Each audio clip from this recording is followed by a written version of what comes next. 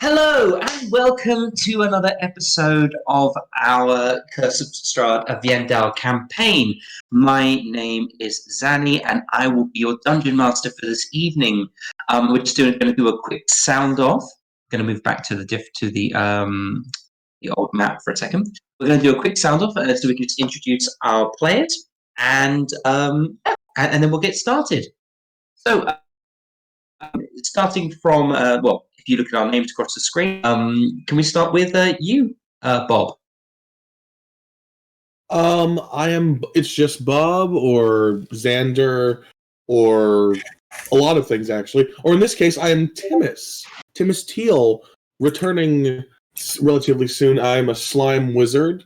I was absent for a couple of the last sessions due to moving to a certain place in a certain city.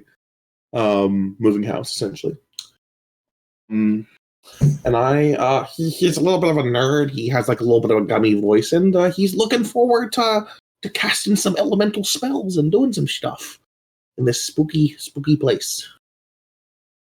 Excellent. And then, of course, we have our, Nick.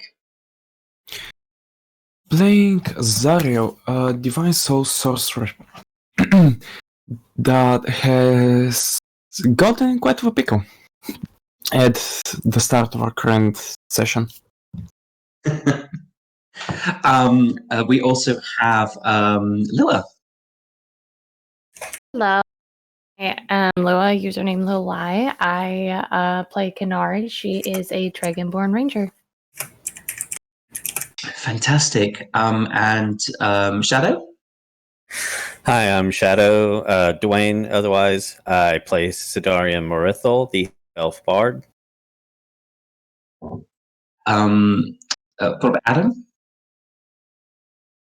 Yes, my name is Adam, or Kool-Aid Man, and I play a gremlin artificer called GRUNIX, and may have tried to eat in this slime once. Fantastic. Then we have Kel. Hi, I'm Kelandrae, otherwise known as Kel, and I play AELENA Dragomir, the half-elf grave cleric.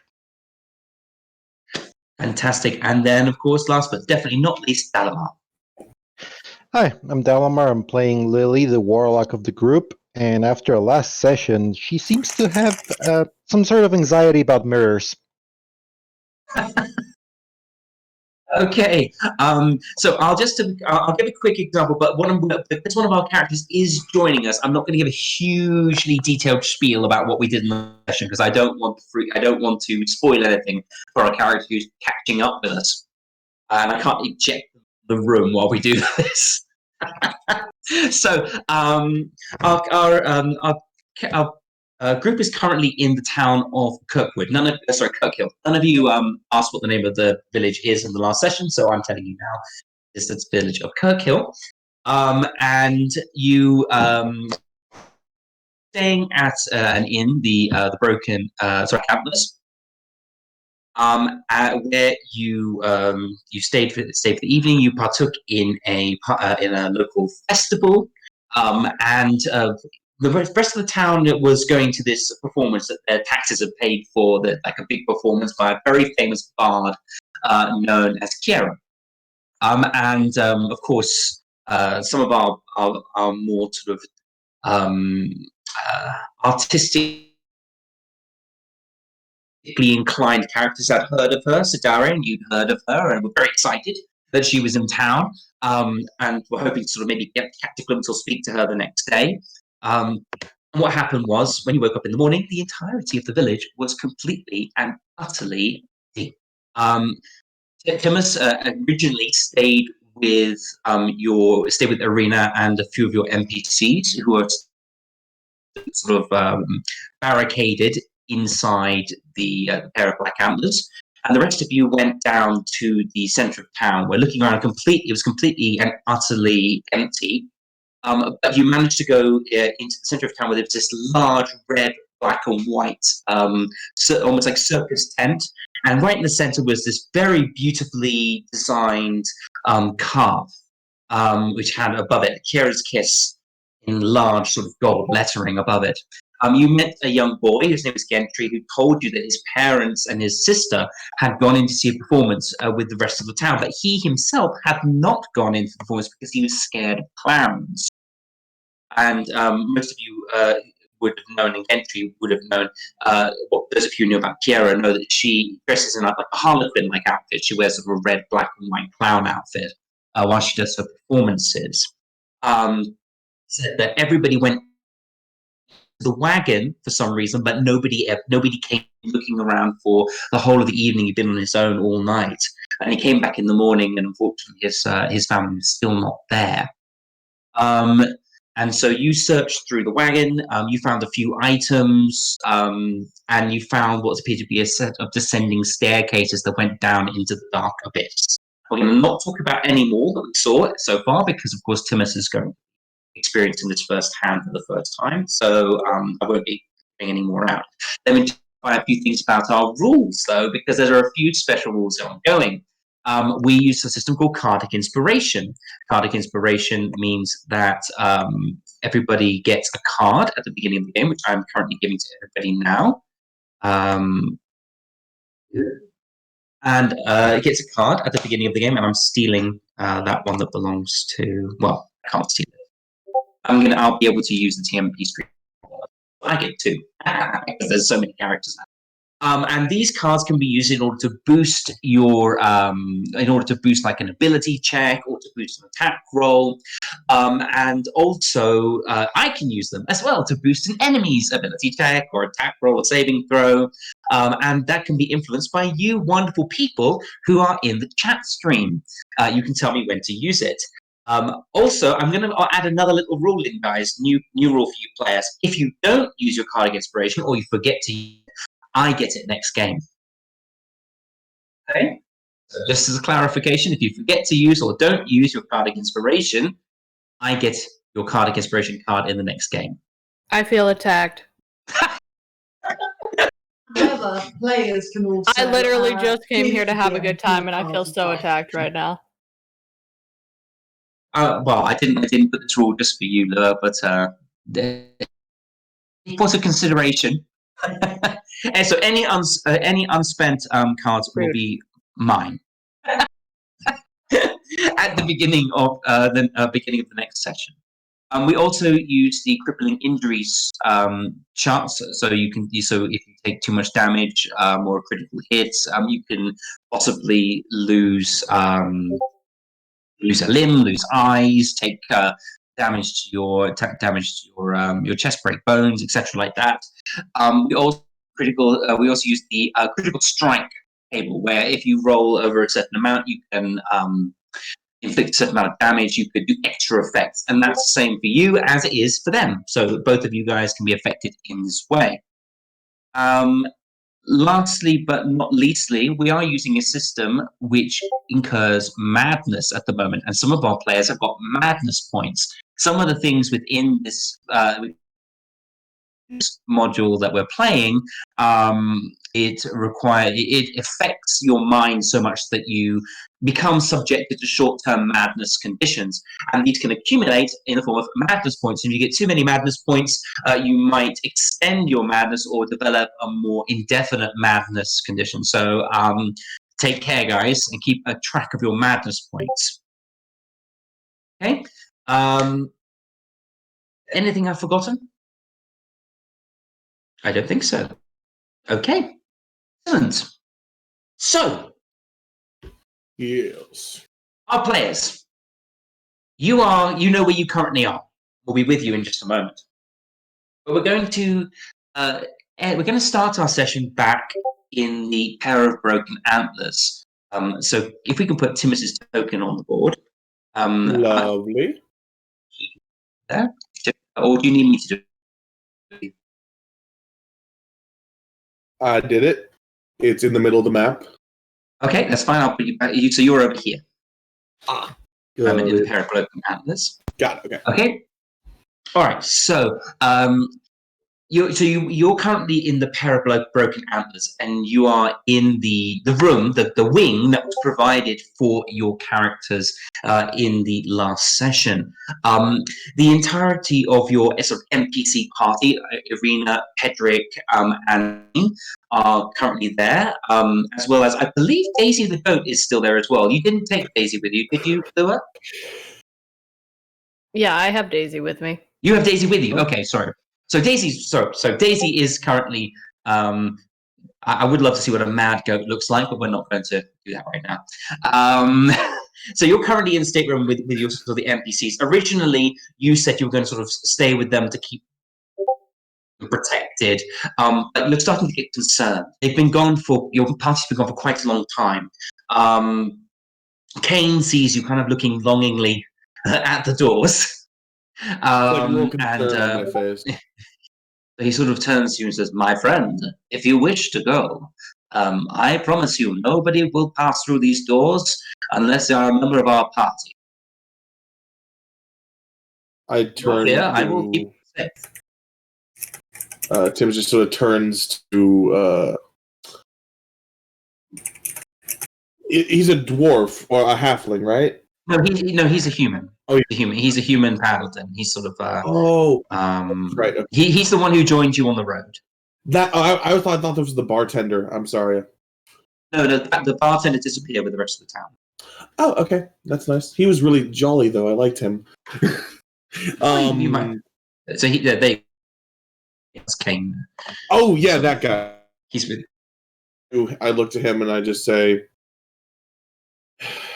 "Okay, well, I think it might be a good idea if I do some investigating. They are gone for They are gone for a while. He just sort of hops off his chair and just makes his way to the door. Okay, yeah. So I mean, as you come into the open room, the main sort of like tavern floor. I mean, again, it's empty. There's nobody there. It also hasn't been cleaned up from the night before. There's still detritus left around from the sort of the evening's carousings. And as you sort of exit into the main square, one thing you see is there is a young boy, and he's sort of sitting outside the main tent, sort of kicking the dust up and sort of looking back into the tent every now and sort of wandering around his hands in his pockets, looking a bit forlorn and lost. And you would be down. Sort of hop, yeah. I just sort of hop over to the boy, just like bounce over to him, like, hi. Hello. I don't suppose you've seen a goat, a dragonborn, and a guy with palish skin. A couple other people, very very odd looking bunch, go somewhere around here. I did. I saw them. They were in there. They're trying to find my trying to find my mom and my dad and my sister. They went inside. I told them. I'm sorry. I'm going into a Timmus. I don't know what's going on here.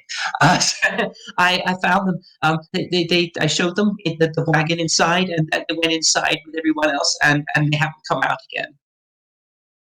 Oh, okay. I'll go look for them too, because they're my friends, and they haven't shown up yet, and I'm a little worried. And he just starts rubbing the back of his, I guess, head. It's weird. He's a slime. He's a gumdrop, but, and then just makes his staircase into the area, into the tent. Okay, so as you enter into the tent, there's this very large sort of open area with lots of seats around where people would normally be sort of sitting, watching performers. Think about, like a circus tent. Like all the stands around where people would be watching the center of the stage. And in the center of the stage is this very large sort of double floored caravan. And above it, you can see in sort of gold letters that have been sort of like stenciled into the side, and there's a large sort of sign above, made out of sort of large, sort of shimmering metallic, sort of compound or alloy, and it basically spells out Kira's kiss.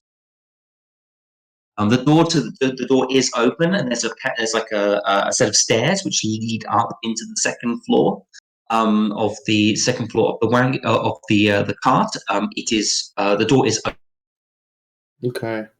Tim is gonna awkwardly, like, while looking around the tent, just like looking up, like very like, wow, this is a big space sort of face on himself, and just like makes his way over to the staircase and just like gonna see if there's another way into this place. If there's like maybe a staircase, maybe there's a hidden passageway. He's gonna look around, just do a quick investigation or perception. Yeah, you can do it. You can do an investigation check. Okay. I haven't forgotten the music, by the way. It's going on in a minute. That was doubly, so 17. Well, it's okay. I'll take yeah. So 17. I mean, you look around. It takes you a moment. You sort of sort of go around around it, hopping around while you look. But I love that noise. It sort of appears that it seems to be very beautifully constructed. From the outside, it appears to be what it is. It's a wagon that's sort of been designed to be a very comfortable home for someone who's on the move. A lot. There don't seem to be any additional doors or entranceways into it. It appears that in order to enter into the wagon, you do need to take the staircase up to the second floor. Okay, I guess I just sort of tentatively, awkwardly, like there's like a little elongated step that Timmus does, and then like on the ladder, and then like opens his left eye, and like okay, and then just climbs up the ladder, the staircase. I mean, the interior of the wagon is very impressive. There's plush red velvet cushions on a bench that line the back of the wagon, a beautiful wardrobe. Its doors are completely ajar, and you can see it extends unnaturally back into the wall of the wagon. It appears like there's a set of stairs that you can see down into the lower levels. There's a large mirror that stands above an oak makeup table and a basket of rolls and fruits that rests next to a makeup table, but looks extremely fresh. I just want to clarify with the rest of the group quickly. Did you take any? Did you go? I know that most of you left a lot of the stuff behind. What exactly did you leave behind? Because I think was it some of you went back for? Did you go back for everything? Yeah, I went back to take like everything. So you took everything. Okay, so you took all of those items. And I believe, is it, and who is currently carrying the two as yet unidentified items that were found by ELAN? I believe I handed those off to ZARRIEL. Okay, so ZARRIEL has both of those items. Okay. Right, just checking. I want to make sure that there wasn't anything lying on the ground that missed. Okay, yeah, so the wardrobe itself is empty of clothing. Instead, there's this flight of stairs that ascend down and down into darkness. The stairs are not visible from outside of the wagon. Just sort of like raises a eyebrow tentatively and just like looks down the stairs, leans forward. It's dark. It's pitch dark, but you can see the stairs descending down about 60 feet. They start to level. Even with my dark vision, there's no visible light. It's just pitch. I mean, with dark. It is. It's. You should. Your dark vision is like 60 feet, and it's like 60 feet of like dim light, right? And then it's like you see 6, and then 6. So you can basically see a set of stairs descending 60 feet into the darkness, and maybe the hint of like a small passage that's leading off straight away from the bottom of those stairs. Roll me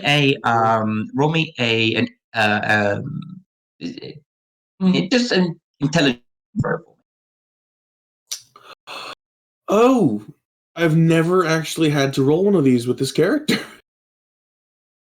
I mean, the only reason I'm not saying it's just to say because you're very intellectual as a character. So I was so I mean, you struggle for a moment, but the maths you struggle with the maths for a moment, but it doesn't seem to fit.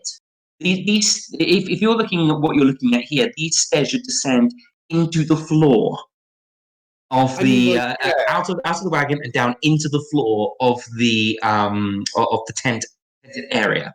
Yeah, there's geometry, like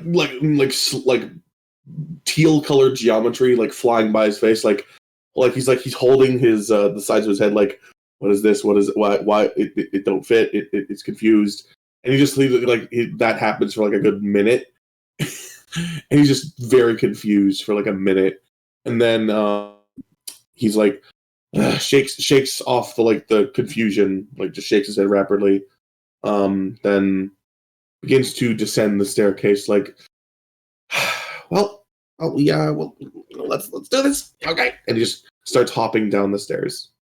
Okay. The stairs descend for 60 feet.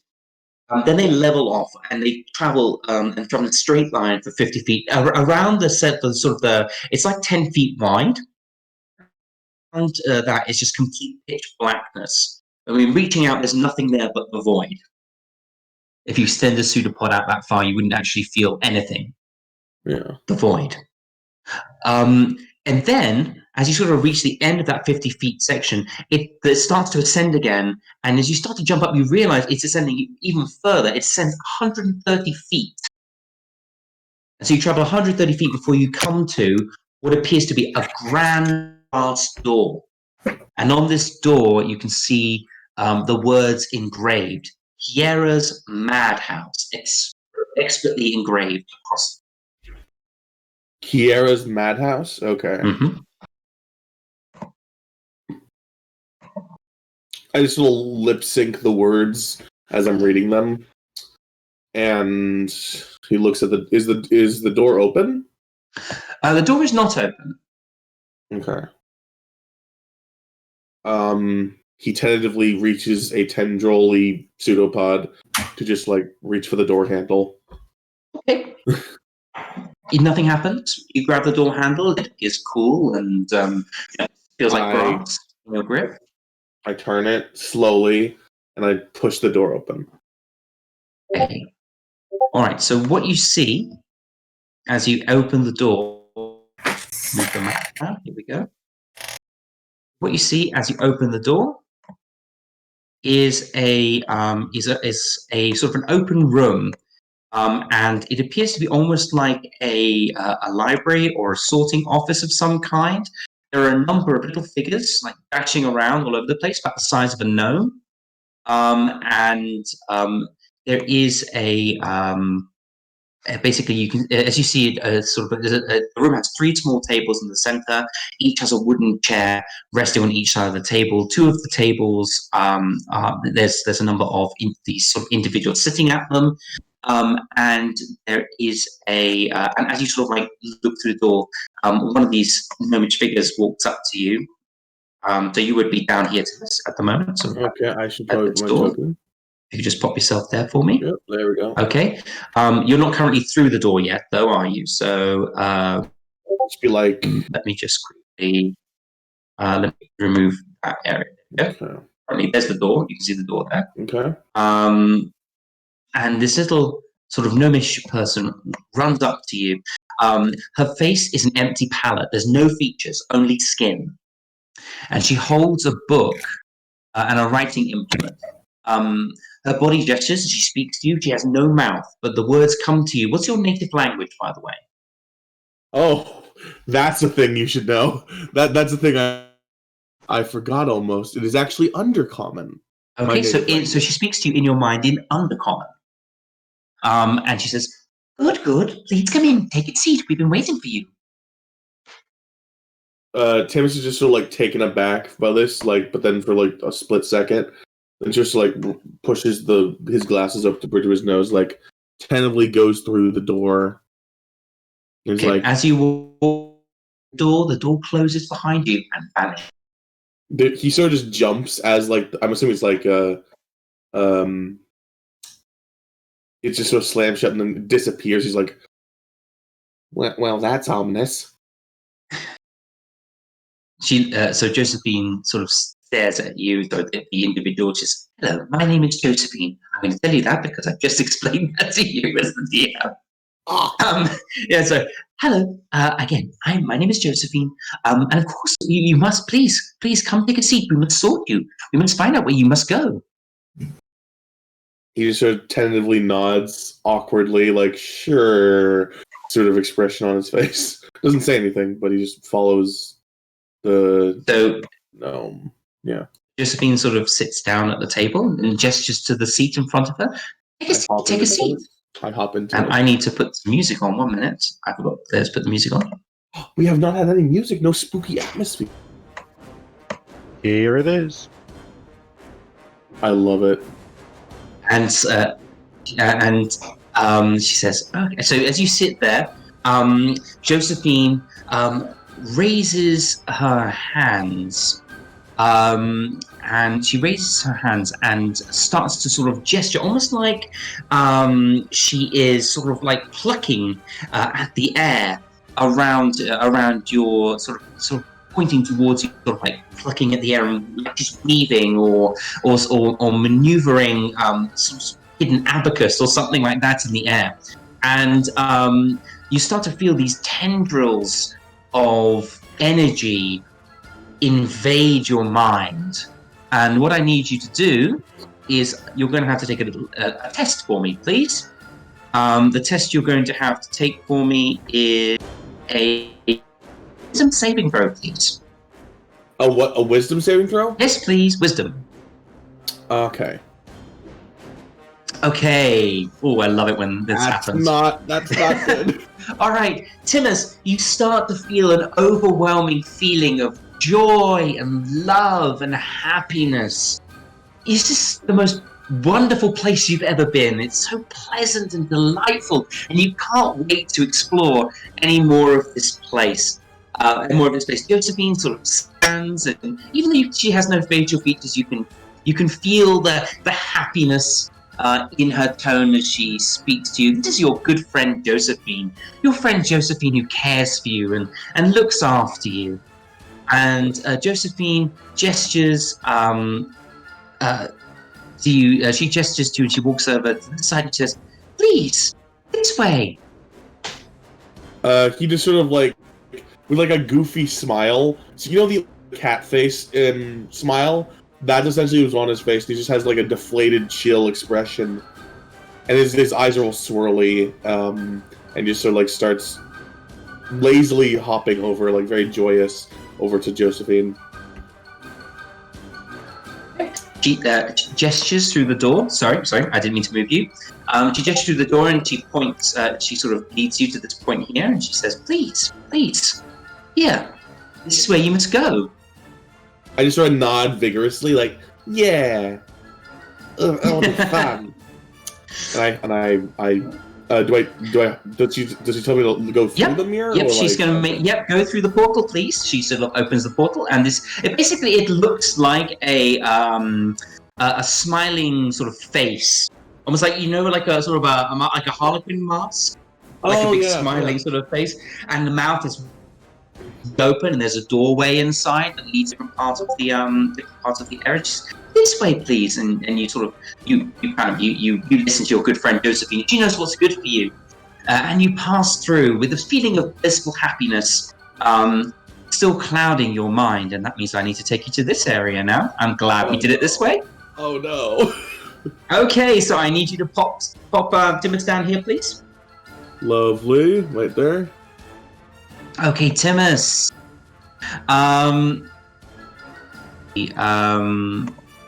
Excellent. All right, so Timmus, as you enter into this room, humor and hate clash in your head. There's the stench of a dry, barren rot fills this stone room. There are several crates in the corner. Glass jars rest on top of them. A man is laughing in the distance, and the same man is weeping. Old man with a Neanderthal-like face is working at a series of chains. He's covered in a series of hooks and spikes and self-inflicted wounds, leaking an unnatural green miasma which dissipates into the air. The chains are attached to pulleys which are latched onto a ghostly figure. The figure is shrieking as it's being pulled out of an identical human equivalent of itself. The human is laughing maniacally. A few lifeless bodies are stacked in a nearby pile. Crates and tables covered in glass jars in one corner. Okay. Am I still joy filled?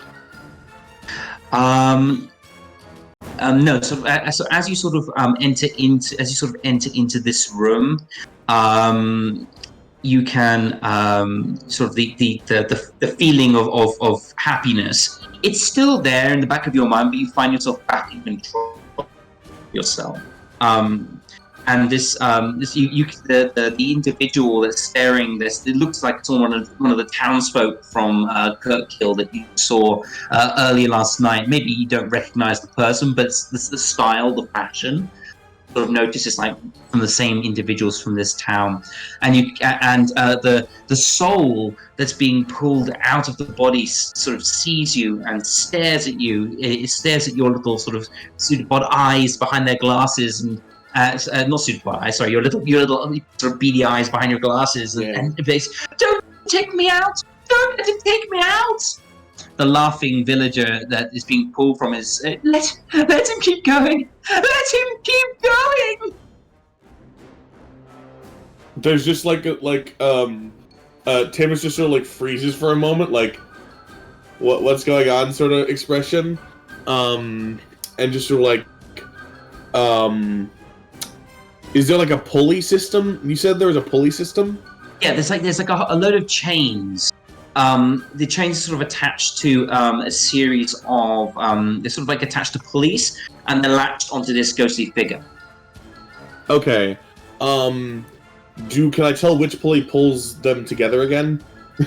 Well, the pulleys being sort of he's sort of being the bald man with like this sort of like Neanderthal face. Yeah. He's sort of like pulling these chains, like almost like a bell ringer. You know, it's like pulling. Oh, and so it's there's a guy and then there's the townsfolk. Okay. And these series of chains are being sort of like the hooks are actually in the ghostly figure's flesh and like hooked in as it's being slowly pulled from the body. I just turn to the Neanderthal guy. I don't know what to do here. I'm just like, what can I do? He's the one like pulling them to apart, right? He's the one putting the chains, yeah. Yeah. I'm just like, on reflex, I'm just gonna cast magic missile at that guy. Really? Okay, all right. We can do that. He is freaked out. He is freaked out. All right, that's perfectly fine. We're going to cast magic missile on him. Okay, that's fine. Let me just ask you then to go into initiative order with me, please, because I need you to roll initiative. Let me Wouldn't just this be like a surprise round? Let me just clear. Well, I still need you to roll initiative because even with a surprise round, you get first. You still have to. I just need to clear all the turns so I can get you on that. And so if you could roll for me, please, and go into initiative.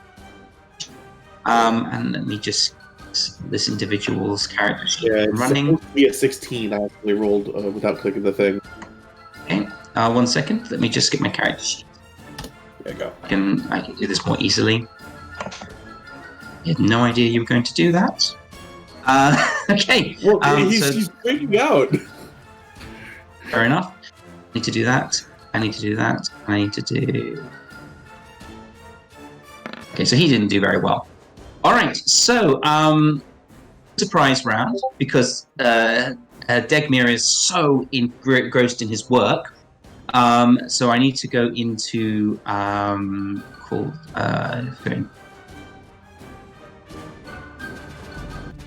Mind you, I'm casting this at second level. So you're casting second level magic missile. Yeah. Okay, so please roll the damage. Okay.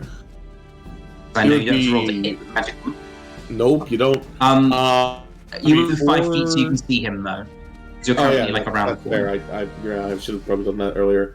So it'd be 4d4 plus roll 1, 2, 3, 4. D4 plus 4. That's a lot of 4s. How did you do? 12. 12 points. Okay. Of damage. So, how does magic missile look for you? I can't remember. It's essentially he just quickly draws a bunch of runes in the air with a pseudopod, and those those runic circles, he basically draws a quick magic circle in the air and it glows, and then it shoots a bunch of these basically slime-shaped force darts. They're basically like loogies, but they're darts. Delightful. Oh, magic Okay. missiles. So these magic missiles sort of fly out and smack against the back of this individual as he's working at the chains.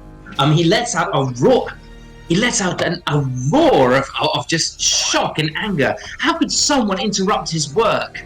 And wheels around to look at you. I'd also like, while this is happening, we're just going to switch map quickly. I'll be right back in a second. Okay. Don't worry, we're coming back to you in a minute, Timmus. All right. So, our group. You are currently recovering from a very harrowing ordeal. I think we said at the end you'd taken a short rest. Did you, or did we say you'd taken a short rest? I don't think we did. I don't think we did. Okay, so we haven't taken a short rest. All right, so we haven't taken a short rest yet. That's fine. So you're currently sort of still recovering yourself, taking a 10-minute breather for yourself, just to get yourself together. Particularly after those of you who've suffered that major identity crisis from the last session. Some of you are still trying to realize what happened to you in like the last 20 minutes or so, in which you were in an alternate dimension, and suddenly you hear this and this large crash and this roar coming from this room down here, where someone has helpfully labeled my map. You hear this large crashing sound. And this massive roar. So I'd like, can each of you from the old parties, that would be KENARI and ZARRIEL, and yes. Can you each roll for me a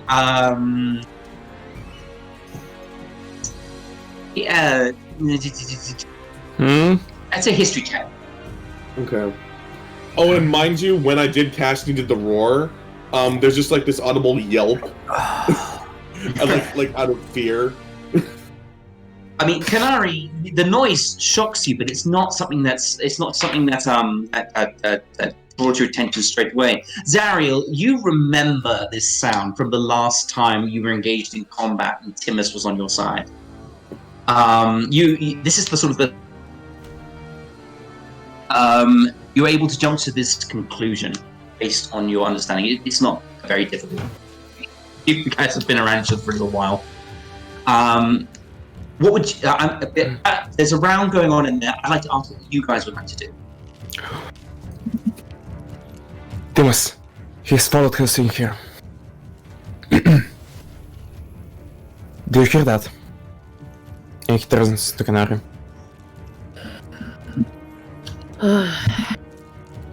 Unfortunately, I do. Alright, let's go save this stupid club. To hell with him. Okay. Alright, so what's going to happen is, we're going to spend your turn rushing through the door, okay? Getting through the door into the next room. And you get off my table. Oh my god, my cat has just thrown my entire dice collection across the floor. Oh, that's unfortunate. Annie! Sadness, my god. Playing with one in the kitchen, in the bathroom. Okay, so we're going to spend your turn getting you in. So we're going to ask you each to roll initiative as well, so we can get you on the initiative tracker. Sorry, guys. Hey, Zarya, I haven't turned up on the initiative tracker, so if you just want to add a turn and then just put your initiative into it, and just like you have to select your token. Remember? Yeah, I know you know, but I need to say it out loud. Then I'll take it for you. It's that moment of, I know that you know, but I'm saying this not for you, but you happen to be the one hearing it. Okay, so let's get you all into that room. You guys are going to have to move into the room down here. Okay. So each of you, each square is a 5-foot square, so you can all just rush in that way.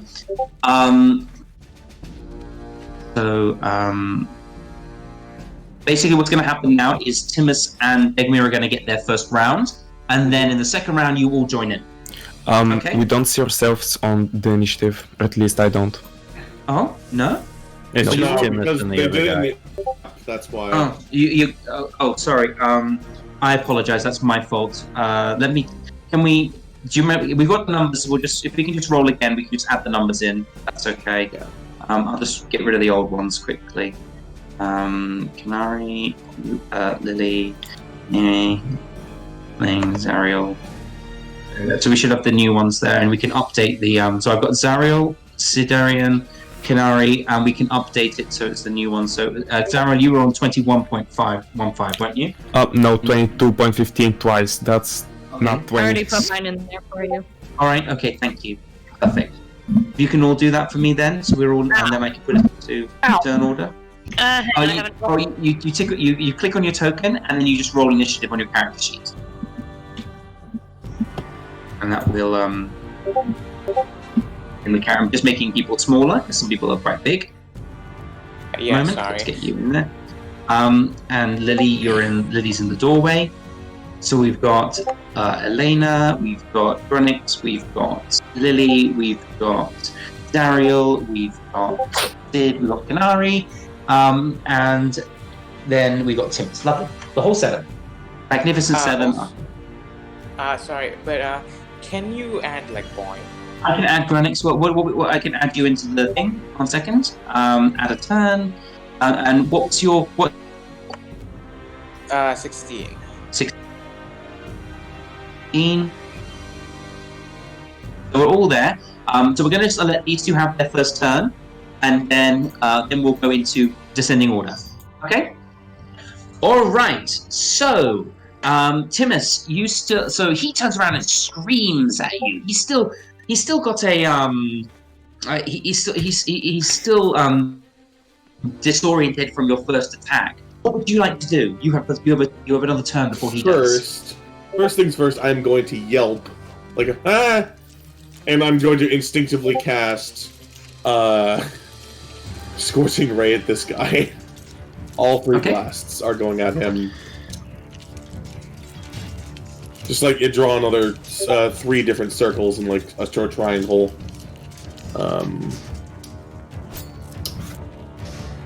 And those are all to hits. Okay. 14, 20, and 25. One of them's a crit. Oh wait, no, not one of them. One of them is the first two hit. The first and the third hit. The middle one misses.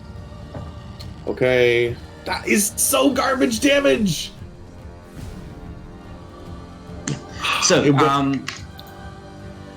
all right. So that's in total. Wait, hold up. Yeah, okay, that works.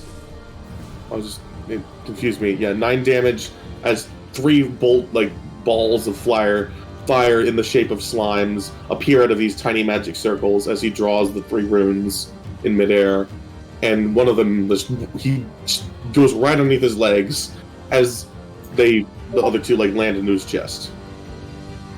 I'm like, hey, and I just take a couple steps back, just like, okay. I look at the party. Okay. I wave a pseudopod at the party. Well, you could. I can't tell you, KENARI, until you try. I can't tell you.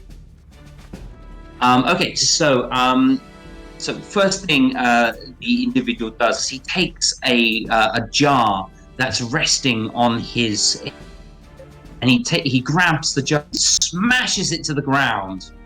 And within this jar is basically there's this ghostly green mist that grows and shapes and forms into this horrific ghoulish-like creature. It looks almost like the Neanderthal-like creature, but with lank limbs and massive claws. And I need to add this to the turn as well. Turn order. Here we go. Good. Put tab because that's easier. I wasn't sure you were going to do this, so I didn't have it ready. Let me just. I genuinely, I was out of reflex, just out of pure reflex. That's okay. That's okay. Pure. That's fine. That's Character would have done it, so I did it. brought into. He was shook. Okay. Okay, so it will. Its turn before everyone else because it's like part of this round. But do this. All right. So, All right. So, the individual throws his hands out in front of him and does this massive shriek. He does this massive shriek. These chains all around there are these chains all around, and 3 of the chains suddenly stand in the air and grow these massive spikes, start to stretch out from their position. Just put 1, 2, 3. And start to wave around, following his direction. Then we're going to that into a tab as well. I have so many fun toys. Okay, so these 3 chains they start to like drift up from the floor and surrounding you, and you see these massive like spikes start to stretch out. He then waves these 2 chains he has in his hand. He unbarbs them from the soul and slings them out at you, Timmus.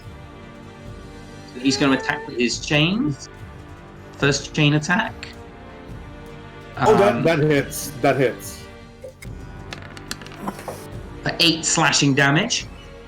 Okay. So the first chain with its barbed hook slashes through your body and gouges a chunk out of your little gelatin-like body. He then attacks again. Alright, he makes 2 attacks with his chains. Why did I roll multi-tap? Okay. You clicked the wrong action. Clicked the wrong thing.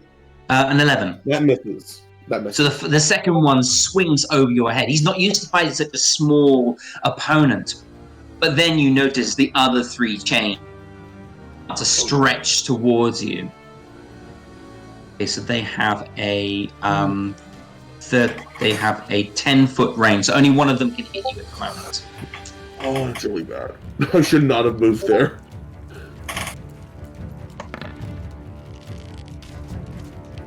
No, a natural 1! Alright, so this one here lashes out at you and also misses. It seems sluggish, like Ed to use this ability, this magic. The ghoulish figure then gives out a massive shriek and darts towards you. Okay, so this one's going to attack you as well. And it's going to attack you with its claws.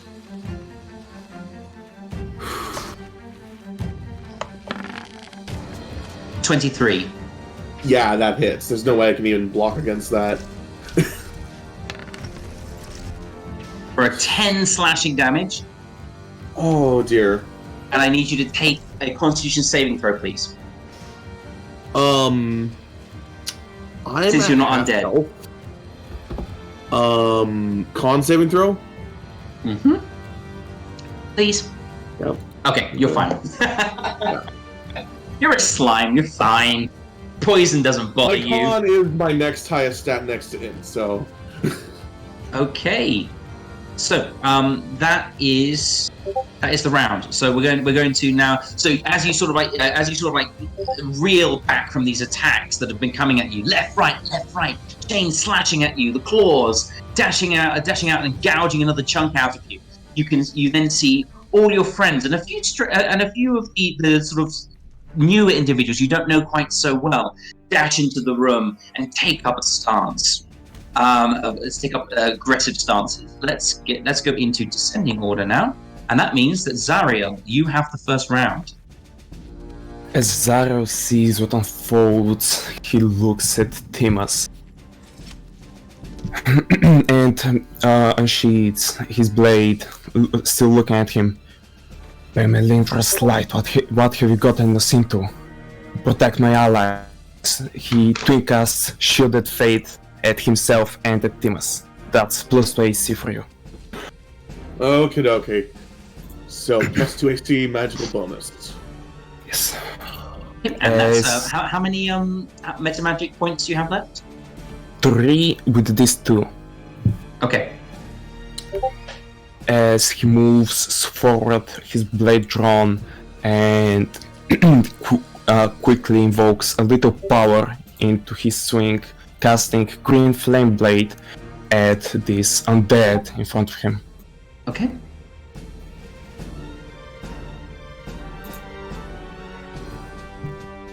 Okay, that's a hit.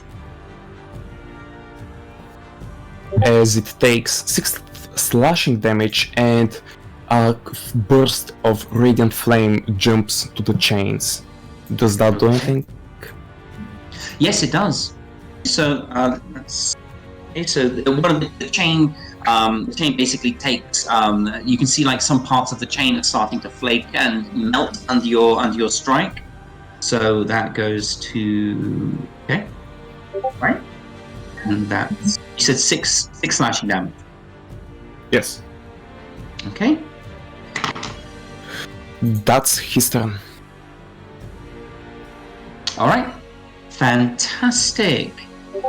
The next person to go is KENARI. Quick question: is this one or this one a undead? A question for other DMs. I haven't actually come up with this correct. Am I supposed to tell her, or is she supposed to find out? Investigation, history check. Yeah, it would be an investigation. Survival. To find out. Yeah. Or survival. Probably survival. Sorry, I thought there'd be a check involved. I wasn't quite sure which to use. So KENARI, you can definitely For example, rangers actually have, if they are like their favorite enemy, they are trained in the ability to spot these sort of things. It is like a favorite enemy thing, so she would actually know if it is. So she would be able to know. Okay, that's fine. So that's fine. I will take. I just wanted to check. So this one feels like some sort of undead construct. This one, however, does not. You don't get the same feeling. Okay.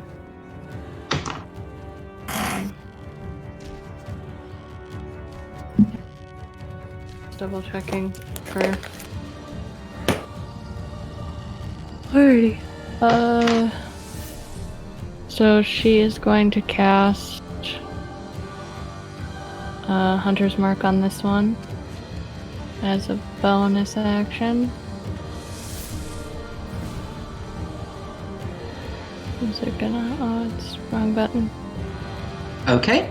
Hunter's Mark is now cast. And then Which one are you casting? And then she's going to, because this is the first attack, I believe I get Dread Ambusher if I'm not mistaken. You do. On your second attack. And then she is going to use her Angelic Bow. Nice. And knock an arrow and hit this one. Okay. That is a hit. Sweet. Are you going to spend a charge? Yeah. You have to spend a charge in order.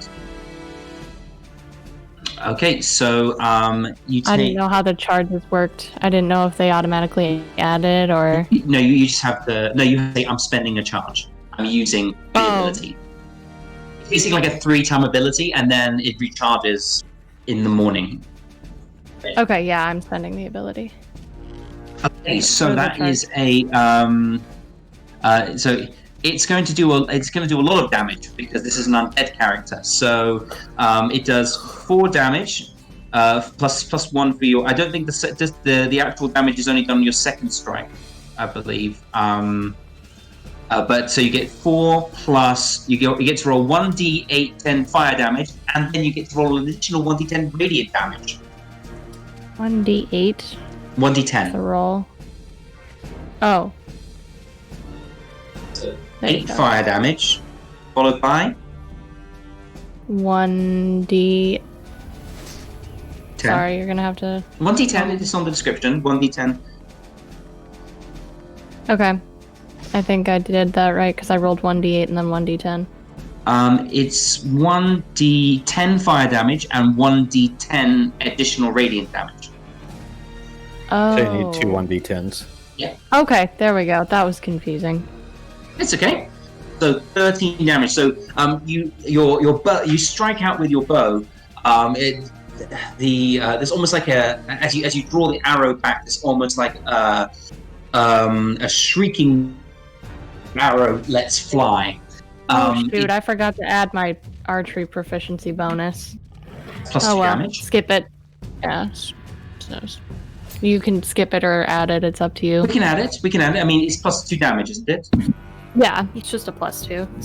Okay, so you did 6 damage because you get a second strike after this, don't you? You're in this turn. 6 damage plus another.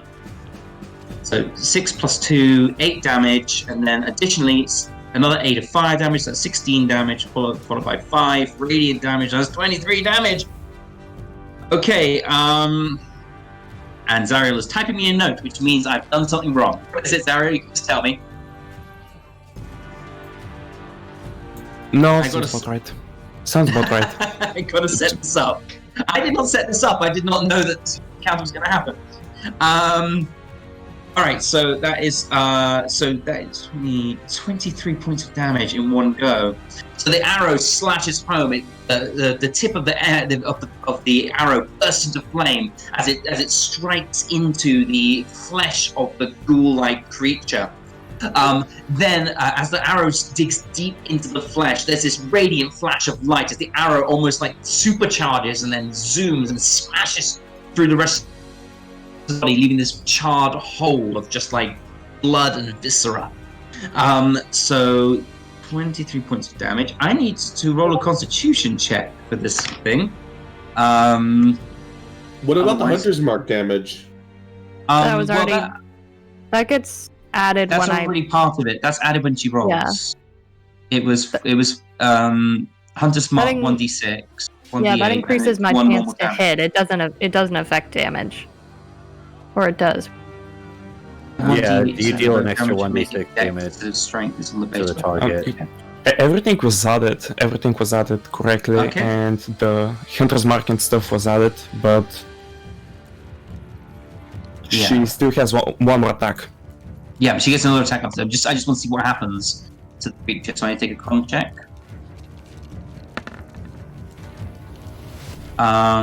The creature failed, which means there's going to be an effect. Let me just quickly get to my list. Where has my Dungeon Master's Guide gone? 1 second, guys. Dungeon Master's Guide has vanished. Why did it go? Nobody knows. Okay. Yeah. Just give me 1 sec. I'm just adding these on. It's in chapter 8. Part of chapter 8. That's diseases, that's poisons, siege equipment. No, not doing that. Going mad. Got to love that part. And then you guys get to roll on. Here we go. I think this is the right area. Plot points, yep, action points, speed modifiers, lingering injuries, and the next step, there's massive damage. So I need to roll a 1d10. Can't I move this? Let's see what happens. A 5. Okay, the creature is stunned. until its next turn. So these sort of like shivers of like pain flash up the creature's body. It's just completely and utterly just staggered by your attack. All right, and you get another one now. All right, she's gonna just not expending a charge. Same bow, same dude. So. Okay. Yeah. All right. Ignore the radiant damage. I updated it so it saves you time. So we've got 2 damage from Hunter's Mark. Where's the actual damage from the bow? Fire. So that's a 9. Sorry, you're right. So it should act just like a normal bow. It has 3 charges. When you make an attack, you can choose to spend a charge if the attack on the. There should be a normal attack written on there as well. It's a normal longbow. Let me check. I believe a longbow is 1d10 anyway, isn't it? 1d8. It's 1d8. So just roll 1d8 and add your text to it. Okay, give me a second. Wow, okay, so it's rolled crappy on 1d8. Yeah, it's 4 damage though. Yeah. Dex is. Yeah. Okay, that was really 1, crap. 3. So 4 damage, and 2 additional damage for your longbow. Yeah, because you're a bow expert. Well, he has Hunter's Mark. Yeah. Okay. So I don't think that was applied. Well, how do you want this to look? Because it's going to kill this creature anyway. So after that first flourish, she's just going to sink an arrow wherever it's going to hit the hardest. Okay. So your last arrow goes, it lets out this moaning shriek at you, and your last arrow pierces right through its extended jaw and up into its brain. The figure sort of stock still for a moment and then dissipates into a green mist. Which deletes it. There we go. 1 kill. Well done. First kill of the game. Yay. All right. And then talking's a free action, correct? It is, yes. Okay. She's just going to say, move away from the chains. Okay. And that's it for me. Perfect. Then the next person is GRUNIX. And GRUNIX, I believe we need to put your boy on here as well. Yeah. Oh, wait. Daisy moves in your turn. Barry? Oh, Daisy's not really moving anywhere. KENARI's. Well, considering what we experienced in the other room, Daisy's staying up behind her against that wall. Fair enough. So we need to bring boy onto the table, don't we?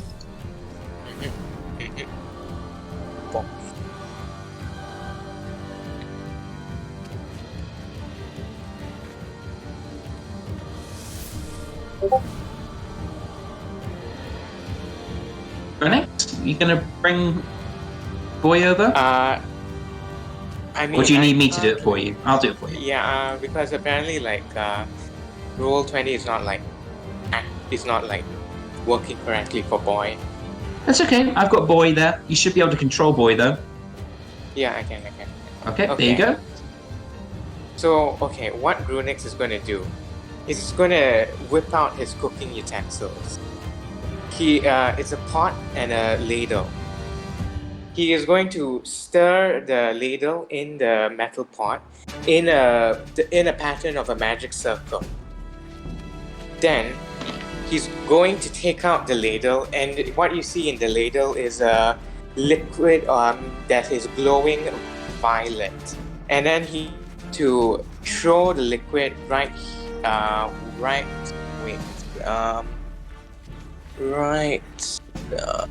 where's the thing? Right here. This one. Yep, right there. Okay. And I'm going to cast Fairy Fire. Okay. Wait, let me just pull up Fairy Fire. Okay, please do so. Okay.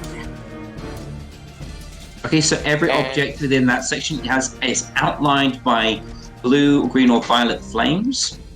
A creature has to take a dexterity check. Yeah, DC saving. Yep, all creatures. DC 15. Yeah. Okay. It's a 12, so basically- yeah. outline with fire. You do that to show. I'm going to do a. What color is your flames? Violet.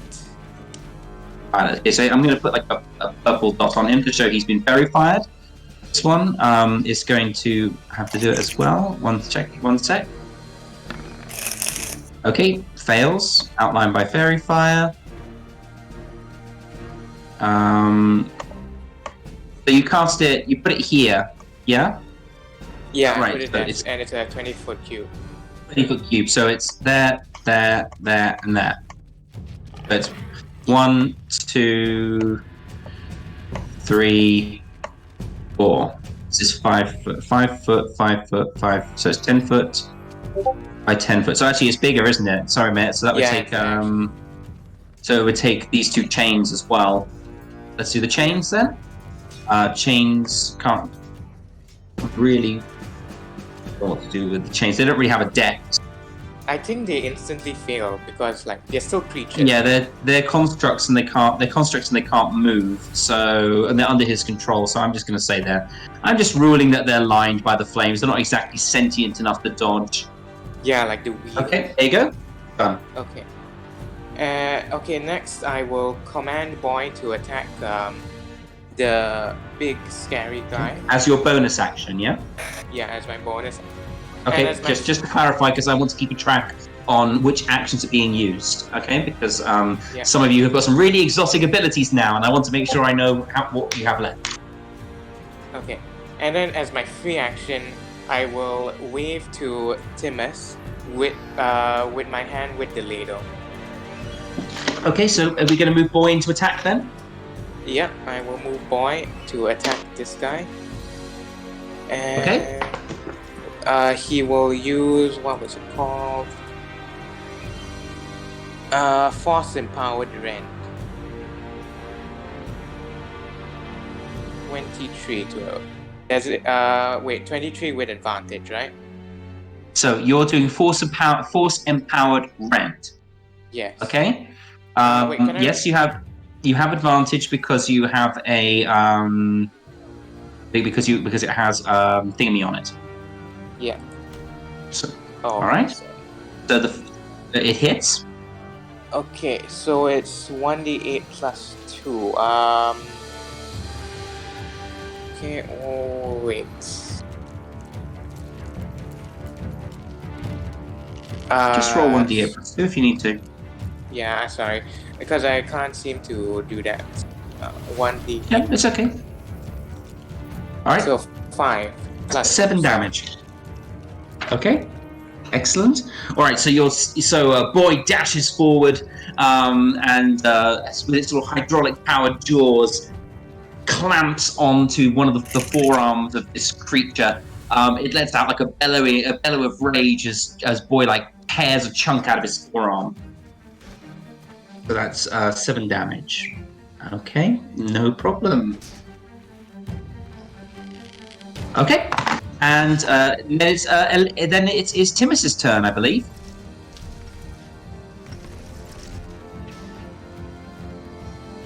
Bob, your turn.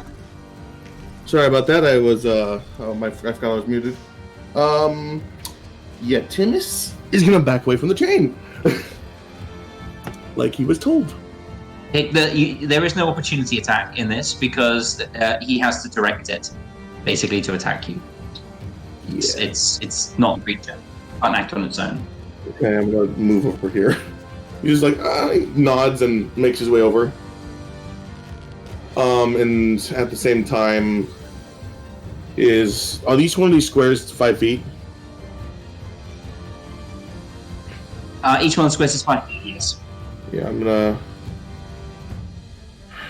just measure this out real quick before I continue on.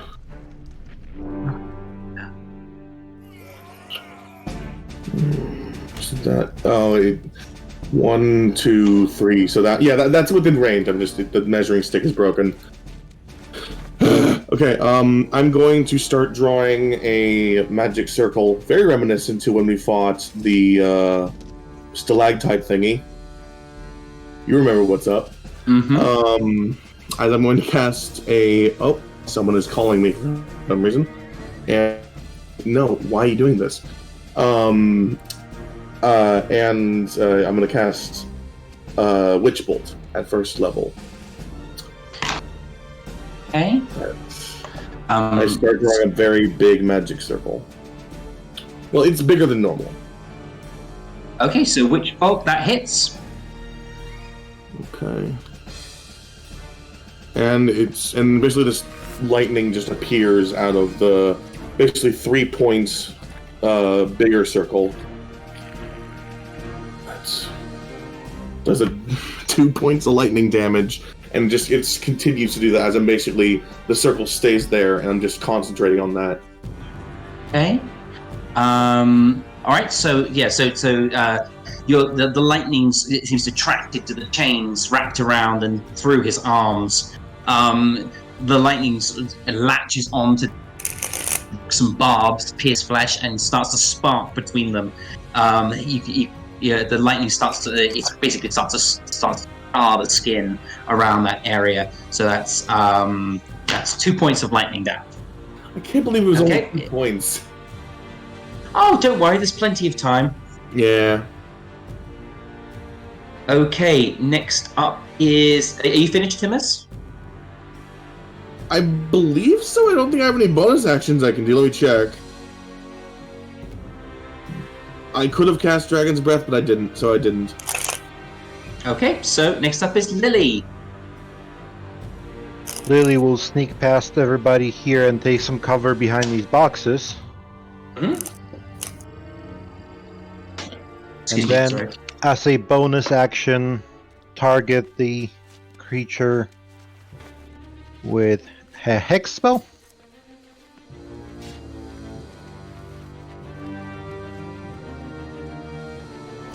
Okay. So she's using Hex on the individual.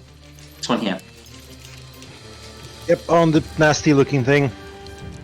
Okay. It will get shrouded by a inky black shadow, but when you look at it, it always seems to be behind it. Like, it's not obscuring vision in any way.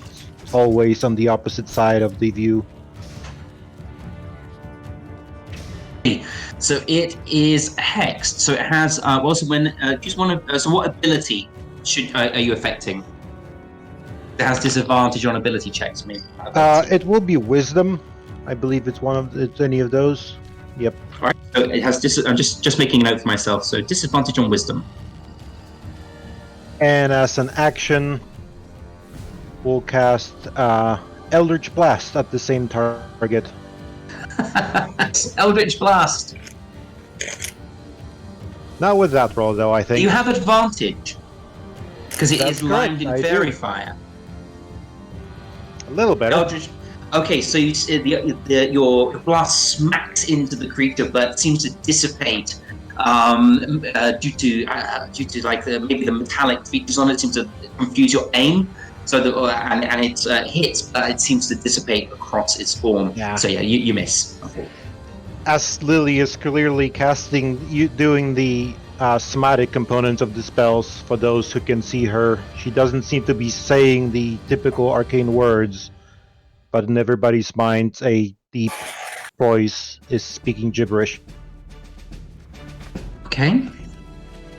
All right. Next up is Elena. Elena, sorry. I'm not gonna move anywhere, but I will summon. As a bonus action, I'm gonna summon my spiritual weapon here. Okay. What does it look like? It's just a spiritual sword. Okay, I'm gonna try and find a picture of the sword quickly. 1 second.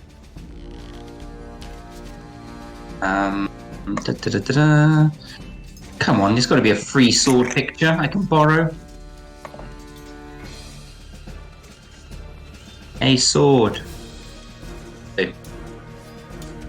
There you go. Spiritual sword appears. And I'm going to make it controlled by you, Elena, so you can move it around, okay? Okay. Right, there you go. I believe it can attack when it comes out, right? Yes, as a bonus action, you can take it comes out as a bonus action, and then it can take that first strike. Okay. Advantage.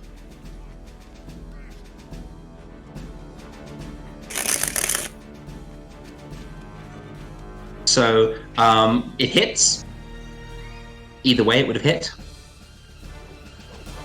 So if you click on the spiritual weapon title, it'll tell you the damage it does. Yeah, perfect. Okay, so 10 force damage. So your spiritual weapon rises from the ground. This sword, almost like a,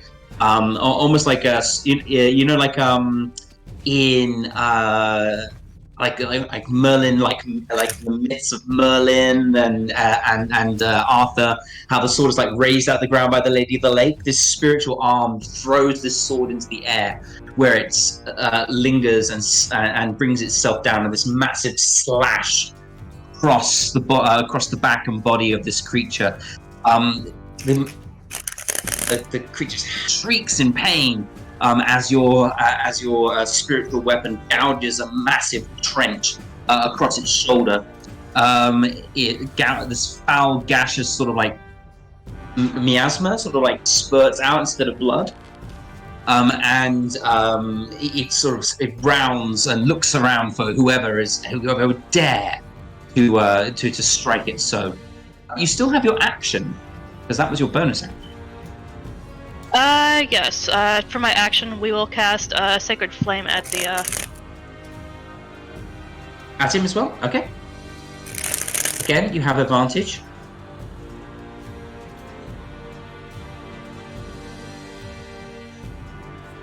Okay, so it's DC saving throw. It has Dex save, so it's not a disadvantage on that. It's doing really badly. Damage. It takes 8 radiant damage. My goodness. It took 10 plus 18. Wow. Okay. So yeah. I mean, how does your radiant flame look, Elena? How does it look when you cast it? It is just a bright blue flame. So this bright blue gout of flame spears out from your open hand and crashes into the shoulder of this creature. It was looking around wildly. It has now found you. It lets out a ghoulish howl as it rips away at this soul, tugging. You can hear the laughter of the soul, the laughter of the body increasing, and the pain wailing out from this soul as it's yanked even further from the body by the thrashing motion of this creature. Okay, it is Edmir's turn. As a free action, it's going to sort of turn to you with this sort of, and very out of sorts, scholarly voice. Turns to you and says, "Why can't you leave me to my work? I am helping him." And then we'll strike out with, I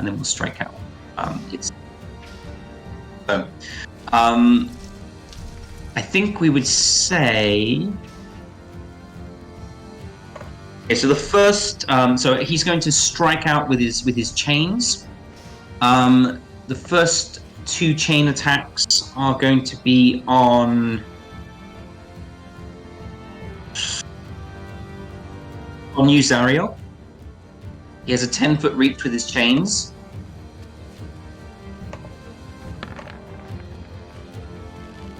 The first strike swings out wildly. He's so angry. And the second strike lashes home, I believe. Not quite. ZARRIEL raises his left hand, still bearing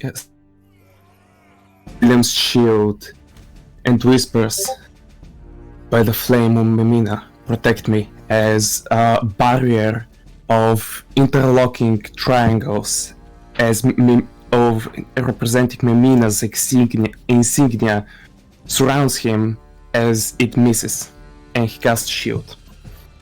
Hey, brilliant.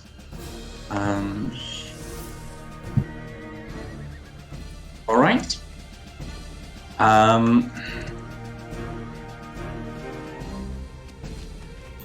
And that's just for that strike, isn't it? It's a reaction. You get hit by that, and you have Nope. plus 2 for that strike. It's till the end of the turn. +5 until my turn starts.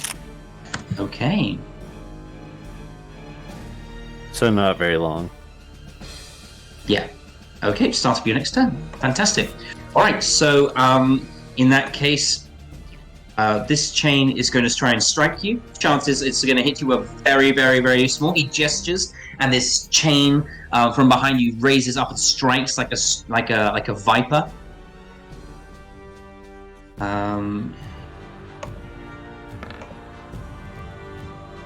Natural one. You guys are so lucky I scaled this wrong. Okay. So yes. Just like you raise this, you feel from behind this ting ting ting ting as this chain is still hitting against your barrier, having no chance of penetrating it. Really, the only target that these other two chains can hit is Boy, so they're both going to go for Boy. Okay. So the first chain strike is a 15. My boy's armor class is 15. Does it mean it beats it? It meets or beats. Okay, so So 7 slashing damage. dang. Okay, 7 slashing. Okay, and I need you to take your target is now grappled as the chain slashes around you and grabs onto you. Okay. So it's not. The second chain is also Boy. Okay. 18, Yeah, that hits. doing 10 slashing damage. Oof, 17. Okay. Boy is not looking good. Is Boy still up? Yeah, he's still up. He's not looking good, but he's still up. Okay.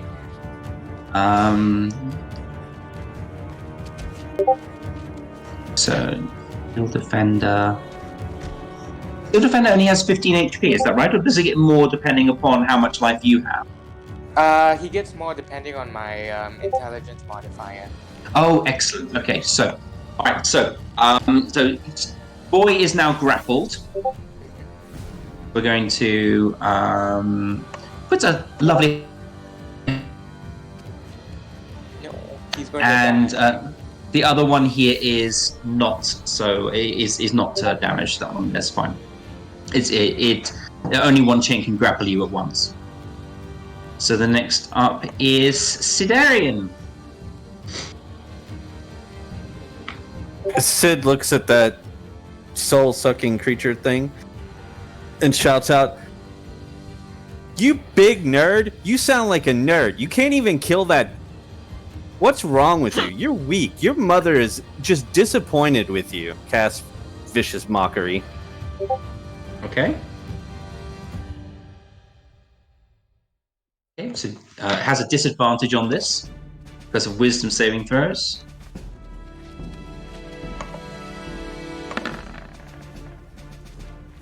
Got a 7, so it takes 2 psychic damage. And is there an additional effect, or is it just? Yeah, he has disadvantage on the next attack roll it makes before the end of its next turn. Okay. It's got a lot of debuffs on it at the moment, so I'm going to take this quickly. Sorry to interrupt, but the hex is wisdom ability checks, not wisdom saves. Oh, thank you very much. There we go. Then it would have been a 14. So no damage. Okay. Yeah, then it also doesn't get the disadvantage either. It has to take damage, yeah. And So Xanni, Xanni is giving ZARRIEL an extra Cardic Inspiration card for being so truthful playing the game right. So. I'm sorry. I know it feels like I've screwed SIDARIAN over. I'm not trying to. I'm just. No, it's cool. I'm going to deal a card.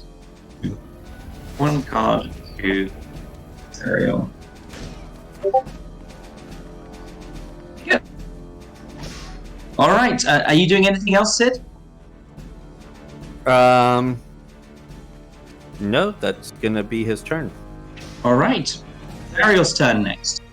He's just gonna stay here hiding behind KENARI.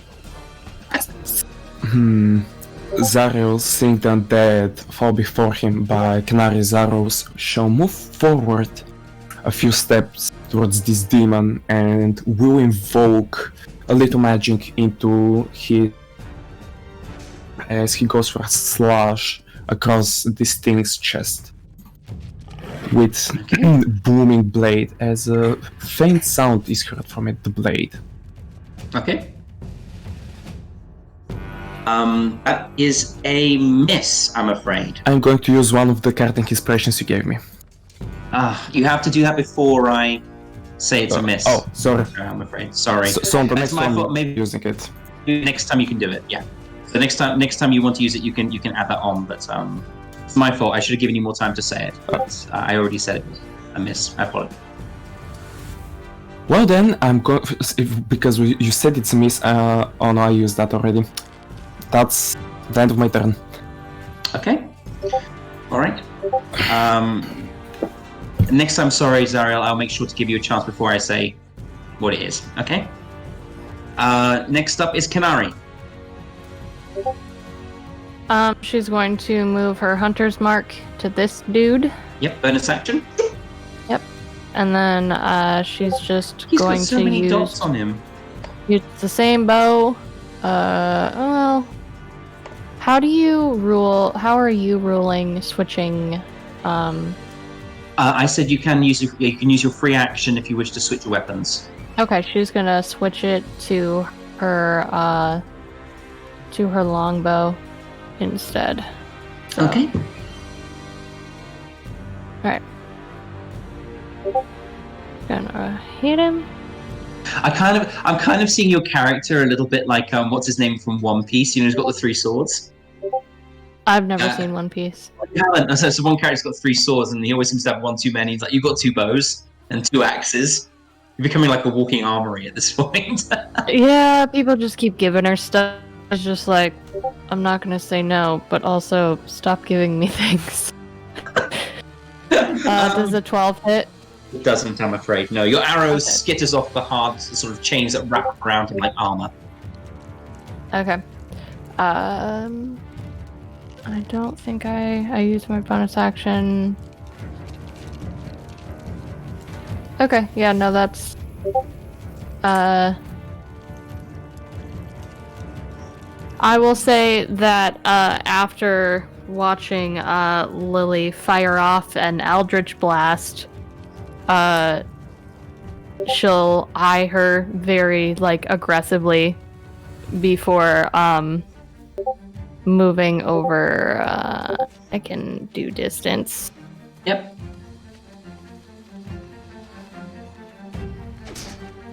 Do it. Move within 10 feet of the chains. She'll move up here. Oh, 5 feet out. Okay. Is that your turn, KENARI? Yeah, and I guess she'll make Daisy stay here. So. Okay. Fantastic. That's well, then it. it's your... Oh, sorry. Then it's your turn, GRUNIX.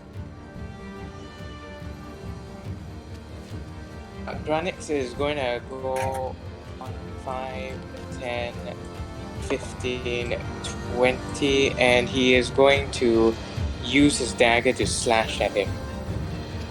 Slash at the chain. No, slash at him, the guy. Actually, can I slash at the chain to try to free Boy? You can try and break the chain if you want, and Boy can try and escape from it. It is grappled, so you can try and escape from it if you want. I'll just try to slash at the chain to help him escape. Alright, okay, so we attack the chain. Okay, and it's with advantage, right? Yep, the chain is glowing with its violet flames. Okay. Okay, 22 is a hit. Oh yeah, how do I... Oh wait, sorry. Just the first one, just the first one. Yeah, I know. Sorry, I can't say it again. Okay, so 1d4 plus 4 piercing. Okay, 1d4. So 8 slashing damage. Okay. You break off several links. You can see the chain is starting to look weakened. Okay. So that one is minus. So you did 1d4 damage plus. Sorry, 4. how much damage? Plus 4. Yeah. Is okay. The chain is still holding Boy strong though.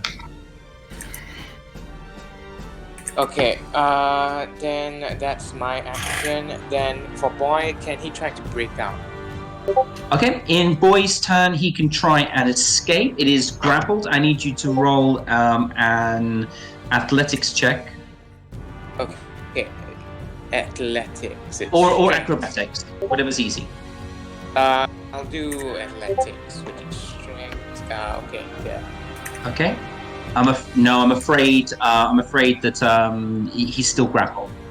He pulls against the chain, but unfortunately, the chain is still like wrapped really tight around his steel body.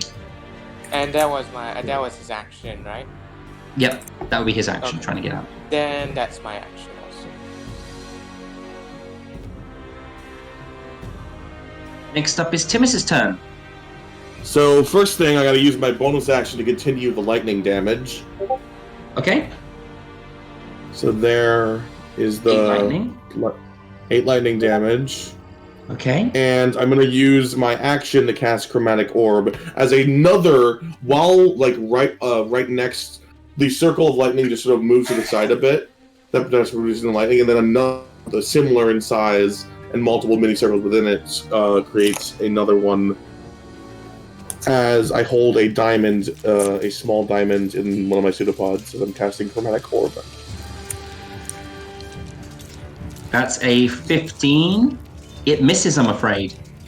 Oh, okay. As he Wait, he has narrowly advantage. avoids. Advantage. Oh, You it have has advantage? advantage. That's right. I forgot mine, don't forget yours. Thank you. It still misses, I'm afraid. Okay. So the chromatic orb, it looks like it's straight on target, but then the chain comes out to intercept them and smash it to the ground. And just smashes it into pieces. As this basically multicolored orb of basically multicolored elemental energy just gets smashed to bits by this chain. But he still takes 8 lightning damage as He the did take other the 8 one. lightning damage, yes. Yeah. So as it smashes to the chain, but the lightning from your previous attacks of sparks, and then zapped him as he like with the energy of that thunderstorm that you cast at him. It's quite a bit. Witch Bolt is a fun spell. Okay. It is a fun spell, particularly at later levels when you have more spell slots to spend. Yeah, while I know. whilst using your bonus action up. Yeah. Okay. It's one of the few things I can use my bonus action for. And yeah, that's pretty much all I can do. I just sort of like tisk, and I just the pod retracts back into me with the diamond. Okay. Lily, you're up. We'll just scoot over a little bit behind the chests and a little bit of cover. And being a warlock, my options are amazing. And another blast of dark energy will fly out of my hand. Okay, Eldritch Blasting. That is a hit. Doing 14 damage. That's the necrotic is your hex damage, isn't it? Yes. Awesome. Okay, so that is... Okay. Alright, so he lets out an howl of pain. Why won't you leave me be? As like this black bolt smashes into his body and swings him around. You can see like across his body like patches of black are spreading. starting to eat away at his flesh. Is there anything else you'd like to do, Lily? No, that wraps up my turn. Okay. Elena, it's your turn. The spiritual weapon will take another whack at him. That's action. Yep, that's a hit.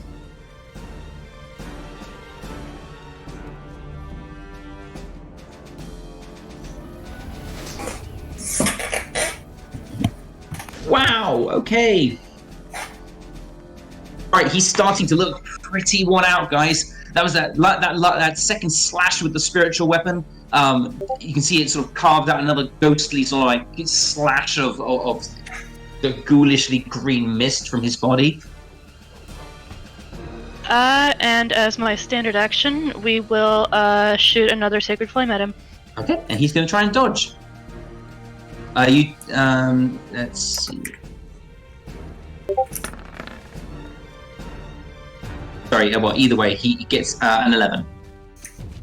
So he takes an extra 5 radiant damage. Okay, this blue bolt of fire lashes out and smacks into him again. Another burning hole drilled into his body. Is there anything else you'd like to do? We will actually move a little bit. We'll stand next to KENARI. Lovely. Okay. Dagmir is going to just howl angrily. He's going to try and slash at you, Elena. You just smacked him for a lot of damage. He has reach, correct? He has 10 feet reach, yes. Yeah, but we're all obstructing him. She has cover. You're correct. I apologize then. Thank you very much, ZARRIEL. That will be a strike against you then. And that was not petty vengeance, that was just me attacking because you're the top deck in front of him. Okay, so 2 strikes against you. First strike. Sorry, he shouldn't have disadvantage. I don't put that on. 8. He's got an 18. Does that hit you? Miss. Keep forgetting how ridiculously overpowered you are. I'm not saying that I'm not saying that with a hint of evil in my voice at all. The next strike is going to strike out at you again. 22. Yeah, I'm going to let that hit. Oh, that was like a consent. That hit me. Okay. The second strike lashes out, doing 11 slashing damage. Bad idea.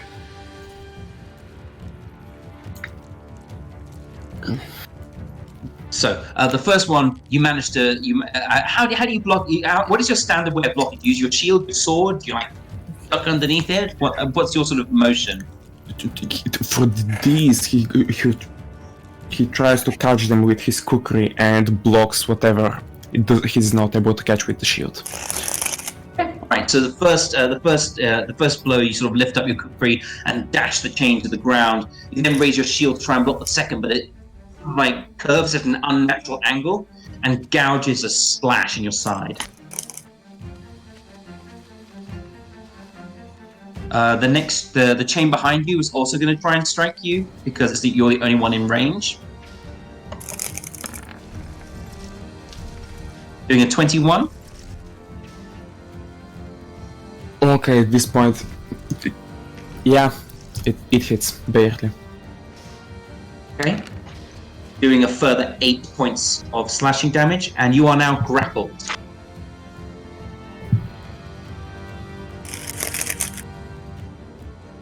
Okay, so you change. You don't see the one lashing out from behind. It wraps itself around your ankles and up your body. Its barbed hooks digging into your body. And that means you are grappled. I feel really vindictive now. I didn't mean it to go this way. Sorry, ZARRIEL. That was not out of pure malice on my part, I promise. Don't worry. I did say I was going to kill you all though earlier today, didn't I? I apologize. All right, so I need to do, and I forgot to do this earlier. I'm sorry. This should have been. I forgot to do it, so it's not going to happen right now. But basically, this chain is going to lash out and strike at Boy, since it's the only thing it can attack. No. With a 12, which I don't believe hurts Boy very It much. doesn't hit. Yes, it's a 15. Okay, so that chain misses. And this chain...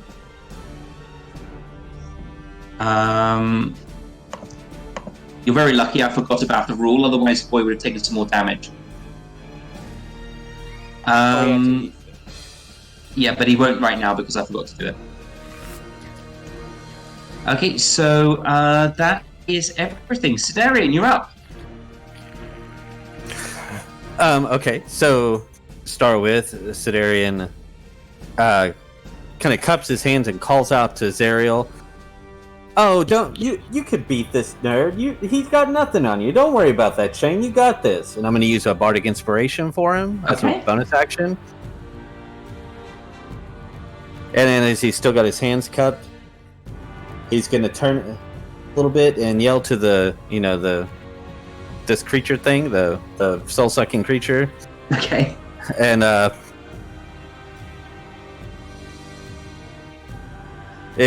just yell out, "Look at you! You're weak. You can't do anything. Your chains are nothing. You can't.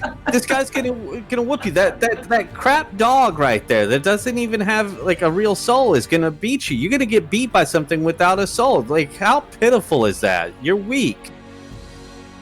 Okay. And starts crying. Mockery. All right. Take Mia.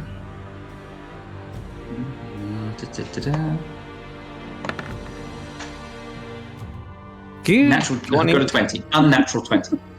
So I'm afraid, unfortunately, he's too focused on his work. He's still trying to get this soul out of the body, even while you're all slashing away at him. In that case, it's ZARRIEL's turn. ZARRIEL, you are grappled. Are you going to try and get out? No, ZARRIEL shall not try that. Okay, so you need to take some damage first, because you didn't try to escape. So I'm going to do some. You take 2d6 damage from the chains. 2d6 piercing damage. So 9 piercing damage. Okay.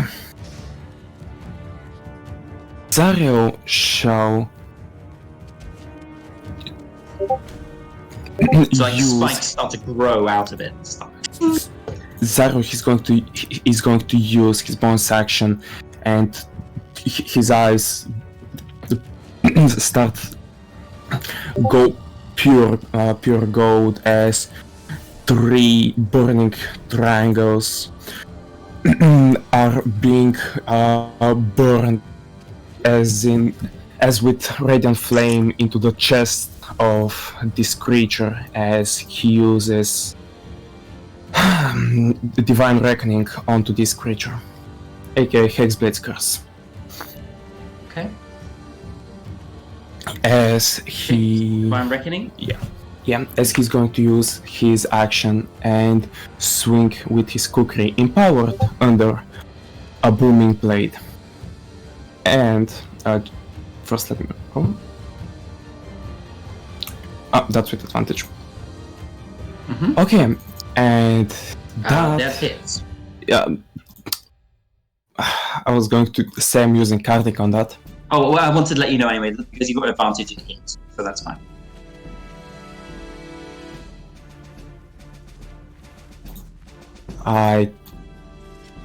What is it? I think it was an ace. No, I used Kartik.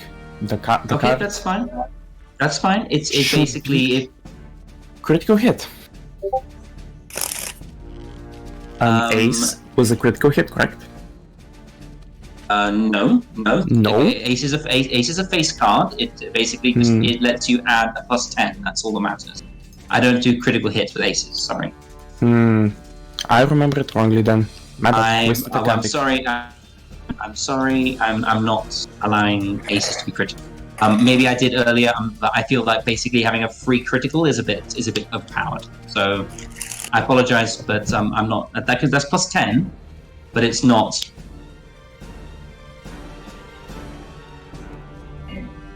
11 slashing. Yes, and it is enveloped in a song, but in a soft melody, and it explodes for 8 points of thunder damage if it moves. Hey, nasty. Is there anything else? That's the end of his turn. Lovely. All right, KENARI, you're up.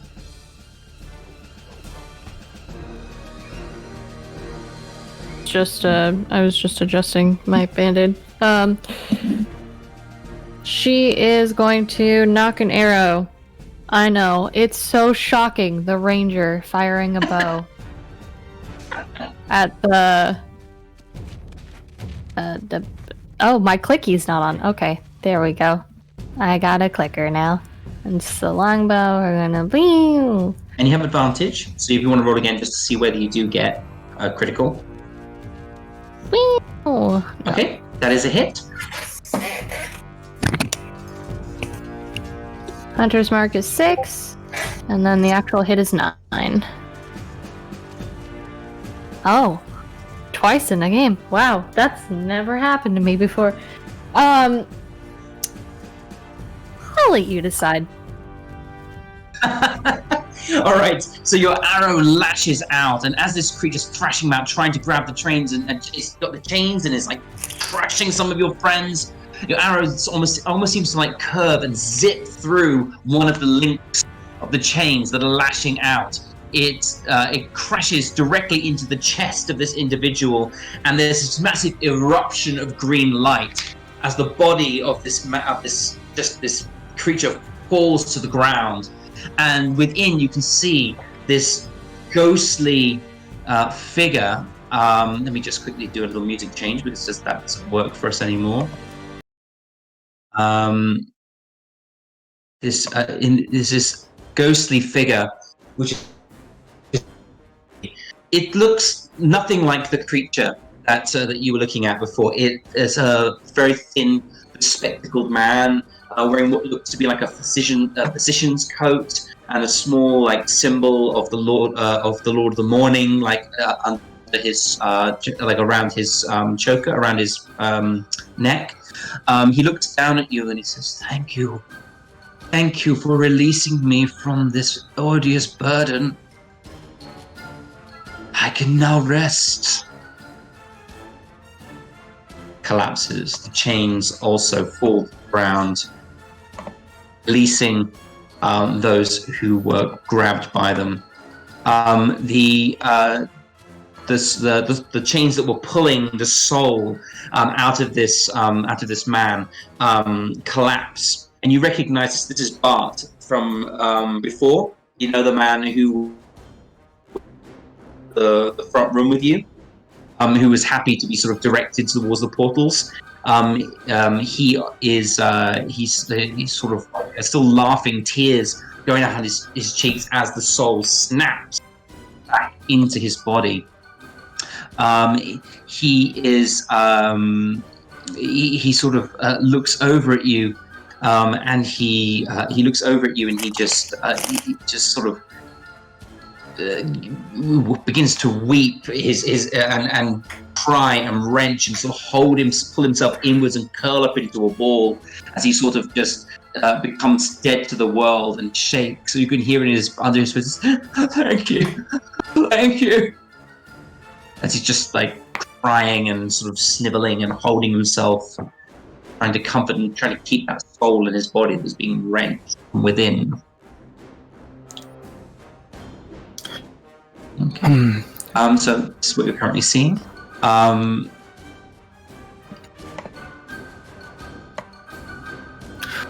Zariel, we're out of initiative, correct? We are out of initiative now. Sorry, I turned off the music. We're out of initiative. Zariel runs ahead over his half plate as whatever blood left his body crystals over his armor as he breathes out a puff of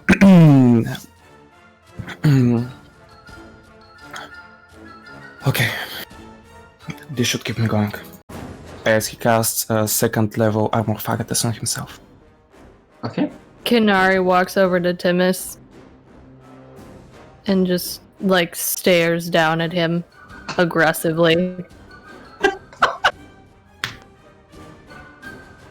Lily will start investigating and rummaging through these crates and chests stashed in the corner.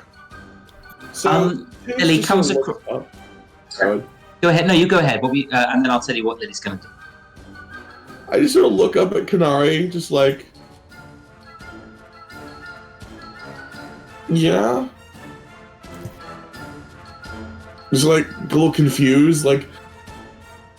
The fog has kind of left your mind by now. It's disappeared. Yeah, like receded. He's like, hi, KENARI. She lets out just like a low, annoyed sigh, and then does a quick, short whistle for Daisy to come over. Daisy will like scoop under you and like pick you up, so you're now riding around on Daisy. Okay, just like on top of Daisy's head. Okay. Yeah. Okay. Well, yes. How does Timmus look right now? He is hurt. He is missing a good chunk of himself. Like there are like gash marks that are just slowly but surely being slowly like melding back and forth with each other. Like he looks a lot smaller. He's diminished. And his glasses are chipped. Let's see what we can do for your little one. He just sort of look at you, thankfully.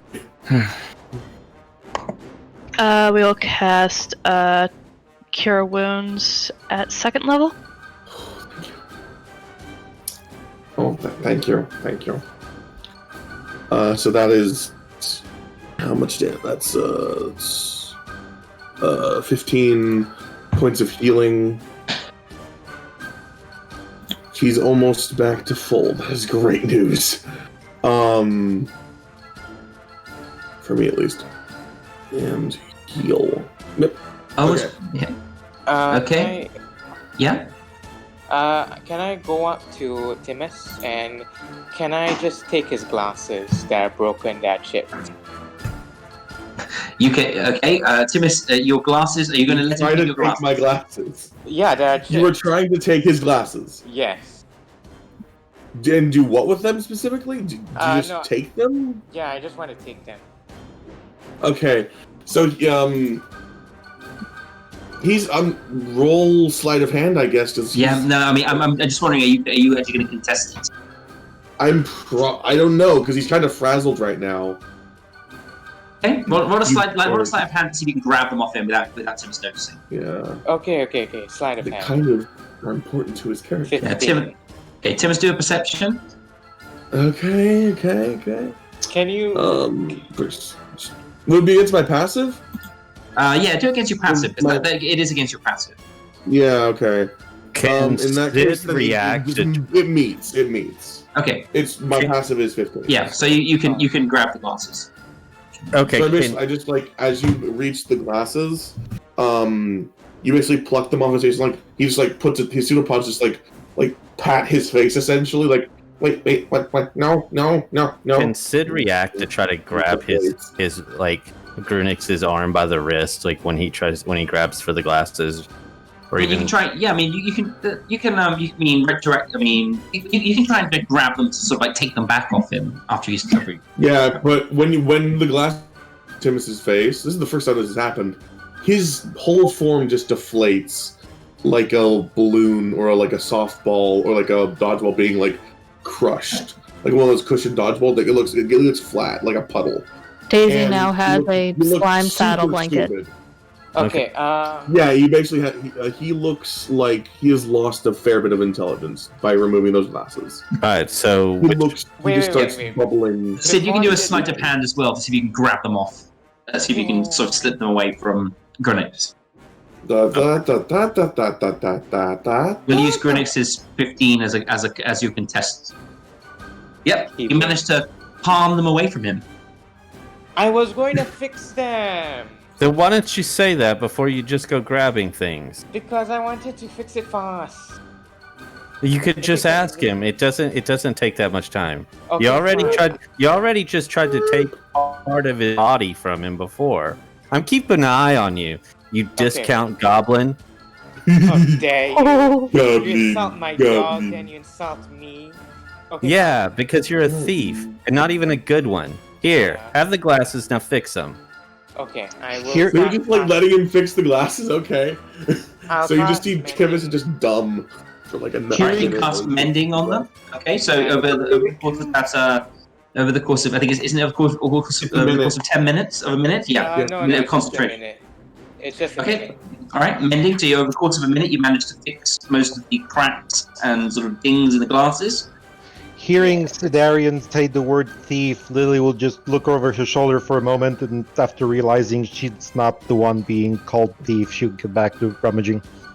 All right, so Lily, you're rummaging through. As you're rummaging through these things, what you're coming across over and over again is just these sort of little dusty amphora, like these little sort of like dusty little vases.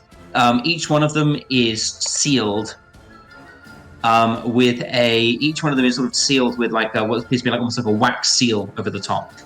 Are these the ones like that was tossed earlier and brought out the ghoul thing?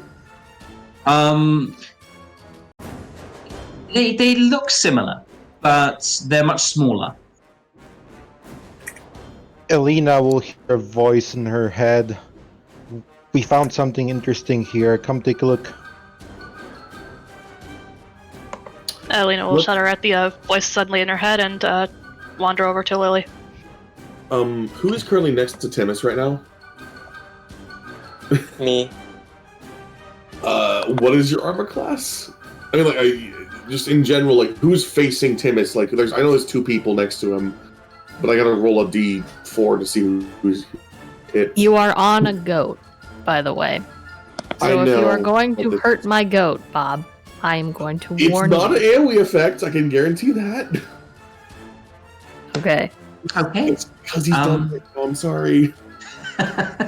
So is Timmus kind of like is he kind of like Imagine, Denki actual- Kaminari after he's been zapped by Yes, electricity? exactly like that.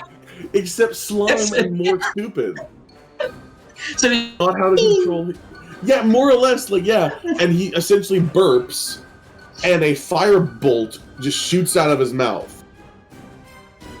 Daisy So- Is anyone? Daisy will I'm gonna bust you see off. Everybody roll a dexterity saving throw to see if you get hit by the It would hit by the attack. firebolt. Since he's I'm- technically facing GRUNIX at the moment. Oh, it would not be a okay. dex save. It would just be a attack roll. I know, but I'm asking, but I'm giving a bit of a heads up. got it. All right. I got a 4. GRUNIX got a 4. Sid's got a 5. I'm going to say the one who rolls the lowest gets hit by the fireball. Oh, okay, got it. So basically, GRUNIX, you get hit by a fireball. Yeah, the 19 hit. Wait, How much- wait. yeah. How much So 18 against your armor. Yeah. What's your armor? Yeah, my armor is 16, so yeah, I Okay, hit. so that's a hit. How much damage does he take? 6 fire damage. damage as Actually, wait. Are you still holding Timmus's glasses, by the way? Yeah. Sid jumps over here behind Timmus after the fireball gets thrown, and he. Wait. I guess he dodged it because he got a good enough dex roll. GRUNIX is almost fireproof. He's resistant to fire damage. Okay, so you take 3 points of fire damage. I barely noticed it. Yeah. You still notice it. It's still fire. It's still burning you, but it's not as it would be for other people. I'd like to point out Daisy it hits bucks his- the it hits his slime off. head. It hits his head, like above his head, like so his hair is on fire. I don't Okay. have hair, so I don't know what you're talking about. Okay, whatever. All right, so you basically hit his hat. His hat sets on fire, and you and you basically start to like get a little bit of a toasty scalp. I don't think it surprises you enough to drop the glasses since you're resistant. I'll say that basically please don't break those things. That is. Throw that down in air. But now, Timmus, you're currently on the ground because Okay. Daisy has dashed over. Okay, so Daisy I just go wee as I basically fall off the goat's head, and like I basically become a deflated puddle, and he just starts radiating sparks, as if you touch it, I can grasp you. It's just constantly active now. We're gonna dodge over now and just quickly go back to Lily and Elena because they were looking through some things.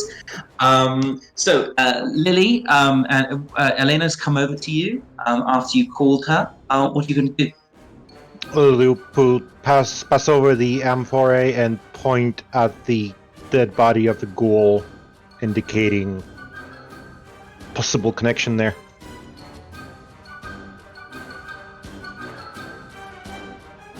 Lily, can you do Elena, can you do a religion check for me, please?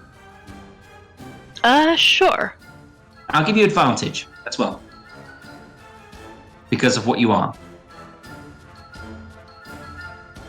Okay, in your hand you can feel utter misery, pain. There is something, this is unnatural, something within that should not be contained, should not be caged. Your god, the god of my realm, of Manether is Hades, the god of the dead. Are you a follower of Hades or one of his other incarnations? To be honest, I really hadn't given much thought into it, so we'll probably follow Hades. Okay.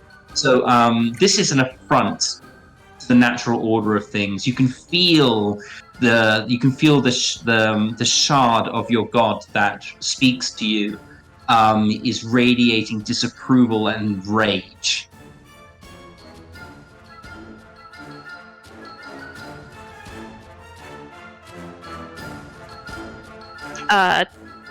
Elena will kind of tense up, look visibly enraged, much like the rage of her god. And she will actually remark that this must be destroyed. Lily will tilt her head curiously.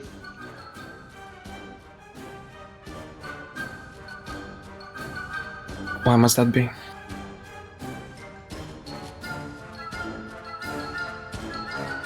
It's an absolute affront to the natural circle of life. May I have a look? Lily will pick out another jar from the boxes and kind of raise it up and examine it. Okay. Elena she wants to destroy this one very badly, but ultimately hand it over to ZARRIEL. Sid walks over now that they're... Elena, you feel a sharp shock of disapproval. You pass the jar over to ZARRIEL.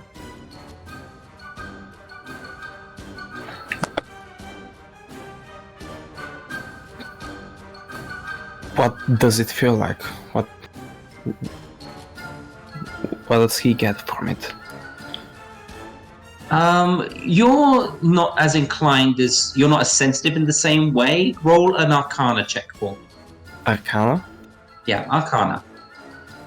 It would feel different to you because of your experiences. Okay, so ZARRIEL, you feel something within, an energy source within this vessel. It does not feel. It does not feel malicious. but you can also feel your patron is.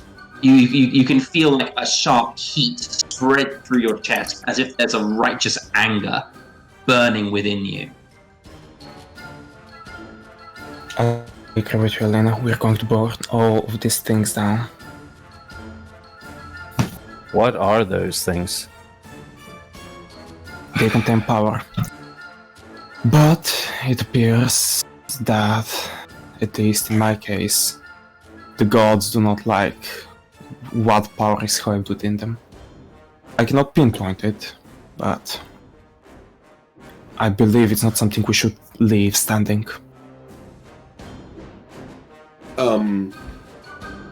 Quick question. Mm-hmm. Has anyone returned Timmus's glasses yet? No, Timmus is still on the ground, I believe. It's He's 1 a minute. tunnel radiating electricity. Got it. That's great. Has it been 1 minute? Yeah, I would say it's been a minute. Okay, can I wear his glasses out of curiosity? Yep, go ahead if you want to. They're yours, you can't do anything about it. I wear. I mean, like, I have an int of 4 right now. Like, my... so Did stupid. anything happen? I mean, No, you can try and they're grab him if you normal want. glasses. No, Lily, you want to wear the them. vases are small enough to put into a pouch. Yes, they're kind of like the size of a bottle of water in our world, like what you buy in the shop. A small one, 500 ml. Well, since nothing happens, I just return the glass. Okay, you try to put them back on him. What's your AC Yeah. again? He's 16. 16. Well, it's okay.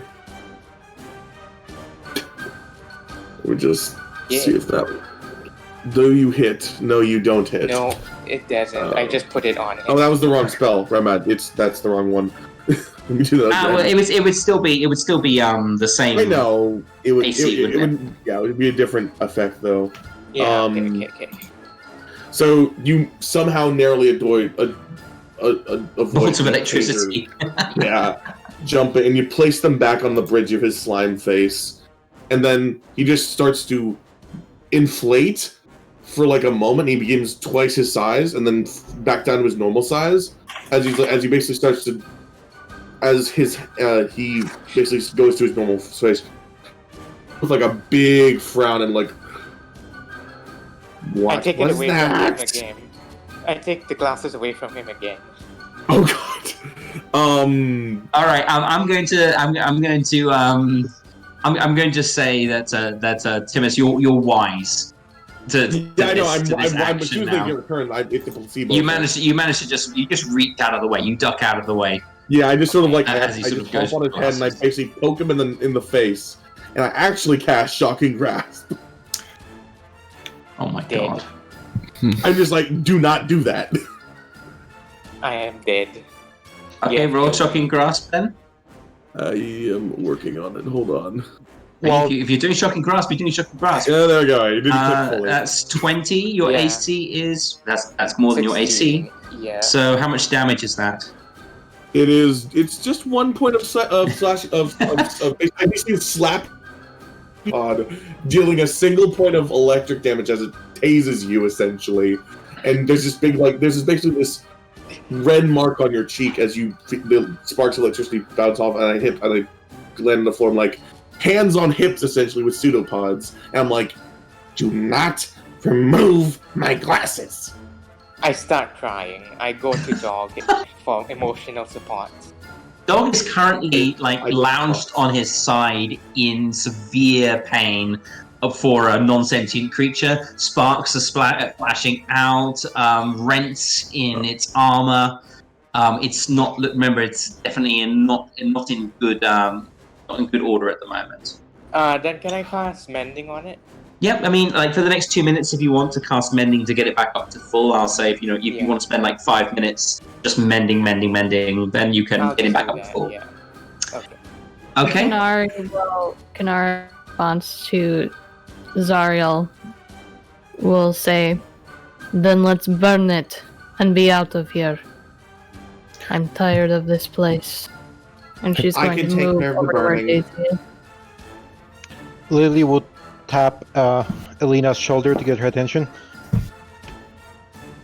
You will get Elena's attention. And like lift that ball that she was holding and then toss it across the room to make it hopefully shatter next to GRUNIX. Okay. Are you kidding me? As it shatters, so you throw the vase against the wall. As you throw sort of the little vase against the wall, the delicate pottery in which it is made out of shatters, and from within a flashing green spectral light lances out into the room.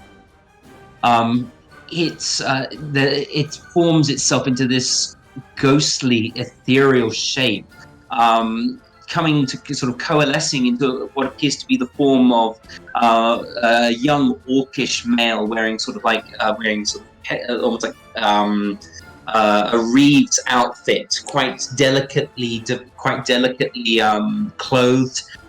He has like a small sort of lanyard to one side and a sort of clipboard under one arm. He looks over at you, Lily, and he looks over at you and he gives a beaming grin in your direction.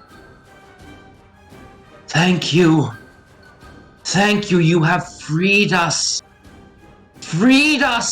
And he dashes forward, his form turning into a ghostly, almost like a ghostly green lightning bolt, and it starts to shatter every single one of these vases, one after another, rising up into the air, and each one of them forming into different individuals. There's different individuals from different walks of life. There's a nobleman's son, an older hunchback woman with a walking stick, a small child, three young elves wearing what appears to be sort of like a motley garb. They all sort of coalesce and they sort of circle you, Lily. They come around you and they encircle you. They're laughing, cheering, clapping. Their spectral hands reach out to clap you on the back, but they pass right through you, giving you a feeling of this chill against your soul. But you can also feel the emotions of happiness, of freedom, of liberation as they dance, cheer, and scream your name. They then jump into the air, turning into like a ghostly haze as they meld in form, flash towards the ceiling, crashing through, leaving a giant sort of hole in the ceiling, leading up into the room above, and again, smashing until there's almost this earthly screaming shatter as this spectral form lances out and pierces the fabric of the dimension in which you find yourself. For a moment, there's a rent in the air as you can see the inside of the tent through that hole in which you once entered, before it seals itself with like this ghastly slurping sound. Lily, I have to give you a blessing. For you have freed the tortured souls of Dragomir. The different the spectral creatures together, they blessed you. You now a blessed weapon enchantment. Please choose one of the non-magical weapons you possess. Okay, it becomes a +1 magical weapon whenever you wield it. All right. Would that work with any weapon I am currently wielding, or just as long as it has to be one you're currently holding or wielding? Yeah, but it cannot be a magical one. It has to be not magical. Okay, and we will take a break in a moment. But what we'll do actually here is we'll take a quick break so that Lily can decide upon the weapon that is going to become magical. So a 10-minute break, and we'll be back to continue with our story. Okay. Be right back. I can pick one.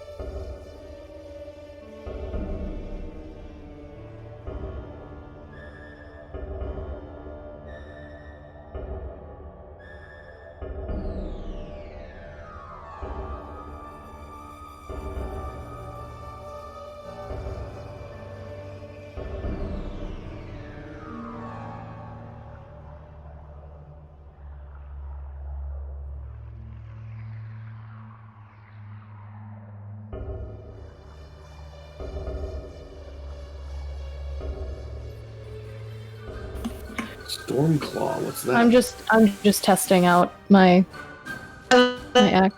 Everyone, and we are back. We're back. Sorry, Lou, I know you're testing. Sorry, I did hear. It's okay. We're back and we're live, and we're currently in the chamber of Degmir, who, not to be confused with Dagmar from Disenchantment. And we are looking at the remains of the shattered hoard of soul flasks, which have all been destroyed and set the spirits free. Lily now has a magical, is it a dagger that you chose to make magical? That's the only weapons I carry. Okay, so you have a magical dagger. It's only magical for you. Okay. So if someone else were to pick it up and use it, it wouldn't be magical for them. Only for you. Because you have a spirit's blessing. Could you put it on armor? No, it has to be on a weapon. We're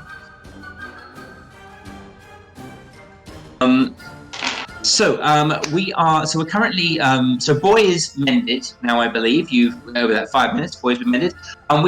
So what we did in the last half is Timmus went to trying to find out what happened to everybody else. Ended up getting enchanted by one of the sorters, and sent down into Degmir's lair to have his soul extracted. But so terrified was he that he launched a magic missile at Degmir's back as he was distracted and started a combat that dragged everybody else into it. Our warband is now finally back together. We need to get a better. You guys need to come up with a group name for me so I can call you a name of some kind. A team name. The Slimy Seven. Okay, that sounds a bit suspect actually, but okay. Yes, this chamber trying to figure out what to do. What would you like to do?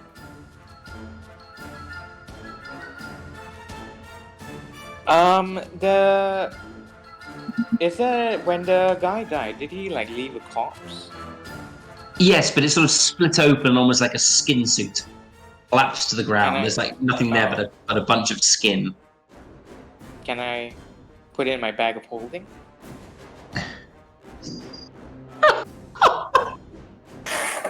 It's 2 feet in diameter. Can I like? If you want. Okay, thank you. How much does it weigh? I mean, you really are just a discount goblin. There's no need to start attacking people's races, okay? Please don't start. Yeah, this is racism. Comments. It's not racism, but let's not make comments on people's race. Yeah. So let's leave that. It's just what it's saying. If all of you are done with what you are doing, I say we get the hell out of here before I freak out. So I GRUNIX, think you should take a moment to this body into like almost like a bedroll, like roll it up, put it in your bag of holding. Oh my god. Okay. Yep, it's in your bag of holding. Barbs and How much books does he and all. weigh? It's an empty skin suit. I'm going to say the same amount as a bedroll. Okay. Lily's going to Using leave him the as room. a bedroll. Yeah, Timmus can bedroll. also leave the room. Bedroll weighs We 7 can't leave pounds. that way. Okay. That's the only way. No, Yeah. there's not. There's You one up here. can't. You can't. Yeah, there's no. You can't leave. No, you can't leave that way. It's. You can go through the same. As GRUNIX will be able to tell you because GRUNIX basically just came through here on his own. Okay. Okay. So this is pointless. This That's little the thing is- portal. That's the portal that you arrive in. Oh, okay. I From thought this we. way. I thought we walked through. We walked through the door. Yeah. I didn't realize we But- came through this. No, you I came through this. You came through this. Timmus came through this. It was what dropped him down from above. Oh, got it. Like we were in the mirror room. Okay. So I'm gonna move back to the hallway. If that's okay. Before that, Zarriel will Oh, grab okay, sorry. the man there and just put him over one shoulder and just go with him out of the door. All right. So he's catatonic, just mumbling to himself, laughing and crying at the same.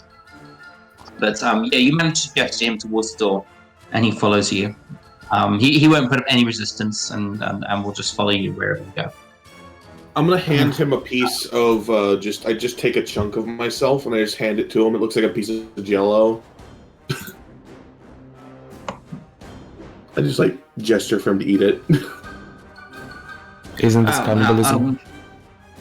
He's basically just he's out of it. You have to actually have to like force. Okay, I just open his jaw and just like stuff it down his stuff it down his mouth. He swallows on reflex. What happens? If he is at all injured, he is healed.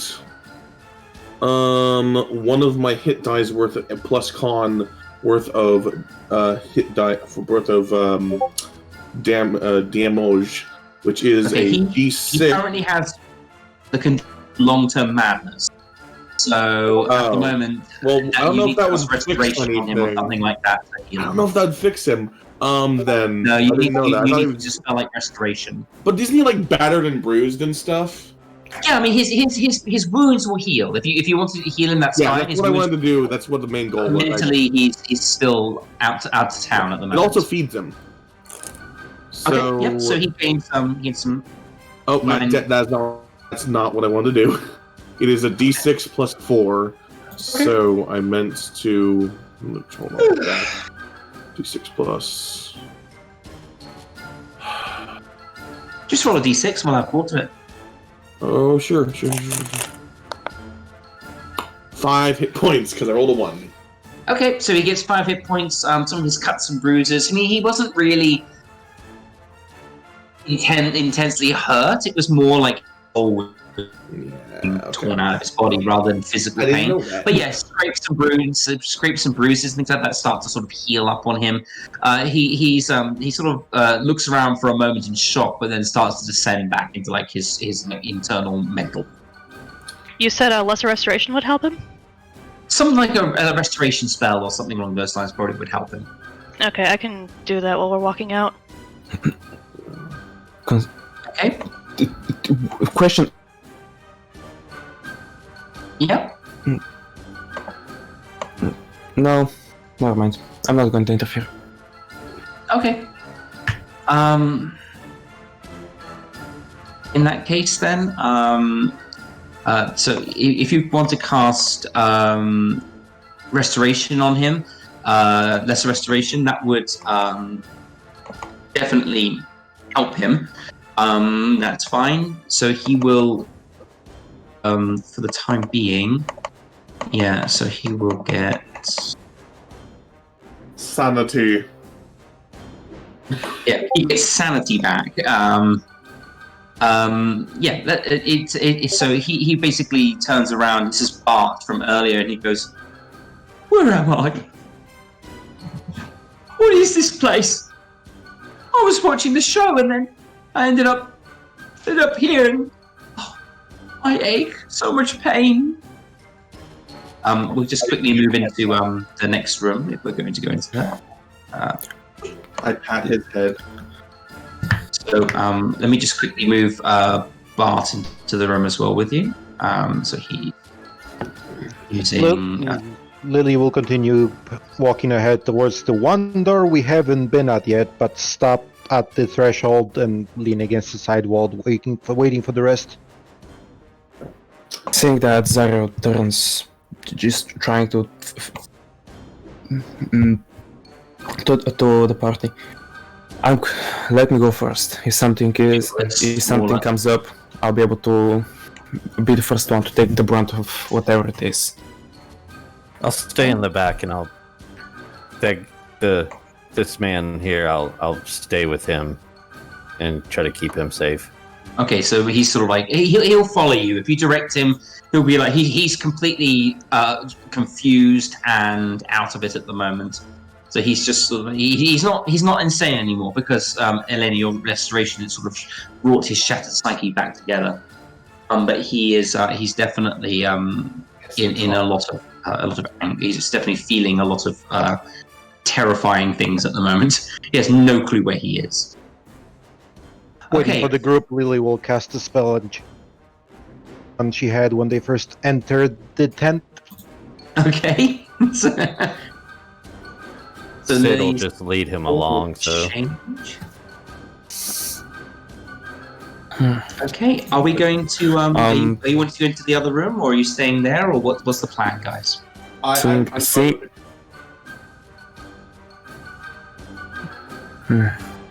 So I thought we were going to the next room we haven't been in yet. Think Lily. You can always go back into the room of mirrors. That would No. Absolutely not. Hard no. Hard pass. Absolutely not. If anybody tries to go in there, she will knock an arrow and actually fire at them. I mean, that is a threat. Tim's just like starts heading towards that room and like, what's in there? And then you have all that same reaction. Oh, okay, I guess bad. And she falls after you. Seeing Lily change her appearance with magic, ZARRIEL just looks at her and gives as warm as a smile as he can muster. Whatever you're trying to disguise with magic, do not worry. I've met some that are very similar, have abilities very similar. If it ever becomes a bother, know that we're not people to judge. And he walks first to the door. She'll simply return a smile and then follow him into the last chamber. Okay. KENARI will stay behind ELENA if ELENA... Oh, dang it. Cal, is it ELENA or Alana? Am I saying it wrong? So for ELENA. Okay, that works. She'll follow in after Lena, just like putting as much distance as allowed between her and Lily. Okay. She's carrying Daisy. I just don't have Daisy's token because it's one less thing for you to manage. That is fine. Sid is in the very back with the. Just kind of like got the guy like holding him like almost like he's leading a person. Okay. No problem. Does anyone else need help? I could just give them one of my hit dice. Yes. Especially if we took a short rest, I could give everybody like a 1d6 heal. I mean, you're welcome to take a short rest if you want to. It's up to you. You haven't taken one today, so if you wish to, you can. That'd be smart. Start giving some small stuff back. But we already committed to making something, didn't we? Yeah, that's what I haven't. That's what I was Some just people have already saying. gone through the door, then, have they? Commander, get hit. Yes. Let's go. Yeah. Alright. We're moving But before on. I actually got... Sid was gonna suggest it in character, but everyone was just like, "Nope, let's just go." And then he's like, "Okay, well, Yeah, let's Hey, are you ready to guess move we're on? Then? going." Let's go then into the next room. The less time we spend here, the better. Okay, so Oh, this is fun. And So by fun, I currently, mean so you terrifying. move into this room. Excellent. All right, let me just explain what you see as you walk in. Darkness extends in every direction. Only thing you can see. Can I just see your screen, please? Okay, good. Just check. The only thing that you can see, there's a light source, there's a beam of light illuminating a seated creature in front of you. Imagine the culmination of everyone in your party, as though all of you somehow managed to have a child with a bit of everyone's characteristics. Now imagine that child was an adult with all the training, knowledge, and gear that your party has at this moment. Imagine that creature is sitting in a chair staring at you. Imagine that there is no way out. Okay. So, what we're going to do is, first of all, are going to close and disappear. Lovely. Don't you just love it when the DM does this?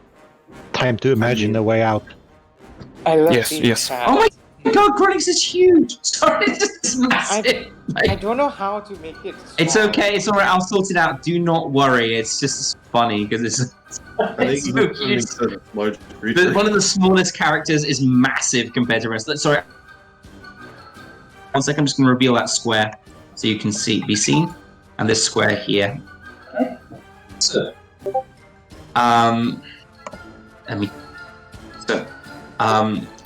so the character, so the individual sort of seated robed is carrying very similar equipment to you. You can see like almost like a faded copy of your kukri at its waist, ZARRIEL. Your bow, KENARI, is on its back. Timmus's hat is perched, the jaunty angle on its head. ELANA, Lily, Lily is kind of strange. It looks like a mixture of all the forms you've shown so far have been added somewhere, like its hair has like taken different sheens and colors. ELANA, your sort of your elvish features are sort of, you can see your sort of elvish features and your family sort of like inherited chin and facial structure.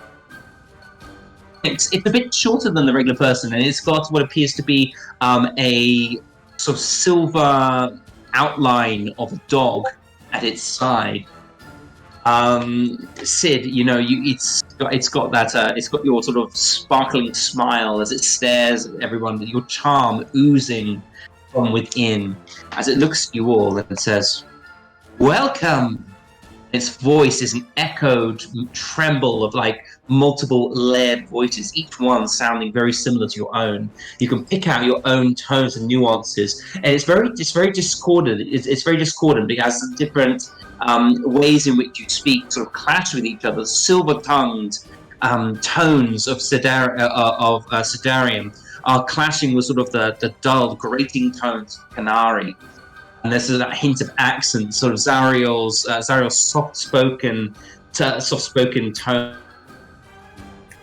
as well. And Timmus's sort of almost nasal pitch twitches in from above. It's a very confusing melody, but it still makes sense. Welcome. Be at peace. We are all friends here. Come. Let us talk.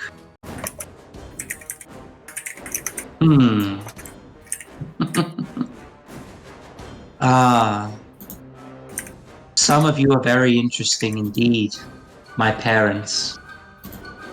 A part of each of you is within me. And a part of your souls, your feelings, your thoughts, your memories. Such a diverse group. I am so happy to be your child. Then why aren't you burning a light? Oh, Father ZARRIEL, you have not told your friends about your past. You have not shared much of yourself with them. You should not do this. They are your friends. They will understand. They will understand what you see. They may even help you. Whenever there is another blade above my neck, I will find a minute to share with my companions. GRUNIX. Oh, Father Yeah. GRUNIX, you did not tell them that you have not shared with them the reasons why you left Manather, why you had to leave Manather. It is not fair to keep such things from your friends. You know, I feel like you're more like work colleagues, you know, it's like we're not friends yet. But to create a good team, to create a good working environment, you cannot keep secrets from each other. But, you know, Mother Lily, why will you not show them who you are? They will not despise you. Show your true form to them. Or should I? For I can, you know. Lily will just smirk in response. Sidarian. Father Sidarian, does your chest still hurt? The wound which never heals. The fear which never leaves you. Do they know? Do they know of your enthrallment? Perhaps I should share your past with them. It would help. It would help. I doubt that. Silver tongue. I will enjoy using it. I would prefer that you be a good child if you claim to be, and show us the way out of this mess. Oh, that is one thing I cannot do. It's not my purpose, you see. I cannot show you the way out. You have to pay for it, like everyone else. Cannot or will not? Oh, I cannot. What's My very stopping? nature would not allow me to. Mother KENARI, Right. do we show them your home? Where you come from, originally, I mean, of course. If you do, you will be, to me, a dead child. But such memories, You will surely keep it would out of create. This whole room is my playground. I could show them. I could turn this room into your village. Would you like that? Mm, She will knock an arrow Oh, no. of the Okay, angelic bow and get ready to try. fire a warning shot. ZARRIEL, you would prefer them to show your family home. I can, Well. you know. Would you like to see your family again? Damn.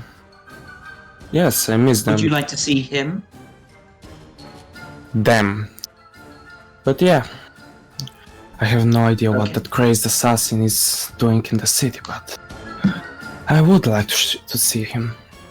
But Okay. for now is So not the he's time. so as you, the moment you say that, he's going to. The moment you say that, the room will shimmer and twist, and change. And can you tell everyone what it looks like, please? What exactly is he showing so I can know what they see? A fond memory within your family home. Oh, this is some trippy stuff. A rich, laid mahogany table sits in the center of a long and spacious room, as a fireplace burns at the side of it. Tall windows let in light of the evening sun, as there is a feast going on in the royal mansion, as ZARRIEL, or at least what appears to be him, is talking to a man with bronze skin and eyes as red as blood. There is a man of stoic stature that looks like ZARRIEL, but much older, maybe around his 40s.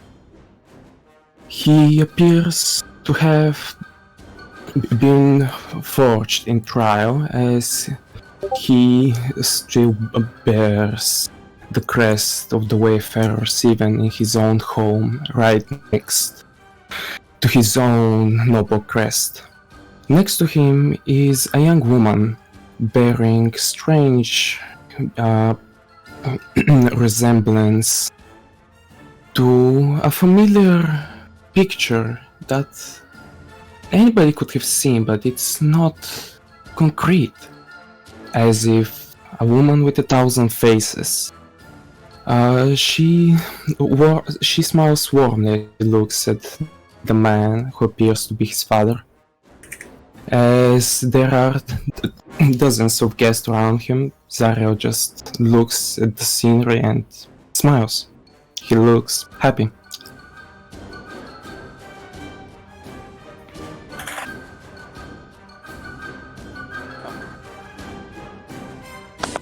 Okay. So the creature is still there in the middle of the room, sort of standing alongside, looking up at your father. You look like him, you know. But this is not. Well, it will not last. A shame. Shame. It really is. It was your fault, you know. What can you do when angelic blood bursts within your veins? What when you have to trade your own will, your own future for your life? There are other pacts you could have made. But I digress. So many memories. It'll start to, the background will start to warp and turn into a background. It looks almost like, Timmus, what's your home look like? Which one? The home that you came from, where you your original home. The Underdark Tower, you would just see the inside of a very ornate looking room, stone walls circular. It has a staircase in the corner that leads to an upper floor, and you see not normal Timmus, like a very tiny version of Timmus. Let me just like this without the hat. Just very small, reading a book like way bigger than himself. Like he's like about the like 2 or 3 inches tall and just reading books and like using his mage hand to turn the pages very slowly and heavily. He's just barely learning how to do magic, and he is just sitting in this wizard tower that was abandoned long ago, and just learning how to become an arcane caster. He just sort of like there's just sort of like this shimmer on Timmus's glasses, as you could have sworn there's like a tear drop coming, like there's like a green tear going down his slime cheek, but then it just sort of dissolves into him as he puts a pseudopod to his mouth. The creature sort of moves as it does. It forms, shimmers, and sort of slumps into almost like a slime-like form, and this little pseudopod comes out and wraps around your shoulder. It's like, such happy days. But now something eats from within you. I know what it is, you know. Even if you do not know, your subconscious does. Would you like to know? I can tell you. Timmus just sort of flinches at that moment. Like, there's a hint of fear in his eyes. If you could see them. know what it is. Come on. It'll be better if you just let it all out. Do I have to roll a wisdom save? Yes. Okay. And very bad will happen. Okay. Let's do this. Oh! Oh no! What happened? I haven't seen it yet. No! Oh no! Okay. I had more memories I could go through too, but okay, I'm not gonna see them ever. Timmus, you know You've always known what could cause you to start right from within. The little voice speaking over your shoulder is only confirming your greatest fear. Timmus just starts to quiver. His whole body just starts to shake and vibrate rapidly as he basically holds his glasses and just slowly takes them off. Like, not glasses, and he just rapidly starts to shake. I'm assuming this is when it happens, because... Yes, but what's going to happen is as you start to descend into this, and we're going to come back to it in a second. But as we start descending this, little figure will go and sort of pat you on the shoulder and let's just hold that for the moment, and sort of like taps you on the shoulder, and your form freezes in time, like I'm just frozen in time. Yeah, like you're chronologically frozen in time. You're in this moment of utter despair. The figure then grows up into like its previous form. Poor Timmus, poor Father Timmus. He was never going to make it very far. I guess I don't need this part of him. You can see like the hat sort of vanish from his form. Yes, that's better. Lead to a less than satisfactory whole. Listen. I can show you the way out. I can, but there is a price. Are you willing to pay it? Name or price. Oh, not much. Just a memory. A precious memory. You must give it to me and it will be mine forever. You will lose it and it will no longer be yours. And in return, I will gift you something. A fair exchange. Equivalent exchange. But you cannot leave until each of you has given me a memory. That's the deal.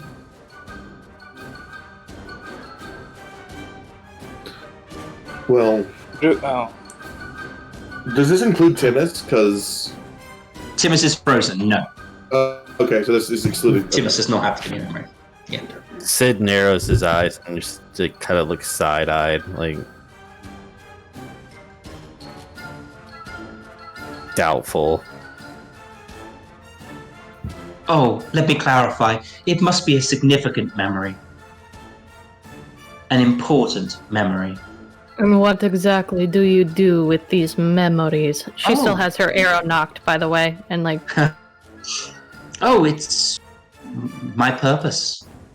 It's what I needed to become who I am. This form will not last without your presence, and I must have something to sustain me. And that sounds like a you kind of problem. Oh no. The doors will not open until you give me that memory, so it's a you kind of problem. KENARI, it's a nuts problem. It's an us kind of problem. Define important. Oh, the face of a loved one. A wedding night promise. Something along those lines. What happens if we give you a non-important memory? Oh, then it will not count and I will not take it. Oh, Nice. so you won't I will take it. So you won't take it or you will take it? Oh, I won't take it. I won't accept it and the doors will not... I have another question. Of course, Father. You said a face of a loved one. If we give you that memory, does that mean we won't ever remember that person's face, no matter how many memories it's in? That's true. A good question. You will not remember the person. They will vanish from your thoughts, and you will never think of them. On the street, you would not recognize them. Sid looks down at that and places his hand to his chin, deep in thought.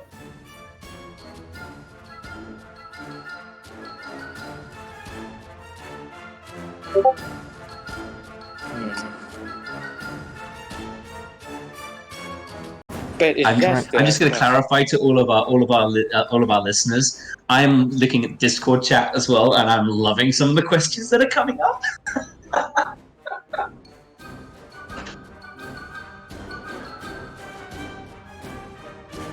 Gimme your memories. I will eat them, and they will be mine. ZARRIEL turns towards this entity. What? I can offer you the last memory of the memory of the last time that happiness was in my life to its fullest. Would you accept that? You sure? You will not remember that happiness. The event will be as if it never happened. Well, what followed was something I wish to forget. So it only lessened the... Oh, painful memory. Those are tasty too. That one Take is the pain the away. It says painful memory. Sid's eyes look up. I know which memory I wish to give. Ah, that's two. But I must have everyone's. I know which memory I need to give also. Elena Three. will also look up and I know what I'd like to give. Okay, I need you. What I want you guys to do is, I would like you, DM me your proposed memory in Discord. So you don't have to share it with everyone. I will tell you if it's a suitable memory. Okay, if you want to give it to me. By the way, just letting you know that Daisy does not have to give a memory. I figured, considering she doesn't really have a whole conscious thought. Well, she could Really? forget you. Like, she has thoughts, but they're not like... They're not sentient. Yeah, like animals with self-sentient. object permanence with animals is very finicky, so like long-term She's memory is kind of a weird thing. It's more of like habit-based than anything, so... Okay, so I'm waiting for your proposed memories. KENARI's not gonna give one. Oh. She is not interested in giving this creature anything of hers so that it can live. She feels like that is robbery. Okay, And I'm refuses. waiting.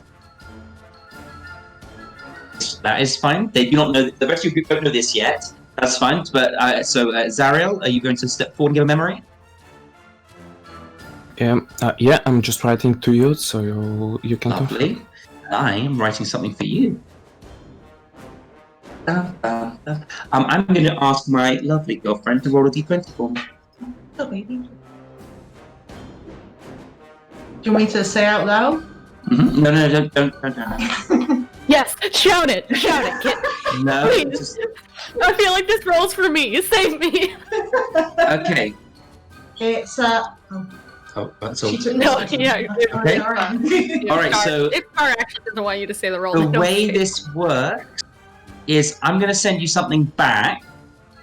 This is now permanently part of your character, as a memory replaces your old one.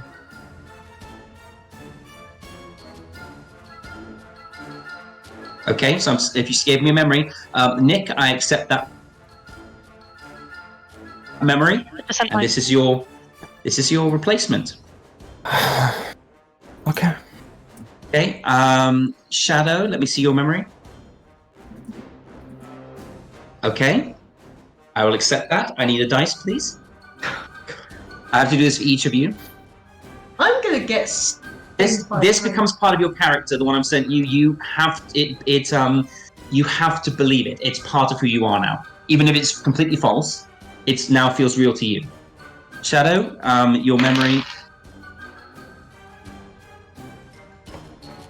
I've never anticipated and dreaded something so much before in my life. Oh, I'm loving the look of this one. I'm so excited for when Timmus actually gets to unfreeze time. Because I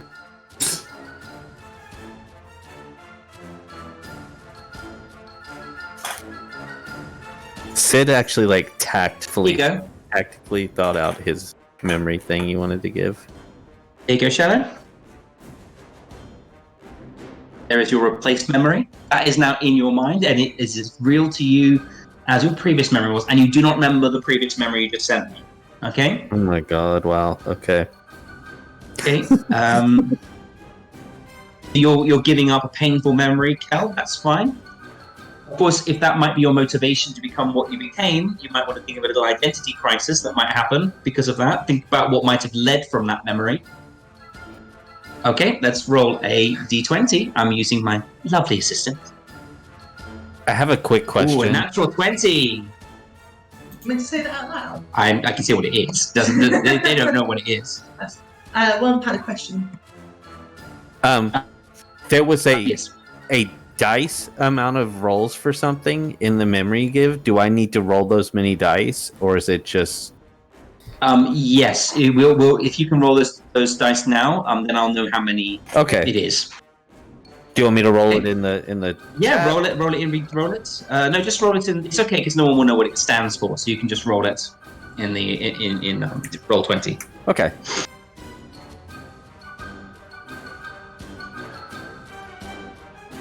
I am going to probably send this list of these to our viewers or something like that at the end of this, though. All right, so 10. Okay, so 10. What's it? You know what they are. Yeah. Oh god, this is gonna hit him so hard. This one's gonna be fun. I love Kel's one. I'm sending this one to Kel now. Kel, you have forgotten your home being attacked and being destroyed. Sorry, I shouldn't have said that aloud, but sorry, I apologize. I ruined. Yeah, but this one's fun. Kel.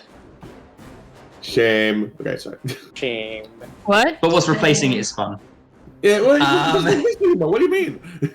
We don't know it in character. You don't know in character. I apologize. Yeah. So there you go, Kel. Have you got your replaced memory? Yes. Okay, fantastic. So I've had shadows. I've had ZARRIELs. I've had ELENA's. Question. Yes? When in time is mine set? It's a big... When in time is it set? Is it at the same point?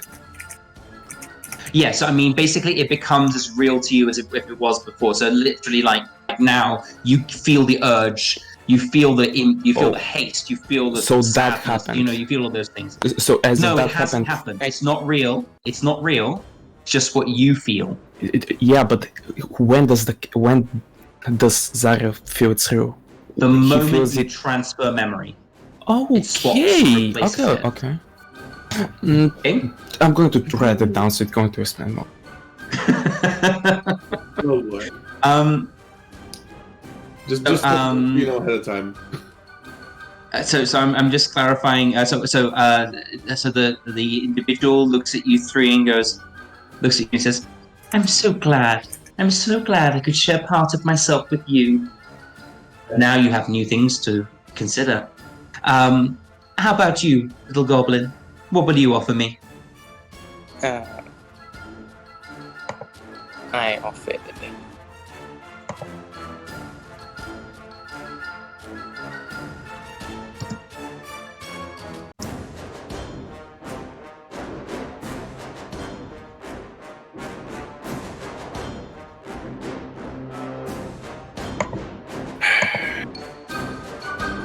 I'm just curious to what will happen once this happens.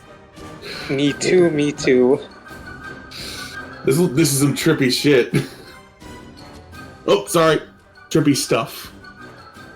PG-13 channel, I'm sorry. Wait, is it PG-13? Supposedly, I You do one or two, you can let it slip. Yeah, it's not that. It's not like I'm sorry. Again, it was my bad. It's alright. At least I remembered. You did, well done. After the fact, but I remembered. Also, did you get my message? No, I didn't get your message. I didn't get your DM. No. It's towards Xanni Storm Meeple. Oh, sorry. That's my old account. Let me just add you on here. Okay, let me just quickly add you on here. 1 second. Okay. Here you go. I'm sending you a friendship request. Okay. All right. You can send it to there. That would be great. Thank you. Where is pending request Stardust? Got it. Okay, I've got you. That's fine. Okay. So you can just copy that across.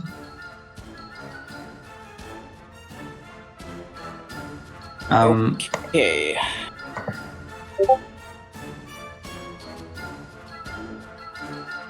Okay, yeah, a disturbing memory is acceptable as well, and that's quite a disturbing one indeed. And it has some love in it. Well, you got to think about your implications for how this would change your character. Think about like motivations and how that would affect your motivations. So we're going to roll, and I'm going to give you a replacement memory. But it's just murder, not. I know, but it has to be. Is that a significant memory for your character? Yeah, one that has had an very impact. significant. Okay, then that is acceptable. Okay, so this is your memory I'm sending to you. Here we go. And this is like it's real. You have to accept it into your character as a real memory. Okay.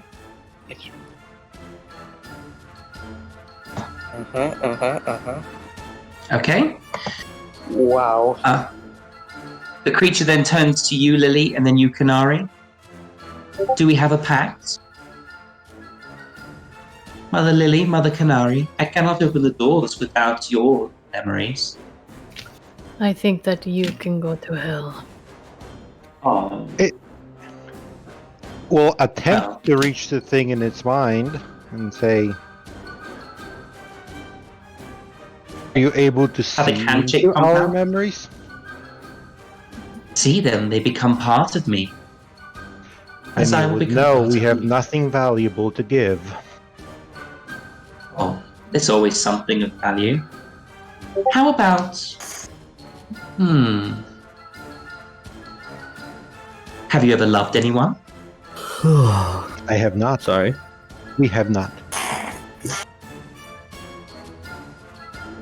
Do you have a family? We do not. Do you know your name? I do not.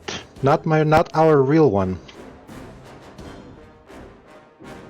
Do you remember your real face? We do. That memory will suffice. It is merely a face. It is merely a face, but it is your face.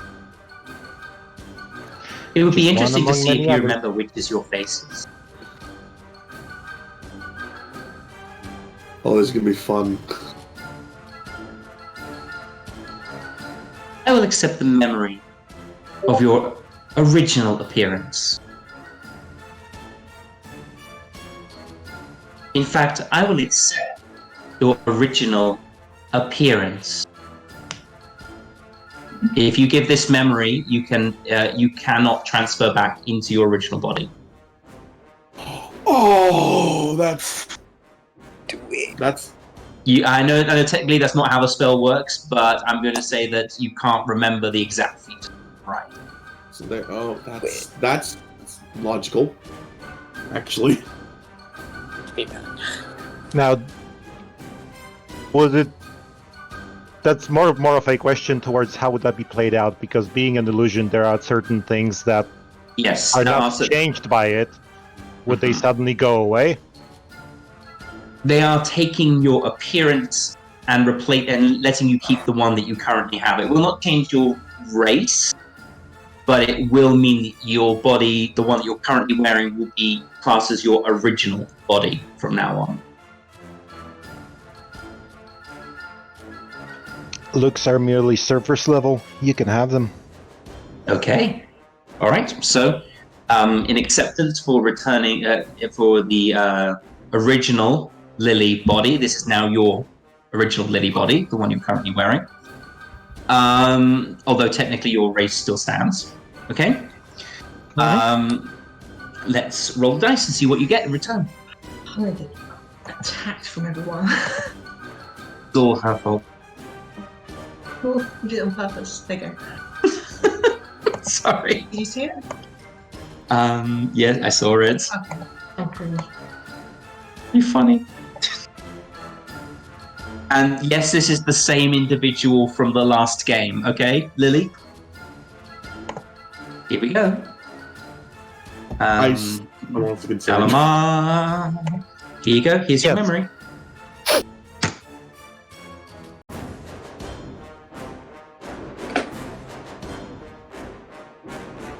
Let's just edit that so you don't see that bit. I know you've already seen it, but it doesn't matter.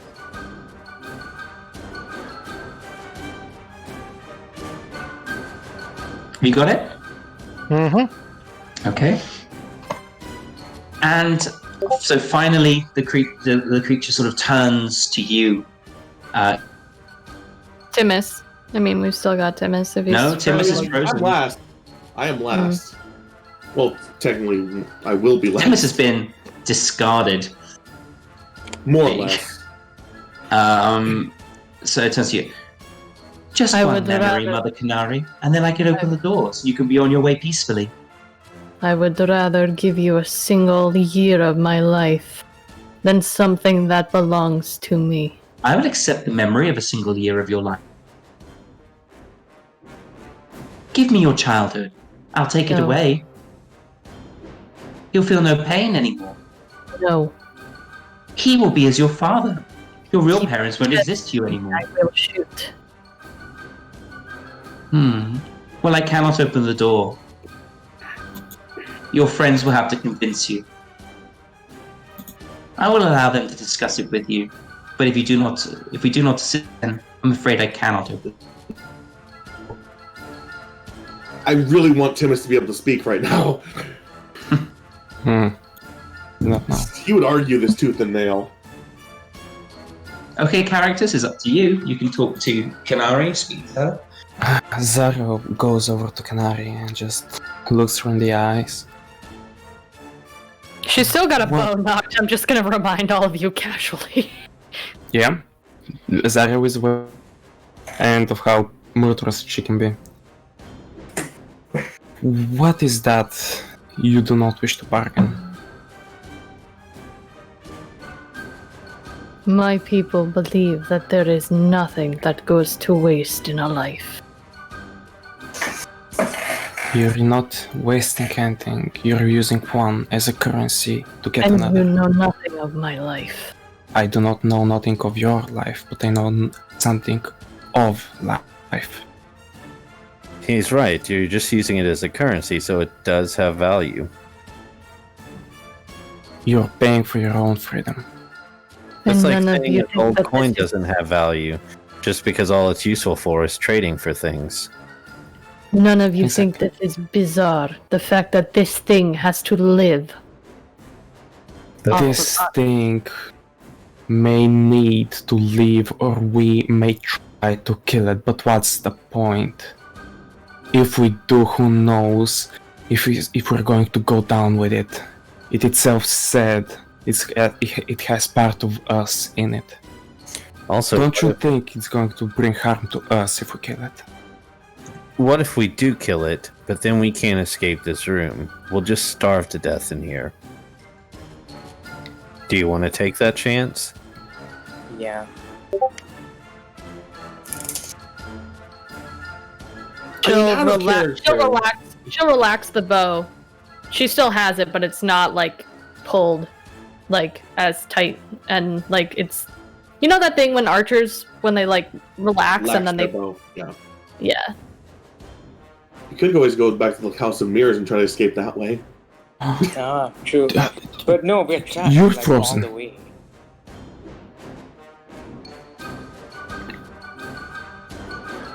The memories not that on- this thing wants are memories I am not willing to part with. Even How the about- bad ones.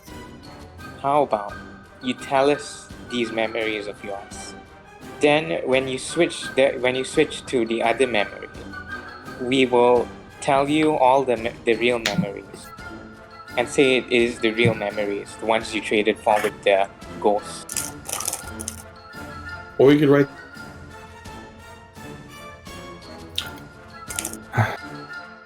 A lived experience is not the same as a written one. You cannot live an experience through writing and reading it. Well, okay, listen here. We're not going to live very long if you don't give your memories. So think about it like that. What about if you can get it back later? make new memories. I do not mean of that. Oh. My life as a jeweler, I made many a diamond for the church, and I am aware of a few spells. Rare may they be, and only a very powerful mages are able to perform them, but some are able to restore what was lost, what was forgotten. The creature pipes up and goes, "Oh no, it's not as if it's forgotten. It just never happened.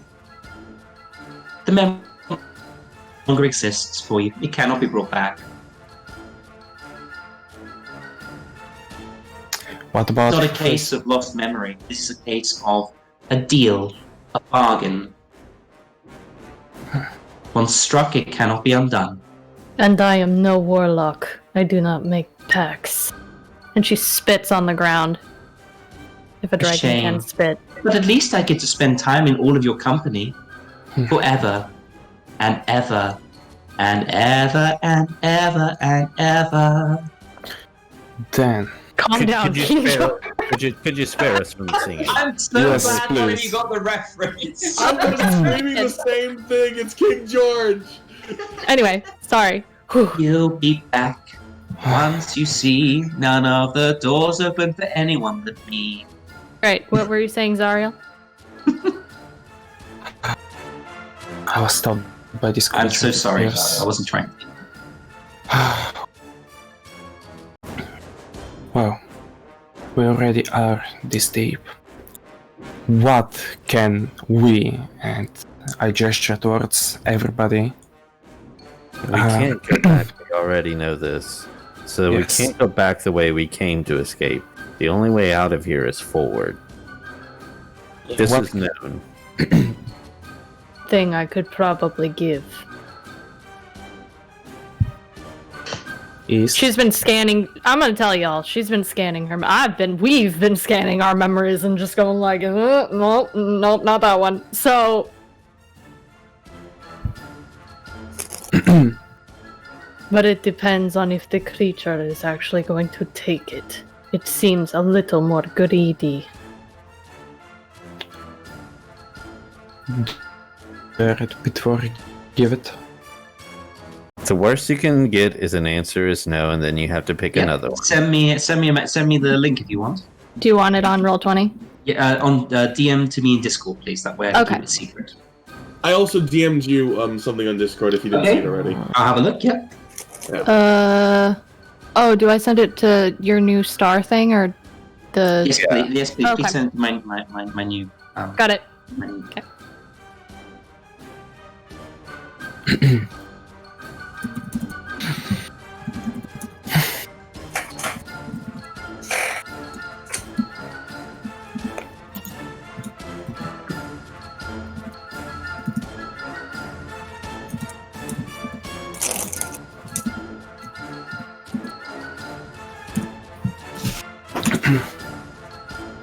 Okay.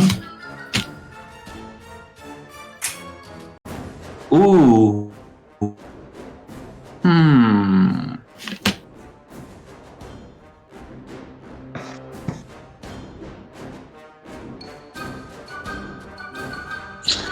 Would it accept it? Hmm. Basically, what will happen if she does accept that? I don't. If it will do something. It's Can you? essentially- That's a fact, not a memory. Well, I'm. it was the events that gave her that. So I don't know if You the would memory have of to that would- pass over the. I think not just that. I think you'd have to pass over the emotions and maybe the names of the people who are still there, and maybe their faces. Oh, you turn It out has to be something a bit stronger. Sorry. At the moment, that's just a fact, not a memory. It needs to be something that is like personal, linked with your being. Because so that's basically what the creature will say. I'm afraid. I wish to accept it, but I cannot. There must be something more tied in. I need something personal, something important to you. This memory is... There are so many lovely emotions tied to it. Give me those as well. No. Just their faces. You asked for a memory. You did not ask for an emotion. I can asked give for an you an important emotion. memory. This is a Yes. fact. You could find this again from a map. No. No, you cannot. Not that piece of information.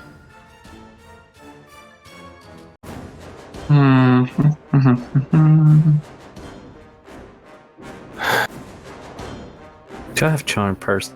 No, I'm kidding. I have already made a deal. If I were not able No, it's to not get out of painful enough. here, It's not joyful enough. It has no flavor. Flavor it That- for me and I will take it. ZARRIEL looks towards the figure. If there is nobody to give the memory, would we be let go? If there is nobody to If give you the kill memory, her, I suppose I will let you go if you kill KENARI. What if she decides to be stubborn? And we have already made a deal with you. Can we pass on? No, And you leave it must her be here. all of you or none at all. Yeah, this is a Aye. team effort, man. I am made of each of you. I cannot let one part of you go. Sid facepalm. Hard. I am not giving up the core of who I am. Give me So the you'd memories rather of us your all time with die your men. here? Is that worth it to you? That we all die here? Just for that one memory. Is that worth it to you, KENARI?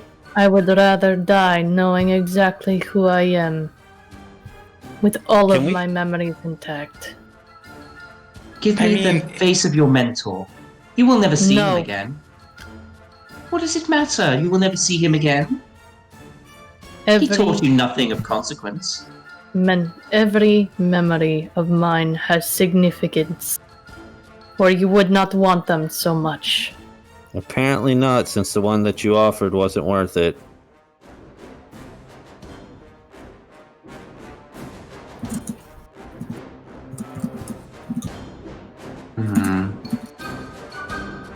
This evil. Sid is so exacerbated right now.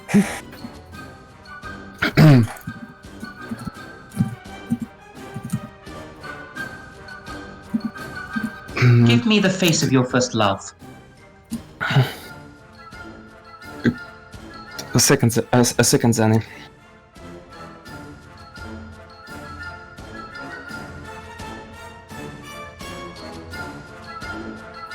If it is one particular memory, and it does not touch any of the other ones. Tell me what it is. I will be as delicate as I can. Okay. You're basically passing these over telepathically. So Almost sent us to the wrong person. Whoopsie. I just want to make sure you're okay with what's happening on Timmus's This is- end, by the way. Yes, I'm like continuing to keep up with it. I know you're multitasking. Sorry. It's okay. I'm watching like multiple people at once. It's okay. I love the messages I'm getting from Luea as well. There's a lot of like, I'm getting a lot of KENARI and Luea's answers, which I love. It is so cool. Thank you. Finally. What's the matter, ZARRIEL? You okay? No, this is out of character. Just I was honestly worried you were going to be stuck here for like another hour. That could happen. No. It could. Hour I could work with. That's a short rest. No, I was Then talking in-game time. Yeah, I was talking game time. Yeah. Also, Oh, go ahead. Oh, DM, just saying. I'm not crying IRL. It's okay. You were playing your character. You're fine. No, it's fine. It's I'm also. sorry. This is I'm not exacerbated, really but Sid is so I'm exacerbated. I I'm love so- that you guys are he's so so attached to wishing- your characters. This is what's just so wonderful. But I feel bad as like a player, but I also feel emotionally terrible as KENARI. This He had Charm Person as a spell because he just cast Yeah, it I on was just a KENARI. suggestion. Straight up. Yep, that's why I needed a short rest. How about I just have a short rest? Gosh. because the creature is going to talk to you incessantly over that short rest. I will sleep you under all- my skin blanket. Okay. Waiting for Lewis. Oh boy. See, if we'd taken that Like, short finally rest been before tried going in this. this room, we'd have suggestion. I mean, we probably Do you would. think it's going to work on a creature like this? I mean, like, not on the creature. I mean, on Lou, on KENARI, to give the creature the memory. Yeah. Again, do you think it would work on a creature like this? It could. You never know. You never know if you don't try.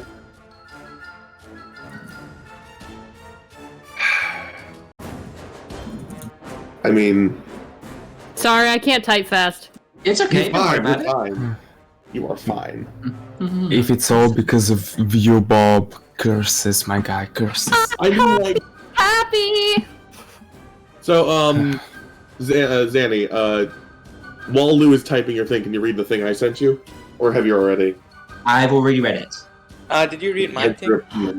Okay, it is accepted. Oh. Can we please have a dice roll, please? See what memory replaces it. Ooh. Roll it. It's all your. It's all kitten. She's rolling a dice. Can Roll we it. RP it a little bit at all by chance? Yes, I'm just going to grab the memory so I can swap it. One Okay, second. just because it's such a big thing for her. Of course, we can definitely RP it. I'm just want to know what I'm typing so I can get it ready. Okay, roll dice. Okay. Yep. This is an awful one. Oh my god. Oh, Sorry. why did you say that? It's all your fault. Okay. I Alright. forgive you in advance. That was a lot of pressure. All right. Let's. I'm sorry, It's okay. but you got to admit it was a difficult choice, and that's kind of what D&D about sometimes. It is. Right. If we always So got let's what we RP it want, it then. wouldn't be an adventure. Let's RP it then. Okay, so the creature holds out its hand to you. It shifts into like a dragonborn's talon grasp. As its hand reaches out. Take my hand. Share with me. She puts her bow back in her, and she walks over past and like them, oh my gosh, why am I forgetting your? It starts with a G. Oh my gosh. GRUNIX. GRUNIX. I for some reason brain was like Goblin. It's just Goblin. That's his name. Thank you. I'm so sorry. He's technically a gremlin. I think that Sorry. discount goblin remark has got everyone thinking Literally- goblin. I'm literally so bad with names. Racism is General okay. basis. I'm so sorry. So she walks through them and up to the thing.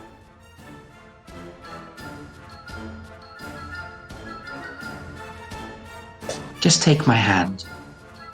You'll feel no pain. It will be as if it never happened. What do you do with these memories? They sustain me. They make me real. But they also become part of who I am. Whatever you give me, I will never forget. She starts speaking in Draconic.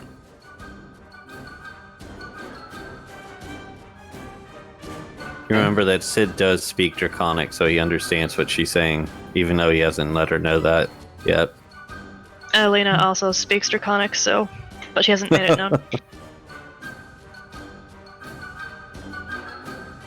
Okay? Then you better make sure to take care of this one.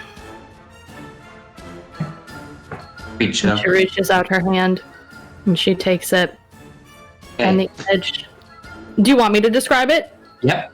Okay. And the image, I don't know if the creature like expands the view so that everybody sees it. She doesn't care at this point. It's all in your mind. No one else can see it. It's just you.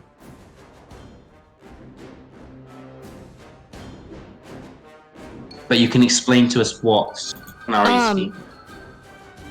She would probably telepathically go, since I'm about to lose it anyway, you may as well show them what I'm giving up.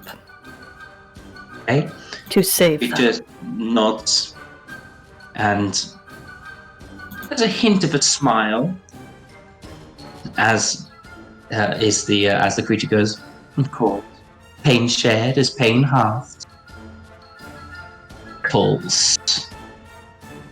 Almost like a giant projection screen. What do they see? You all see a battlefield with an entire clan that look a lot like KENARI. Decked out in armor, and against them on the other side is a bunch of silver dragons, silver dragonborn. And in the center, it is bloody and gruesome. Everything kind of seems a little fuzzy except for one particular individual. She is a very lovely dragonborn with a great sword. And in the heat of battle, the figure turns and calls out after swinging down against a foe. You hear, ELAN! And just as they're motioning, you see KENARI hiding back in the trench, not climbing out. And you all watch as the figure is so preoccupied with getting her friend out of the trench to come join the battle that they don't see the arrow that pierces them from behind. And you watch as, in a slightly distorted emotional rapture, this person fall to the ground and as KENARI cries out to them.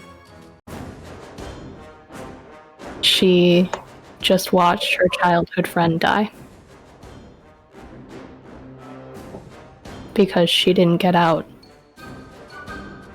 of the trench to go join her in battle because she was too afraid.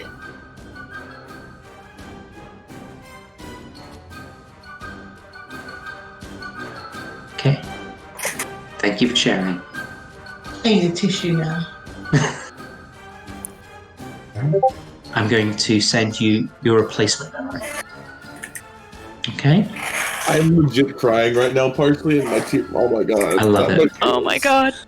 A bit sad. Yeah, that was I awesome. heard. That was great. Yeah, no, it wasn't. It was not good, but it was all my heart. The feels. Too many. I love how this never-ending loop of carnival music is playing in the background too. Very appropriate. Yes.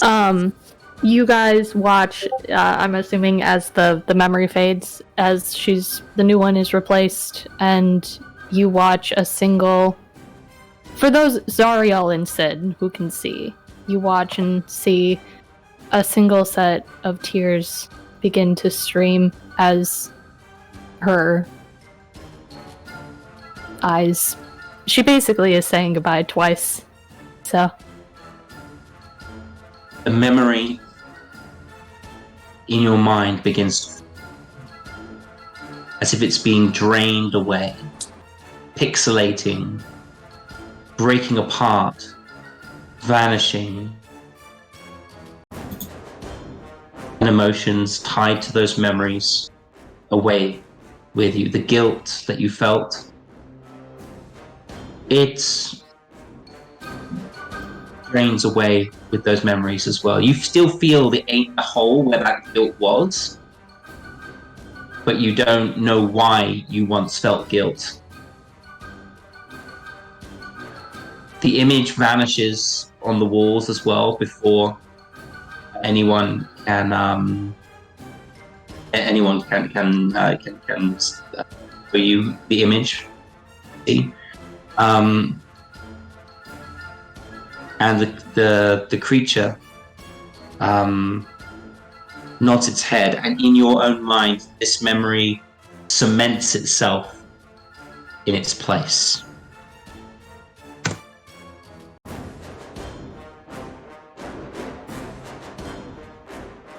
You believe this to be true, and it has replaced that. It is now an undeniable part of yourself. The creature looks at each of you, every single one of you, its features starting to melt away as it becomes a tall, slender figure with no face, no mouth, no features at all, dressed in a white robe. And it raises its fingers where its lips would once have been, and a sound comes out once again. Shh.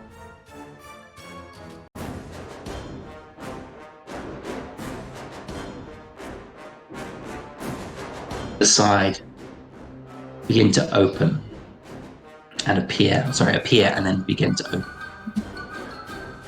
So what's happening to Timmus? I'm going to tell you now. Oh, goody. Okay. And the creature. As the creature vanishes... Oh, Timmus, it vanishes? Well, I thought... Oh, what about... Oh, okay. As the creature vanishes, Timmus's form becomes unfrozen. And yeah, he just continues to quiver and shake. And the glasses on his face just begin to crack. The hat begins to like deteriorate as his form starts to bubble and change colors to a bright orange, and his form becomes that of looks like this picture actually. He goes a little bit larger. A skull begins to form in his inside of him, like as basically this. He begins to basically shape and morph into various different versions of different slimes. As over the next couple minute or so, they just sort of slowly shapeshift, and you hear every time they shapeshift, he blinks a couple times, still quivering. He's screaming, and the voice changes each time the shape changes. Like for this one, it's more of a manly, muscular, syrupy voice instead of a voice. And it's like a blood-curdling scream, but it's a different voice, completely different voice. And then it changes again to a more angelic, looking golden slime, radiating brilliant, radiant light. And that one turns now low pitch, similar to KENARI's one, but it's more British, and it's like a blood-curdling scream still, as it also quivers and changes. And the next thing you know, it turns into a pink slime that has a much more young, feminine, girlish scream, almost like the youngest it's ever been. As you see a pink slime with with very, very small young pink slime, and then keep up with the pictures. I know I had these prepared. And after that, it sort of melts and then reforms as a mask, takes the place of a black tarish puddle, and a black tar ink slime begins to appear from from the booze, and then that itself by itself begins to cackle laughingly and then its eyes go from this red half circle to these void shapes as the slime itself begins to deteriorate and then turn into this black mist as there's an immense pressure of dark and just everyone around Timmus, just straight up the gravity gets super heavy as a crater merely forms in the room, like a slight crater as like gravity is increased exponentially where Timmus is at. And finally, it takes the shape of trying to keep up of a white-haired, like 3-foot tall girl. Looks no older than 6, clearly human, in a red hood, very comfortable red hoodie, and red what looks like flannel pajamas for those who know what that is. And she's just like looking downward limp, and then it looks up, and it has like very chalky white long straight hair. It's clearly female. It looks human, except for the voidless black eyes that look hollow instead of eye sockets. It's just a black reddish void tinted with red, as there's an aura of red blacky ink void stepping out of surrounding her.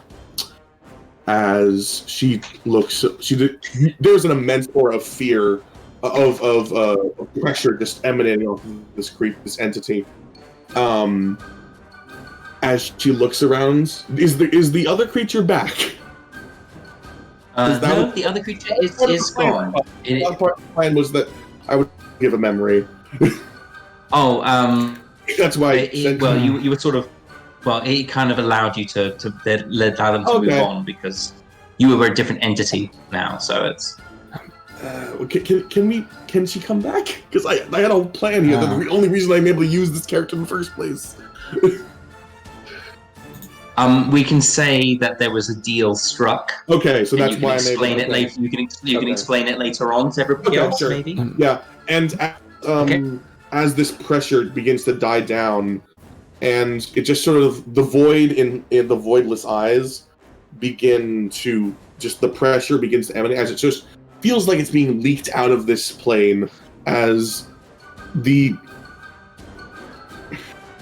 amount of power emanating from this entity goes from staggering to staggeringly overpowering to godlike being to slightly less overpowering, as like the pressure emanating from her as she's clutching her face, and she's also screaming as you feel like there's this, and then she looks up at the ceiling and like throw her hands down on the sides, and like this black void leaves her mouth and eyes, and it just pierces through the ceiling, much like the ghost did, but then it seals up again, I'm assuming. And then there's just nothing but eye socketless, slight tinge of red void in the eyes, still no eyes, but somehow this entity looks around at all of you. No more emanating fear pressure, no more gravitational crushing, no more death aura, just a girl in a red hoodie and flannel pajamas and no eyes, just with a slight void in her eyes. And she looks around at you like she's able to see and says in the most monotone voice possible, the tinge of confusion, "What is happening here right now?" Zariel is stiff as a board, walking slowly towards this new person, sword drawn at his side, shielded ready. You have a sword drawn? Yes. Okay. Shielded ready. Can I at least finish? Oh, go ahead. I just want to know are you immune to frightened effects? I just want to know. Shielded ready.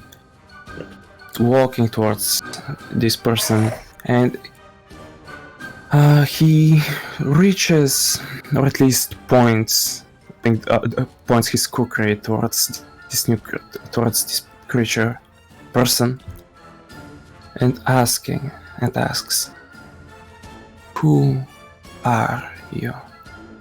And what did you do to my companion?"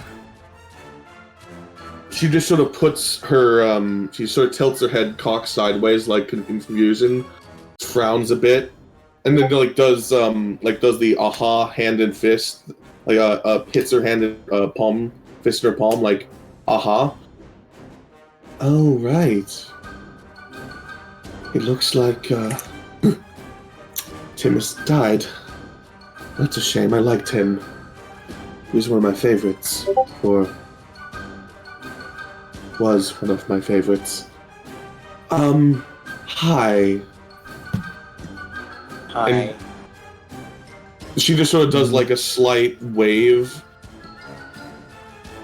and like awkward wave and just does like a, she's not smiling, she's just like a blank expression. And she just says, I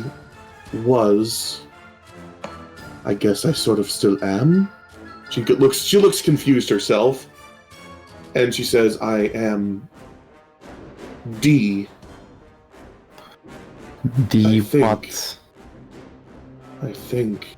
And she just sort of looks at her hands as they and expects them.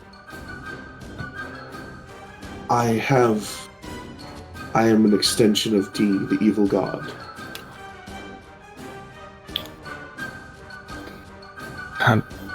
But you can call me D. As she just sort of smiles innocently with her like voidless eye sockets. And looks at ZARRIEL looks. Well, you wanted to kill that thing. I think this is the best chance you're going to have. And Are you kidding? Sorry. Wait, can GRUNIX go up to D? Yeah, it's just D. It's just the letter, capital letter D. That's all there is to it. D period. I'll ask D. GRUNIX will ask D a question. What makes you evil? Oh, I am not the original, it looks like. It seems when Timmus died, he gained sentience of my part in his creation, or at least the me that at first came here, but seems like she looks up at the ceiling as the crack in the tent sort of reforms. I am not all here, and I myself am another creation. A copy without the memory of the Ascension. Much less powerful than the original. She just sort of like scratches the back of her head as she said that. Still monotone. What memories do you have? All of them, except for the Ascension. She just sort of smiles. I smile back.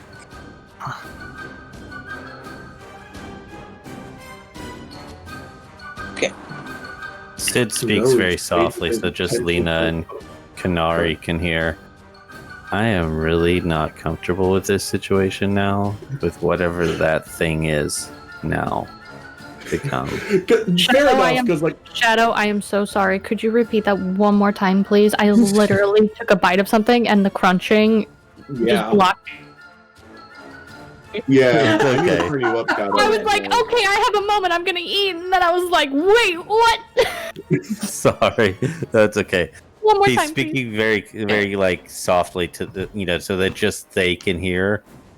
I'm not really comfortable with this situation. I'm definitely not comfortable with whatever that thing is that's standing where Timmus used to be standing. D. Yes. As you stand there, these feelings, these thoughts, these memories, what did I get in return? they start to fade.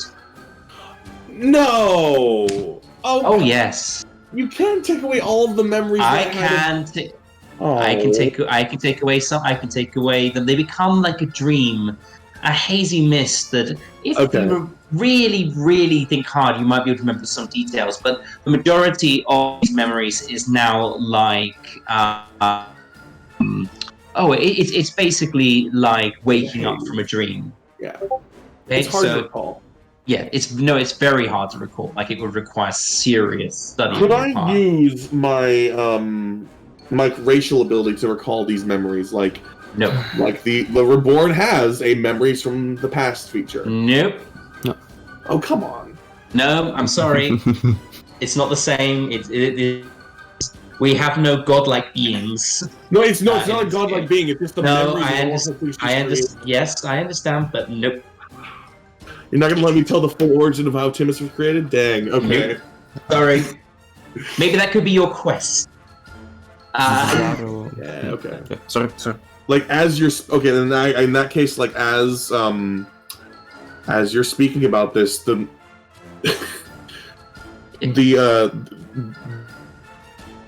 grabs her forehead, like, and it's like she drops to her knees, and she essentially begins to scream, much like Timmus, and there's like an agony as her memories are being suppressed and repressed and fading of all the millennia she's been alive or existed, and now they're returning to the original or the new original, that is. So that's your character. So I'm sorry to interrupt. This is really cool. Okay, party. I'm letting you know that we've just to clarify, when the doors opened, so we've got two corridors leading off.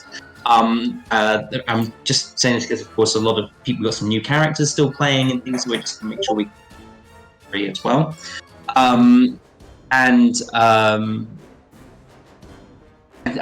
So basically, while this is all happening, while sort of D is being introduced to the group, this is this. What would you like to do? What's the rest of the group doing? I mean, KENARI, obviously, you're devastated. How is that being reacted as well? If you, I would say that. Well, you're not devastated because you remember it best. Well, I would say that with the new memory, she definitely feels guilt and over a particular and like regret over the new memory, but and quite a bit of fear, but nothing that would make her cry. Nothing that would make her cry now. So she's kind of just wiping away the residue tears of like, that was odd.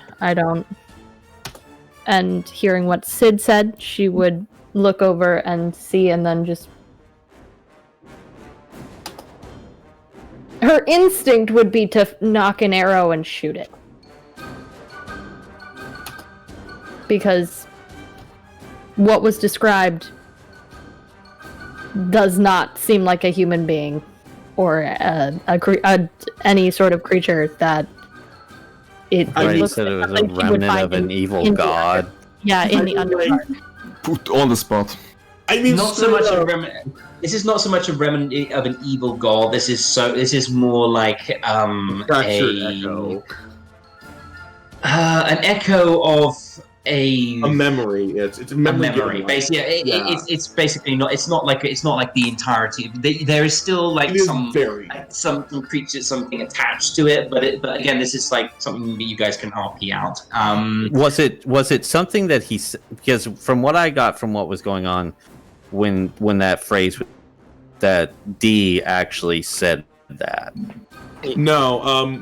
When this D. Let me clarify. When this D had the memories before they are now being returned to the original, essentially, that was essentially an extension of D, like an avatar. Now this is just an entity that D is just stripped bare and made a husk that just has. This is just it's more or less a husk of what more or less D started out as, and it's a little girl with a little bit of power. And fraction, like a minuscule fraction, and a slight bit of the memories, and exact personality, slight personality actually. Does she look like the photo? The reason I'm asking is mostly she just looks because like the photo. Yeah, what the character. Because if Sid, this is a separate Sid character. heard this character describe as something dealing with evil. It's something that is evil. Like, To be he's fair, definitely he's not a going to be cool with that. self-proclaimed evil god, but that's neither here nor there. Okay, I mean, I'm like, going to clarify here because, and I'm sorry, I know this is character driven and everything, but obviously we're not going to let this. It's just like a whole thing with gods, and maybe that's something we can look into as a group. But basically, what D is basically like D is basically just a character who has faint echoed memories of connection with a deity. More or less, yeah. This is not the god. This is just like this is a person who is the result of a deal. Let's say that. But it's not a deity, not a god in human form, not thing like that. Okay, this is like think of it like the Doctor changing shape. Okay, this is like when Doctor reincarnation. Okay, it's like that. Yeah. All right, so it's technically still Timmus's body being used. So D, you feel so basically this shock of memories is overwhelming for you. This lack of memory, this lack of everything that once was. I'm going to need you to do a roll for me. Okay. Because I think this requires a bit of a madness check to see whether some madness. Lovely, I would love that. Is that the case? So I'm going to. So yes, I'm going to roll on my little table here. What happens? Wisdom saving throw. Wisdom saving throw. That's something I can do. Boop. Also, I should probably put my. Oh no! I just closed Roll20. 1 second. Sorry, that was an accident. I'm actually going to quickly change my portrait and my name on Roll20. I'm so sorry. I just closed Roll20 by mistake. I'll be back. This is my new character. It's 20. I'm so sorry. That was my fault. I closed the wrong tab and it's annoying me. Come on. Come on, music. Come back. Didn't see. What did Timmus roll? 20. I rolled a 23. Oh, 23, yeah. 22, whatever. 22 is what I see. I misread that. All right, so it's just one madness. Oh, just one madness. Okay. I mean, you've lost your entire sense of. Yeah, I mean that's fair. Blank slate. Now, and that is a harsh thing to happen to someone so young. So I'm going to roll a D100 quickly, and let's see what impact that has upon your character. There we go. Oh wait, I should probably make this a token. Hold up. It's a 50. So I'm just muting my mic because I really need to eat because I haven't eaten yet. So. I need to put my music back on because I went and turned all the music off. Not great loss. There we go. Sorry about that. Okay, so D sinks to her knees and basically starts to babble incoherently. Words coming out of D's mouth are. Does D speak? She speaks in all speaking language. She has the invocation. Oh no, but you're not. Okay. That's written. That's reading. That's reading. So she speaks infernal, abyssal, like without invoking your power. No. On her character sheet, her background languages are infernal, abyssal, common, and I think one other. Let me look. And primordial. Okay, so basically, words are just blurting out and. Right. Sorry, draconic, primordial, infernal, and abyssal and common. There we go. That's what it was. All right, so you're basically words are coming out in random languages. You know, a bit of abyssal, a bit of draconic. It's just like floating around, and it doesn't make any sense. You are babbling, incoherent, and you cannot spell cast for. That's rough.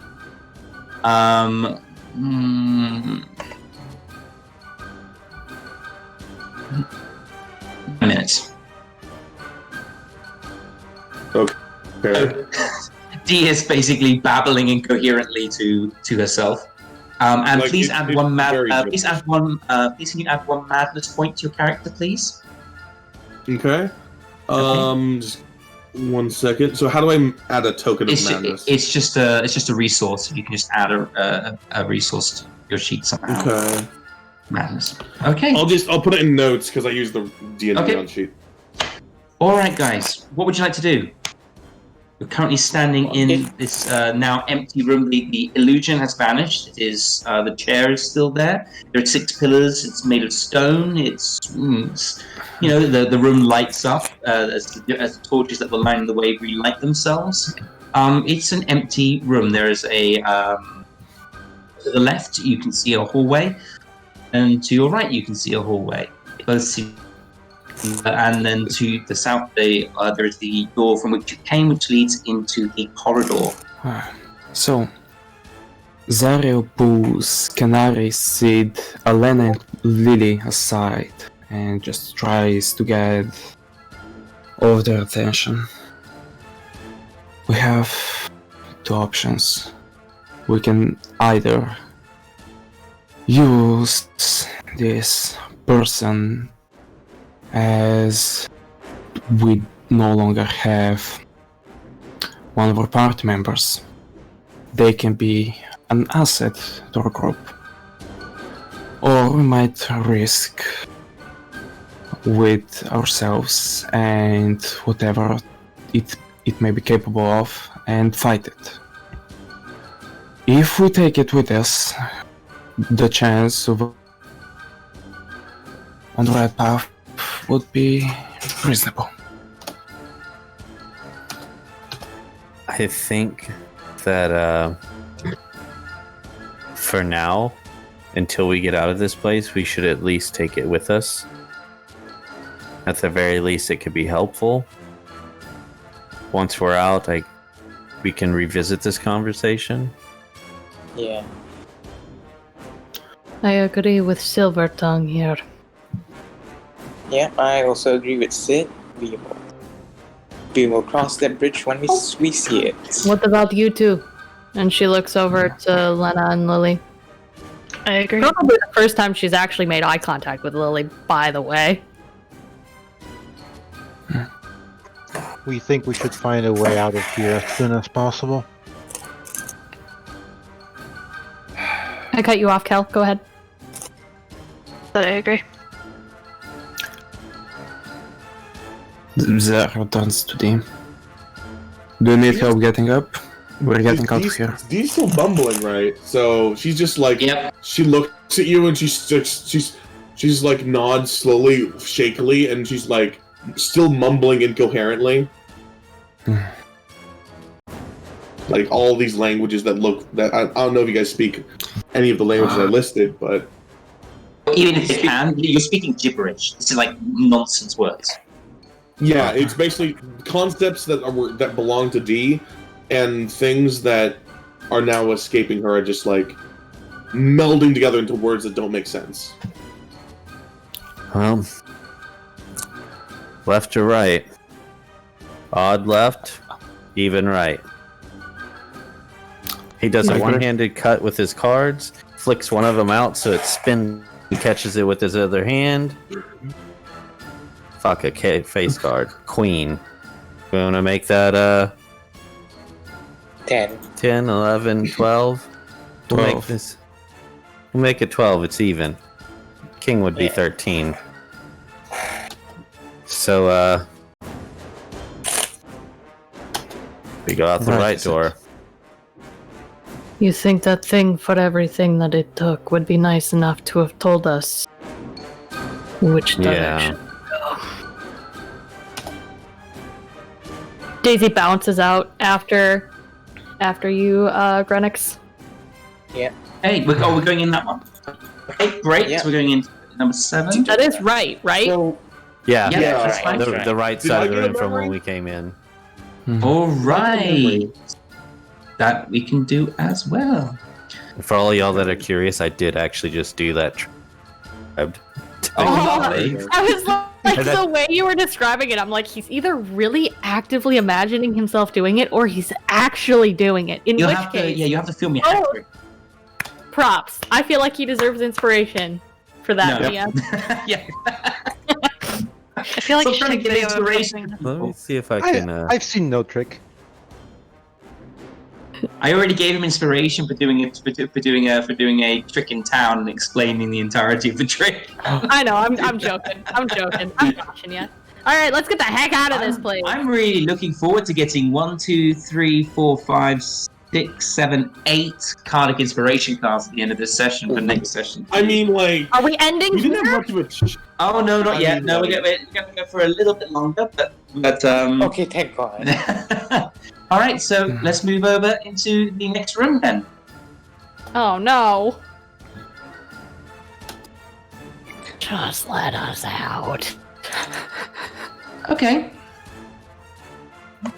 So, as you sort of enter into this room, you can see a large round bed made with satin sheets of red and black checkerboard in the middle of the room. Resting on tables, there's a vast collection of miniature model towns, farms, chapels, rivers, bridges. You find examples of all of them in the showroom. The details are carved intricately. One of these models sits on a small platform at the end of the bed, its pieces slowly coming together, moving on their own. Several other items stand out as well. A large oval mirror with scintillating colours behind the glass, a brass lyre, a short sword with an emerald-encrusted hilt, and a teacup on its own pedestal. Shadows move behind a transparent blue curtain hanging from the western wall.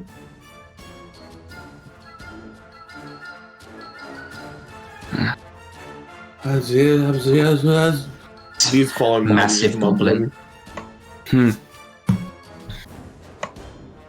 Are we taking anything from here? Sorry, I'm chewing. Continue. At this point, is D still mumbling incoherently, or is yeah, you still got about 3 minutes left on the mumbling. Okay, got it. Can I Double go check. inspect? Wait. Where's the sword? The sword. Over here. Oh. Can I go inspect it? Yes, you can. 1 second. Only if he's fast enough. Let me just grab that quickly. I just dropped a tab, which I need. And I accidentally closed roll 20. No, I didn't accidentally close roll 20 this time, which is good. Okay. Dalamar did. So basically, the sword is the sword is a it's in a glass case, like resting on two little pedestals, holding it up on display. It is basically it's a beautiful sword. It has an emerald encrusted hilt. The blade seems to shimmer. Yep.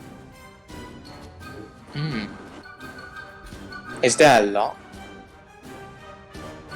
No, it seems to just be in a case. So could I just open the case? You can open the case if you wish. I open the case. Okay. You open the case. As you open the case, Literally would put as the you hand open down the on the edge case, of the the case. glass starts to vibrate.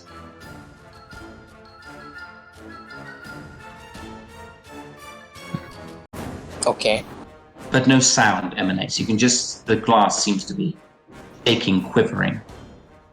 Doll, you said something? Yes, was going to say that Lily was going to press her hand on the edge of the lid to stop GRUNIX from opening the case. What is all with all these? So Lily, you reach over and you start to push down the case. To prevent GRUNIX from lifting the lid. Well, he would already sort of have started to lift it, but you can put your hand on top of it to force it back down again. Mm-hmm. Okay. My arm gets caught on the lid and it breaks. You broke your arm. I mean, if she's slamming the lid down. No, on she's my arm, just pushing it down. She's putting her hand down onto, just pushing it down. Oh. You're pushing it up. She's pushing it down. Would you like to do an athletics check each? Yeah, To see sure. who's strongest? Yes. Go on then. Both of you athletics check them, please. Let's see who's strongest. I Okay, would like to GRUNIX use my card. forces you. Okay, I go would ahead, like yeah. to use my card. Okay, go ahead. There it is. Let's see. Wait, let me. Where is my gremlin? So Lily's gonna play her card. I can't mine see it, was a unfortunately. 7. What is it? Mine is a Mine was a 2. 7. So, sorry, I can't see either of them. Lily's is a 2 and GRUNIX is a 7. Okay, thank you very much. Then that is a success for GRUNIX. GRUNIX grunts for a moment and then forces your hand, forces the lid up. Your arm. And I take the Lily will sword. quickly reach in and snatch it with her other hand. Okay. No, it's Yeah. a contested thing. Let's do a sleight of hand check and see who gets to it first. Well, Oh my god. Oh my god! But Lily got a natural 20. A critical! I won the first one. No. So, who's got the highest who's got the highest dex modifier? Who's got the highest dex modifier? That would I got a be 5. GRUNIX. But Lily got a natural 20, and I think that deserves a reward. So I'm going to say Lily grabbed it.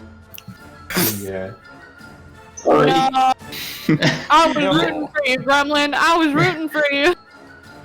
Lily, as you grab the hilt of the blade, a gorgeous, soothing melody sort of starts to ripple through your head. You can hear this. It's like I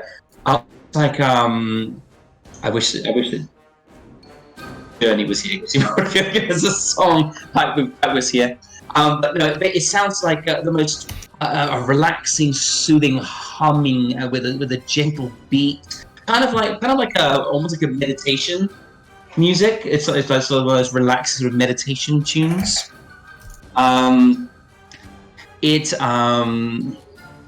You hold it in your hand, and you instinctively feel like a soothing, calm wash through you.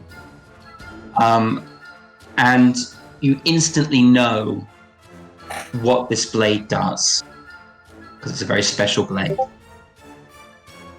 As that comes to my mind, I'm going to send you the information. All right,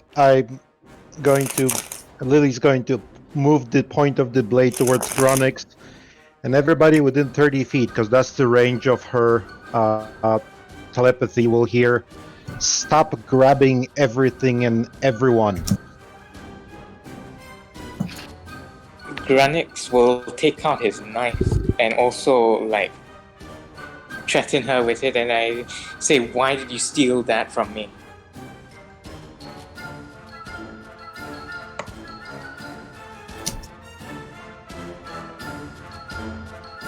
That's the information. Yeah.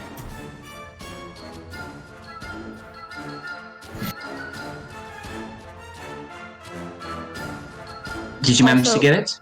Kool-Aid, you are very quiet. You might have to lean a little closer to your mic. Or turn up your mic sensitivity. Okay. Sorry. GRUNIX said that GRUNIX would back off, take out his knife, and say, "Why did you steal that from me?" Well, I was going to grab it before you snatched it away from me. Lily will turn the blade, the weapon, and grab it by the blade and pass it behind her to ZARRIEL. He grabs it and as you let go of the blade, Lily, the voice in your head, the song disappears, and ZARRIEL, within your head, you start to hear a gorgeous humming melody as you grab the blade. This information is now going to you. It automatically jumps into the head of whoever received it. So here you go. Thank you. And then she'll again broadcast her telepathy to everybody in range and just direct it at GRUNIX and say, "I am a thief. You're just obnoxious." Oh, damn. Well, okay. Well, GRUNIX will back off then. And, like, sulk in the corner. ZARRIEL looks towards Lily. Don't you think this weapon suits you?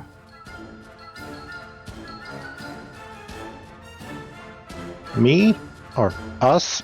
Not necessarily. Why not? It sings as you can.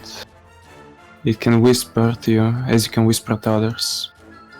I feel. Sid just pinches the bridge of his nose and looks down. We don't like getting up close. Fair enough. Sid, I'm sorry, I need to ask Sid this now because this is important. This is character. Sid, can you please roll an investigation for me? Sure. And I'll give you advantage because this is actually something you would have knowledge of. Okay. So Sid and Lily are right on the edge of the telepathy. They would have heard the exchange, and KENARI is out of range. Okay. Lily. Lena. Sid, your eye snaps to this item that is this other item that seems to be kept in a pride of place in the room. On a stand, there is a lyre, a beautiful lyre. It seems to have been created from. It seems to shimmer as if it's made from a liquid metal, brass or bronze. Whoever's doing that, can they stop doing lots of little lines all over the page, please? Because I've got loads of little feet lines, and that's actually being displayed to everyone. So if you wouldn't mind not doing that while we're in the middle of the game, thank you. I'm seeing a million feet lines, and I'm seeing a bouncing goat, which is fine. The goat is fine. The goat is on the bed. I understand, bouncing on the bed. It worked out funny. Sorry, I was trying to make it so I could watch her bounce around, and then I realized, oh wait, I don't see any of that. She just moves. Never mind. That's yeah. See, we all see yellow lines that are like. That's okay. I've got Sid. You see this object. Now this is something you would have heard of before.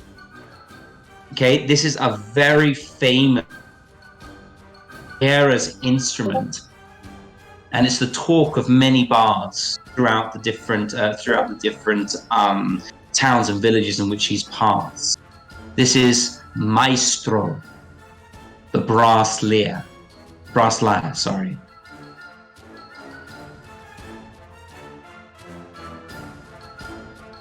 Sid, spotting it, immediately moves towards it. And whose did you say it belonged to? I didn't quite hear that. This is Kiera's famous instrument, the one that she is renowned for playing, and everyone knows of that it must have some magical properties because it's said to be a gift to her from an elven prince.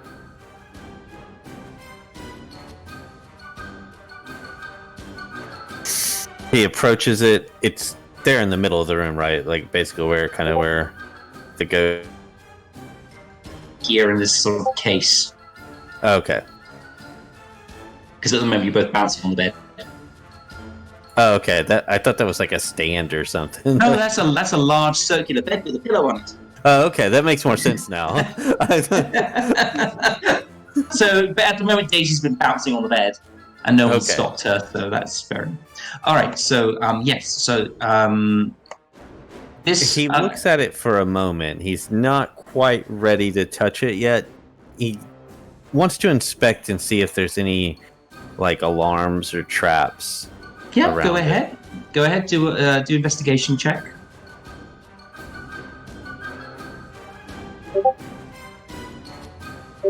Without advantages, because it's. Yeah, I was turning that off. I mean, you can't see anything that would indicate there's some sort of alarm system or magical protection. It seems to be a standard glass glass stand.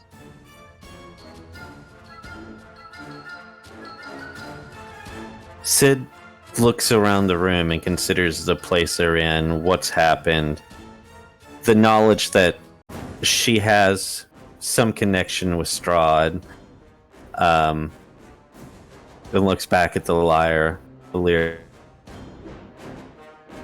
and the fact that it was given to her by an elven prince.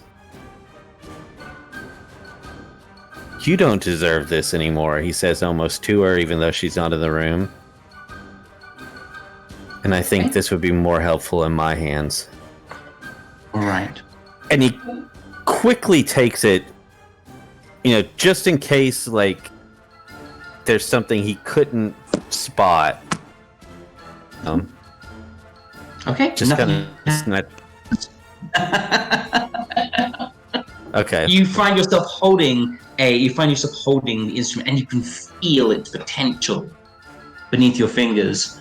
Your main focus is cards, but that's not to say you don't have your own skills and skill sets. You're quite a Renaissance half elf, right? So you now own Maestro. It does require attunement. Okay. So you're gonna have to spend some time with it if you really want to figure out how it works. Okay, but so you can put Maestro, the brass lyre, in your pack for now until you have a chance to sit down and examine it. Is there anything else? Well, you could try and play it if you.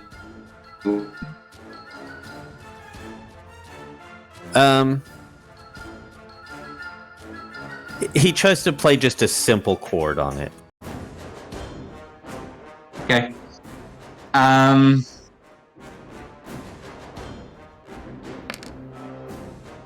Okay.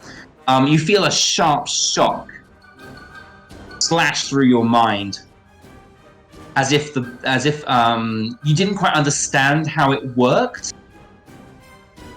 And now you're feeling the feedback from trying to use an item you don't truly understand. There's no malice, no hatred, no entity trying to take over your mind or anything like that. It is just pure pain. Please take 7 psychic damage. Ouch. So while that's happening, am I still babbling?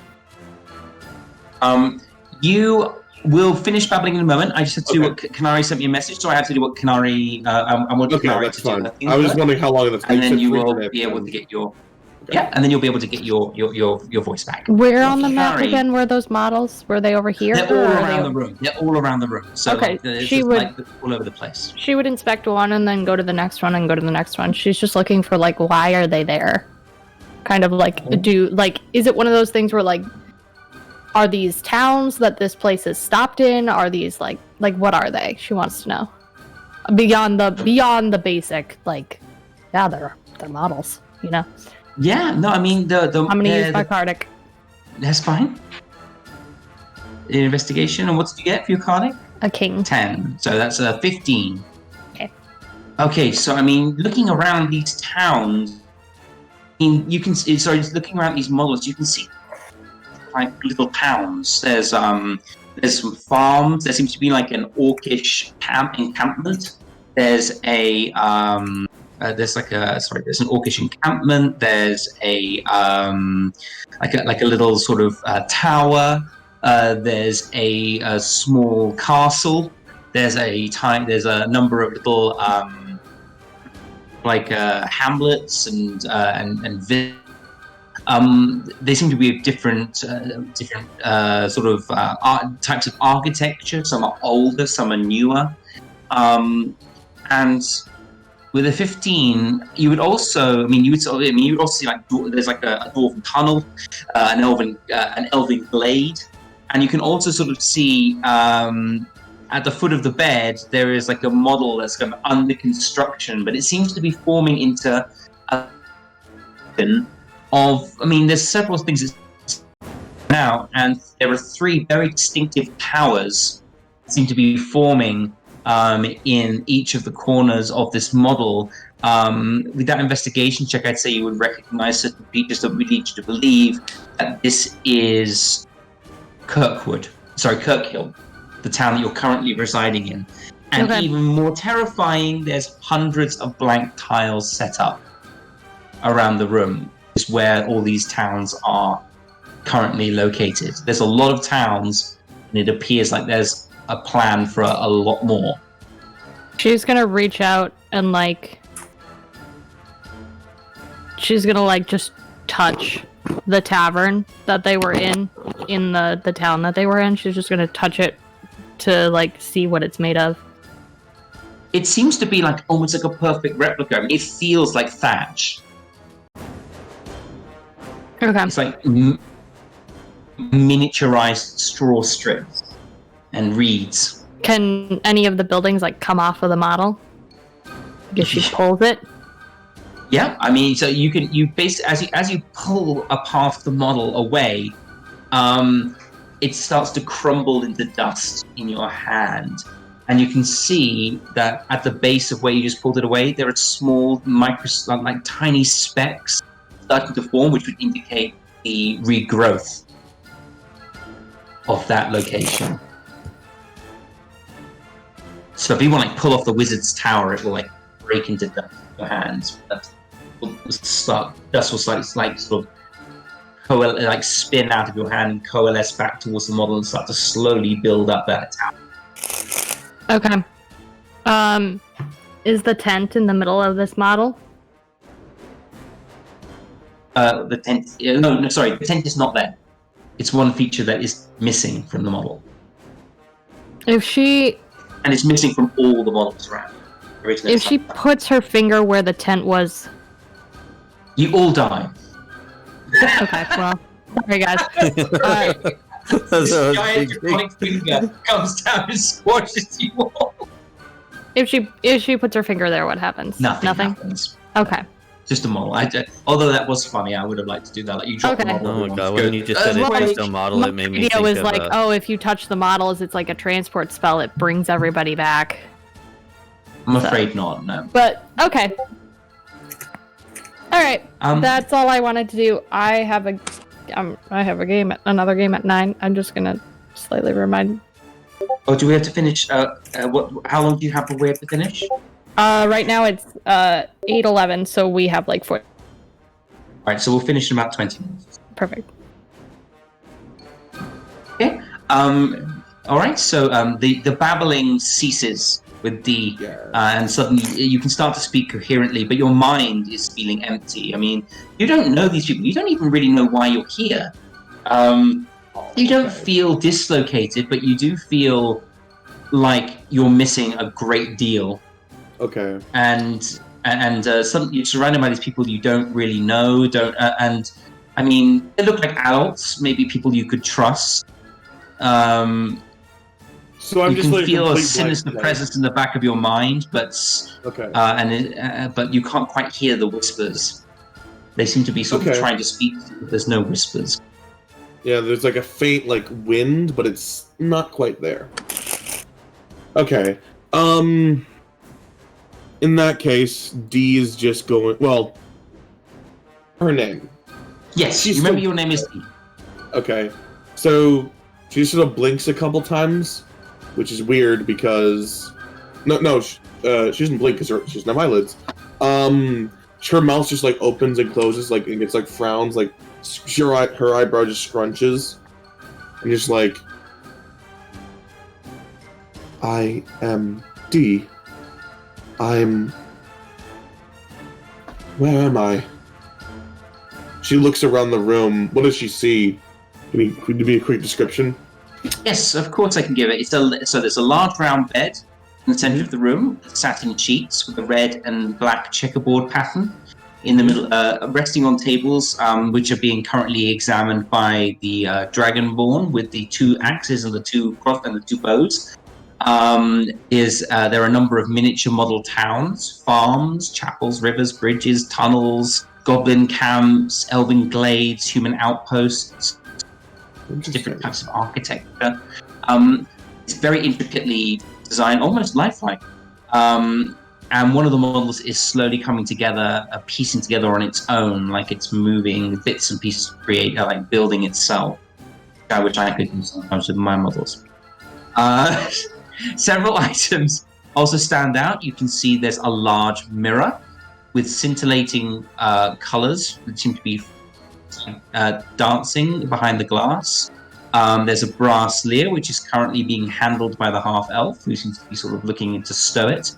A short sword with emerald-encrusted hilt, which is being passed back to a large man with sort of cracks in his skin and sort of radiance shining from within, and it's got a beautiful emerald-encrusted hilt. And there's a teacup resting on a pedestal. There's also shadows moving behind a blue curtain. Behind a what? Behind a transparent blue curtain. There's shadows moving behind a transparent blue curtain on the western wall. I'm gonna first go to the shadows, honestly, because that would appeal to my thing the most. Okay, it's a curtain. Yeah, I'm gonna just investigate it, I guess. Okay, roll investigation check, please. Okay. She's honestly a lot less smart than Timmus. Let's see. Yeah, that's a 5. Okay, it is a beautiful curtain. It's made out of some sort of shimmering silk-like material, much like the bed. But really, there's not much more that you can get from that. Okay, seems like just shrugs. Turns to the key cup. She's gonna walk over to that and sort of pick it up and sniff it. Okay. Does it smell like anything? Is there any liquid in it? It is empty. It is a porcelain teacup, ivory in color. It's got exquisitely detailed gold filigree around the rim. It's sitting on a 5-foot pedestal. You could roll me an insight check. Okay. I was gonna just ask if I could innately, because I don't know if I have my magic yet. But insight works too. Me too. It's a pretty teacup. It seems to have. It's quite beautiful and it's interesting how it's placed. Can I try to?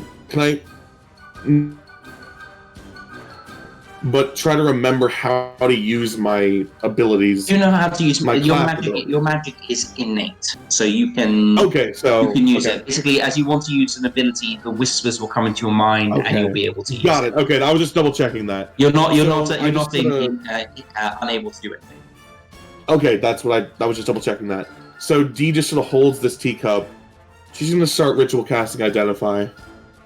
Okay, so it will take 10 minutes. So while you're doing that... it'll take 11 minutes. 11 minutes, mind you. So as her eyes just fill with more shadow as she's holding this teacup, and you watch her get a little bit more creepy looking as she's doing this. While Dee is doing this, what would the rest of you like to do? Is there anybody else who'd like to do anything else? This thing right next to me. Is that That's a mirror. Okay, that's the mirror that you mentioned. I would like to investigate that. Okay. Lovely. All right. So, and I will card inspiration that. Okay. And what did you get? Joker. Joker. Okay, that's good. That counts as a base card. So that's another 10. So that's 15. All right. Excellent. Okay. So this mirror is 4 feet tall. And as you look at it, you see dim lights of green, red, and yellow dancing along the mirror's glass. What would you like to do? I mean, that's what you see in your investigation. It looks like I mean, you can probably, I think, it's definitely, it looks a little bit warped, a little bit wrong, like the glass is not set quite right. I mean, it's warped, bowed, it's a bit strange, it looks almost defective. Think kind of like a funhouse mirror.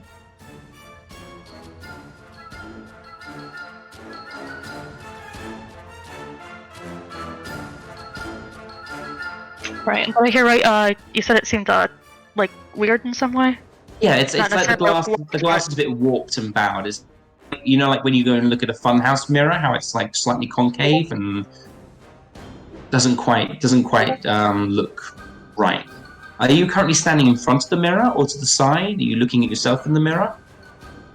Yeah. I mean, I'm standing right there, so. Okay. Can you please roll me a charisma saving throw? Ooh, okay. Oh, consistent. Okay, I mean, your reflection is distorted. I mean, you look overly tall. Like you're like a long, thin, stretched out.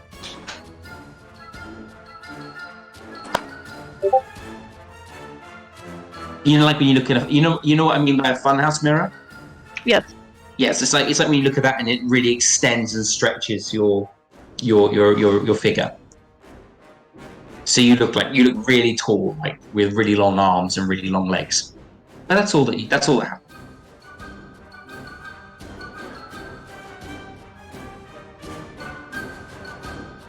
At this point, she'll call out to Lily and ask her to come over and take a look at this if she's not too busy. That depends entirely on what Lily found in the other corner that nobody went to yet. There's basically models all around the room. More of the models, Most nothing of them are other just than models, yeah. All right, Not that you can see there. No, it's just lots of models. We'll head over and kind of warily look at the mirror without actually stepping in the reflection. Okay. It's, I mean, again, as I said, the glass looks sort of warped, bowed, it looks a bit strange. You can kind of see dim green, red, and yellow lights dancing along the glass. And you're not looking into forming it. some kind of a pattern. No, it seems to almost be chaotic. I'm gonna kind of step aside while she's investigating. Okay. We'll kind of briefly look at Lena and with a question in her eyes about this mirror, but then start kind of reach her arm out through so it reflects and she can see that and like slowly go from there. Okay, I do need a charisma saving throw. Okay. As you sort of stretch your arm out and start to move slowly into the edge of the mirror, you see large open buboes and swords spring up on the image of your hand in the mirror, oozing pus and dark black sort of foul liquids sort of draining from the different openings on your arm. Your fingers are clawed and gnarled, dark, thick, dangling warts hanging. You're moving into the range. Image, your gums seem to be bleeding. Your teeth are falling out. You've got huge bloodshot eyes. I'm afraid I'm going to give you one madness point. And that's this image. And when that begins happening, Lily will take a big step back and Eldritch Blast the mirror. That's fine, but you're still going to take a madness point. Right. Added. One madness point, and you're going to be short-term. Before you do the thing, I have to see what the effect of your short-term madness is. We rolled a 64, which means you start to experience vivid hallucinations. You have disadvantage on all ability checks for the next.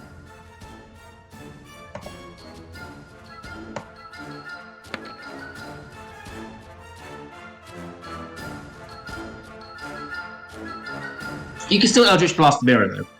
These dancing goblins and things are just like leering at you from the mirror. I'm totally done with mirrors. Okay, you Eldritch Blast it if you want.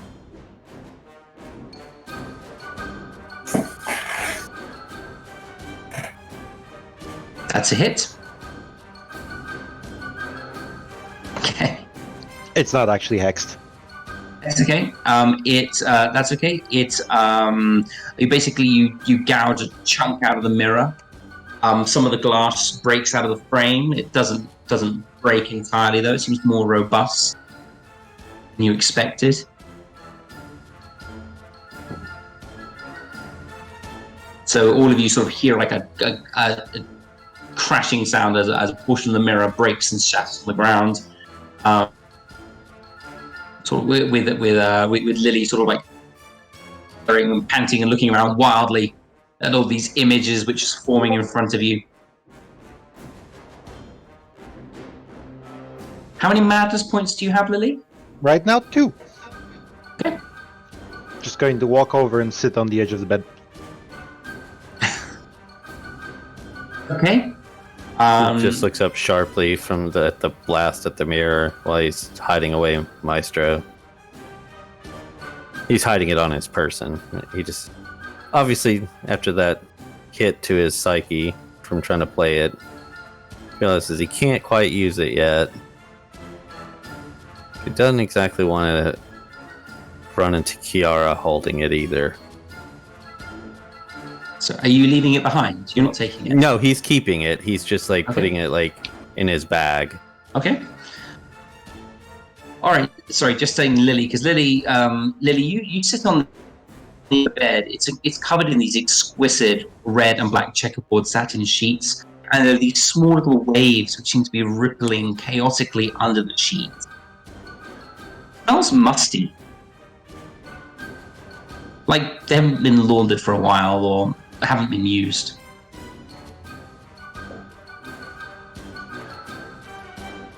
Nope, Can you do me a perception check?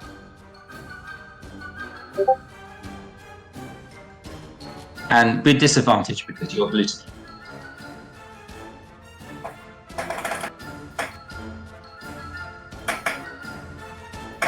Oh, just enough. Okay. Lily, these are expensive sheets. I mean, these are custom made. They're probably worth like 100 gold to someone, like to a rich noble or someone like that. Someone who would. I mean, it's delicate work.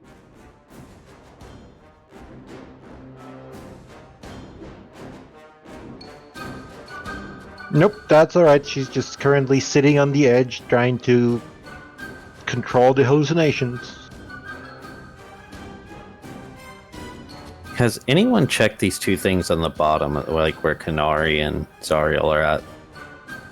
They're basically other stands where all of the models are around the room. These 12 models are.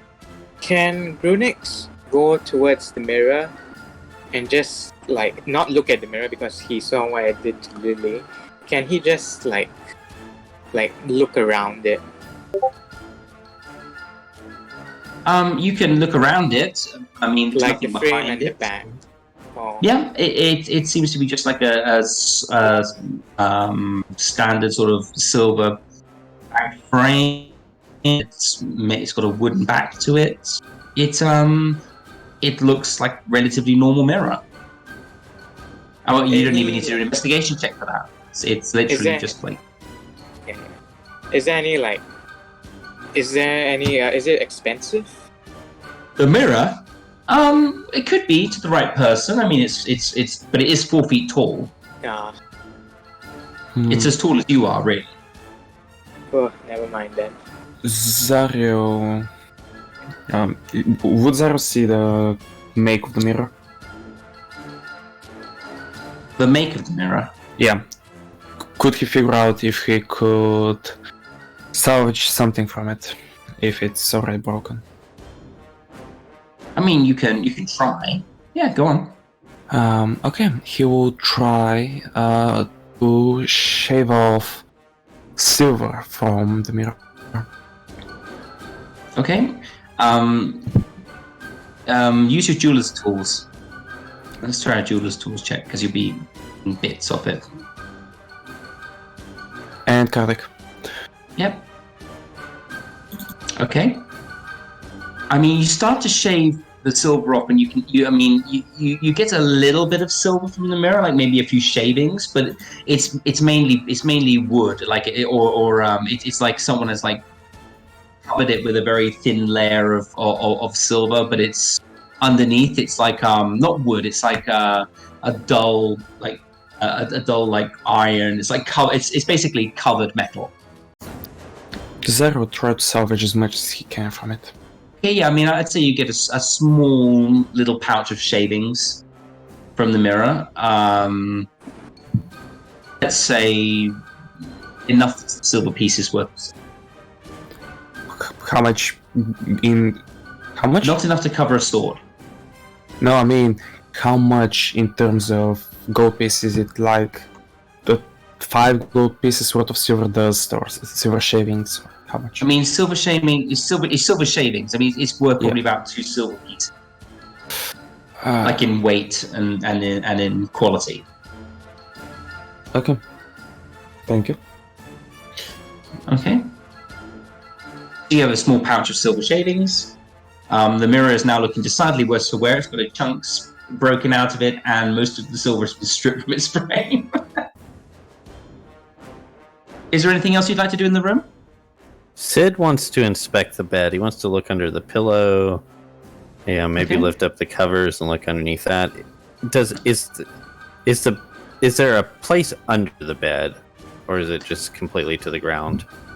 Well, I mean, if you lift up the sheets to look underneath them, you can see a very strange sight. Okay, so you sort of throw them back, and you can see it looks like a kind of force field, and within you can see more of those green ghostly spectral figures to be contained by this force field, creating a slow rippling motion in the mattress as they move around. They press their faces against it, looking up at you, their silent mouths open in a wail, their eyes pleading. Sid's breath catches. Eyes go wide. He's still looking at them. Lena, I think you should come look at this.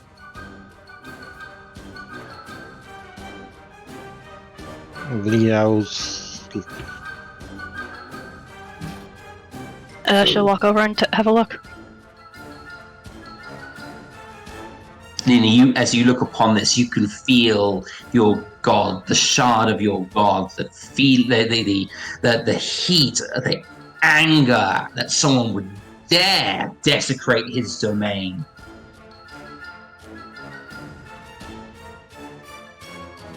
There's probably 100 spectral figures moving around under that force field.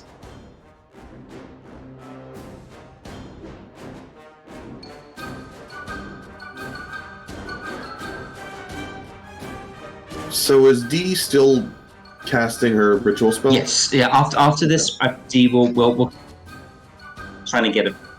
I wanted to get sort of a couple of going simultaneously, and then we'll come back to. Okay. Lena's gonna take a couple of deep breaths and say, "Lily, get off the bed." Lily will look behind her, and seeing Lena, she'll stand up and stand on the edge of the bed. And as soon as she does, Lena will draw her sword and set to, well, basically hulking out on the bed. Okay, roll an attack roll, please. The bear's not going to fight you back, just to let you know. Okay, that's a hit. Okay, a great rent appears in the shield. It looks like a crack. It looks like when you drop like something heavy onto an icy surface. It doesn't quite break, but you can see this rippling cobweb of crack.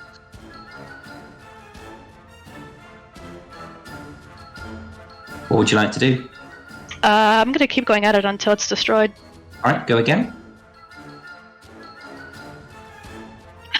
Ooh, okay. The only natural 20 of this game for you, Elena. 6 a step back was she. Okay. So let's do some damage.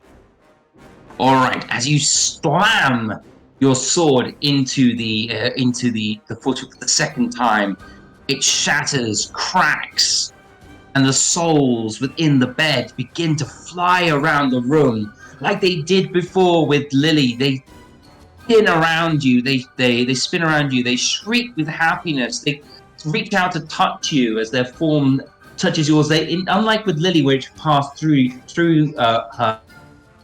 Because of your connection to the grave, they kind of feel solid to you, like warm hands sort of touching your back, touching your shoulders. One of the specters comes up and hugs you and sort of spins you around in joy while laughing. They end up, they sort of, like Lily, they sort of start to coalesce into a large massed form before, and you hear as they sort of spin up to the ceiling. And I'm going to give you a blessing.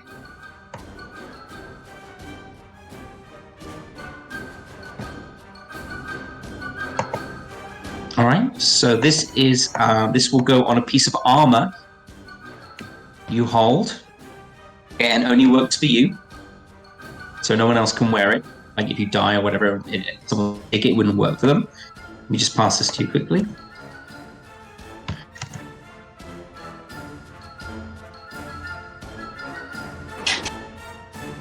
As the souls kind of swirl around her, she'll appear a great deal of relieved, even smiling and chuckling somewhat as she's hugged and greeted warmly.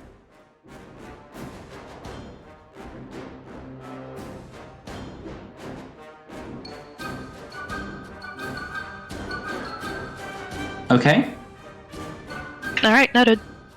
So that is on a piece of armor, a piece of unenchanted, non-magical armor you currently have. Okay? Non-metal? It can be metal. Okay. As long as it's armor. No, armor of some kind. Okay, so it'll probably go on my scale mill. Okay. And that will only work for you, so if anyone ever wears other than you, it doesn't work for them. Okay. So while that's happening, because I would say this is sort of happening just before Elena breaks the bed and releases the souls. Mm-hmm. You are investigating the teacup. Staring into it. I can impart a few pieces of information to you about the teacup. So first of all, it is not magical. It's not a magical teacup. Okay. It's not a magical item, no. But you could definitely from your investigation and your identification of the object, you can tell there must be some great emotional value attached to this teacup. Why else would it be on a pedestal in a room filled with treasure? Dee is going to tilt her head sideways, confused, because she has no memories really of her past anymore. So she's like, she just sort of places it back down on the pedestal, just place her hands on her hips, like, but why? That doesn't make any sense. And she just turns around and sees this ghost apparating out of the bed. I was like, She's like staring at all the floating out ghosts. And after that happens, she just sort of walks next to was it Lily who did that? Yeah. No, It was Lena. It was Lena? Yeah. Okay. she's like, looks to Lena, look up at her, and like with, if a voidless, socketless eyes could have admiration in them, you feel like a motion of admiration from the void eyes that D has. Like, as she's looking up at you, and she's actually a small creature, so she's a child. She is like 3 foot tall, so. And she just looks up at you like, wow. And then she just sort of like, she's like, almost she like shakes her head as like that wasn't right, and then she just sort of like looks confused, and then walks over to the curtains again to try to investigate, or she's gonna pull back the curtains. Okay. Because That's fine. Still curious about as that. you pull back the curtain, as you pull back the curtain, it's just what you see. There is a wall of energy which seems to be set behind the curtain, which seems to be separating you from the whatever lies beyond. You can see several things.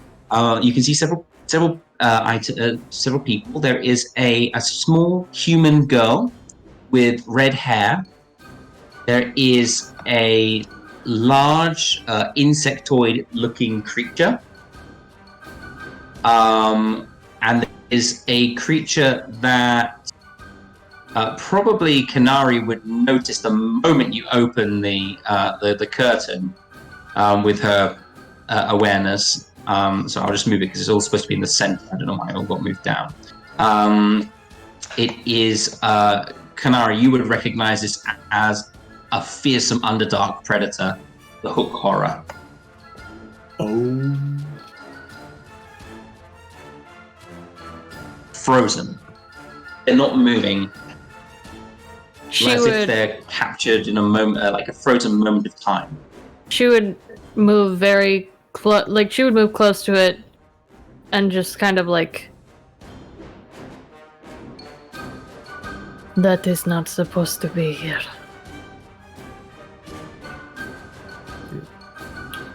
As you like push D away, pretty much as you all just crowd around this window, she sort of huffs like a pouty face, essentially.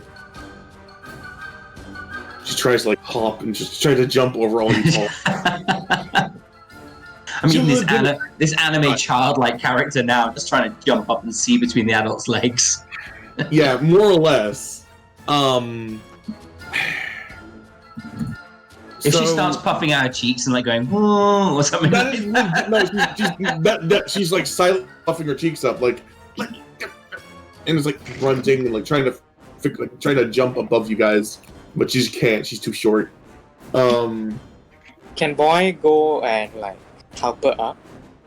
Like give her. I would allow it. Yeah. Okay. Yep. I just like climb on boy and I just smile at the dog. The robot dog. So boy's now behind. There you go. Sitting on boy. Yep. And I look over at the things. And can I roll a history check, or use one of my reborn racial traits to try to remember one of Timmus's memories, considering I was made from his corpse? I'll allow that. Which would kind of involve Hulk horrors. He's from the Underdark. And then, so I'm going to expend a charge on that. So let me just read the description of the feature. Yep. So you basically, this is when you can, this is your faded memories. No, knowledge from the past, essentially. Yeah. What you're looking at, or knowledge from a past life. Okay. Yep. Yep. Mm-hmm. So you can add a d6 to your spell check. So roll a survival check, please, and you can roll survival, a d6. Not history. Well, no, because it's about instinct. It's about like something that you would remember from the past. Well, it's the same bonus, anyways. So. Yeah. Okay. Well, I know, but it's a creature. You add a d6 to that, then. Yeah, I know that KENARI knows the name of this creature. But I, being the dum-dum that I am, could you please tell me the name of the creature one more time? And I'll write it down. It's a hook horror. Hook horrors are these massive cave dwell atrocities with vulture-like humanoid bodies and in place of hands. They are very dangerous. Yep. Something that I think that each of you would know, and D is now remembering. They're not naturally evil creatures. They just are very territorial. They are almost like they've got like almost like a beak body, like an exoskeleton, but they've got like a vulture's head. And they often dwell like amongst, like they dwell down in the dark. They clack and scrape their claws up as they sort of climb cliffs and cavern walls. They are they normally live in big family groups. They are matriarchal. And they are pack predators, so they normally hunt together as a group. A little example looks like I think with that 17 and with I'm going to say with your Underdark knowledge, looks like a female in the prime of its life. Yeah, I got a total of a 22. It looks like. Yeah. No. I mean, to D, like this is like you almost get this almost like photographic information, almost like a download of information. Yes, like a legitimate download. Hey, you know where this is going. And D just sort of like eyes grow darker for a moment, and then back down to the normal socketlessness as they flicker with a light void, and then she just sort of like almost falls off boy and just like, what is a hook horror doing here?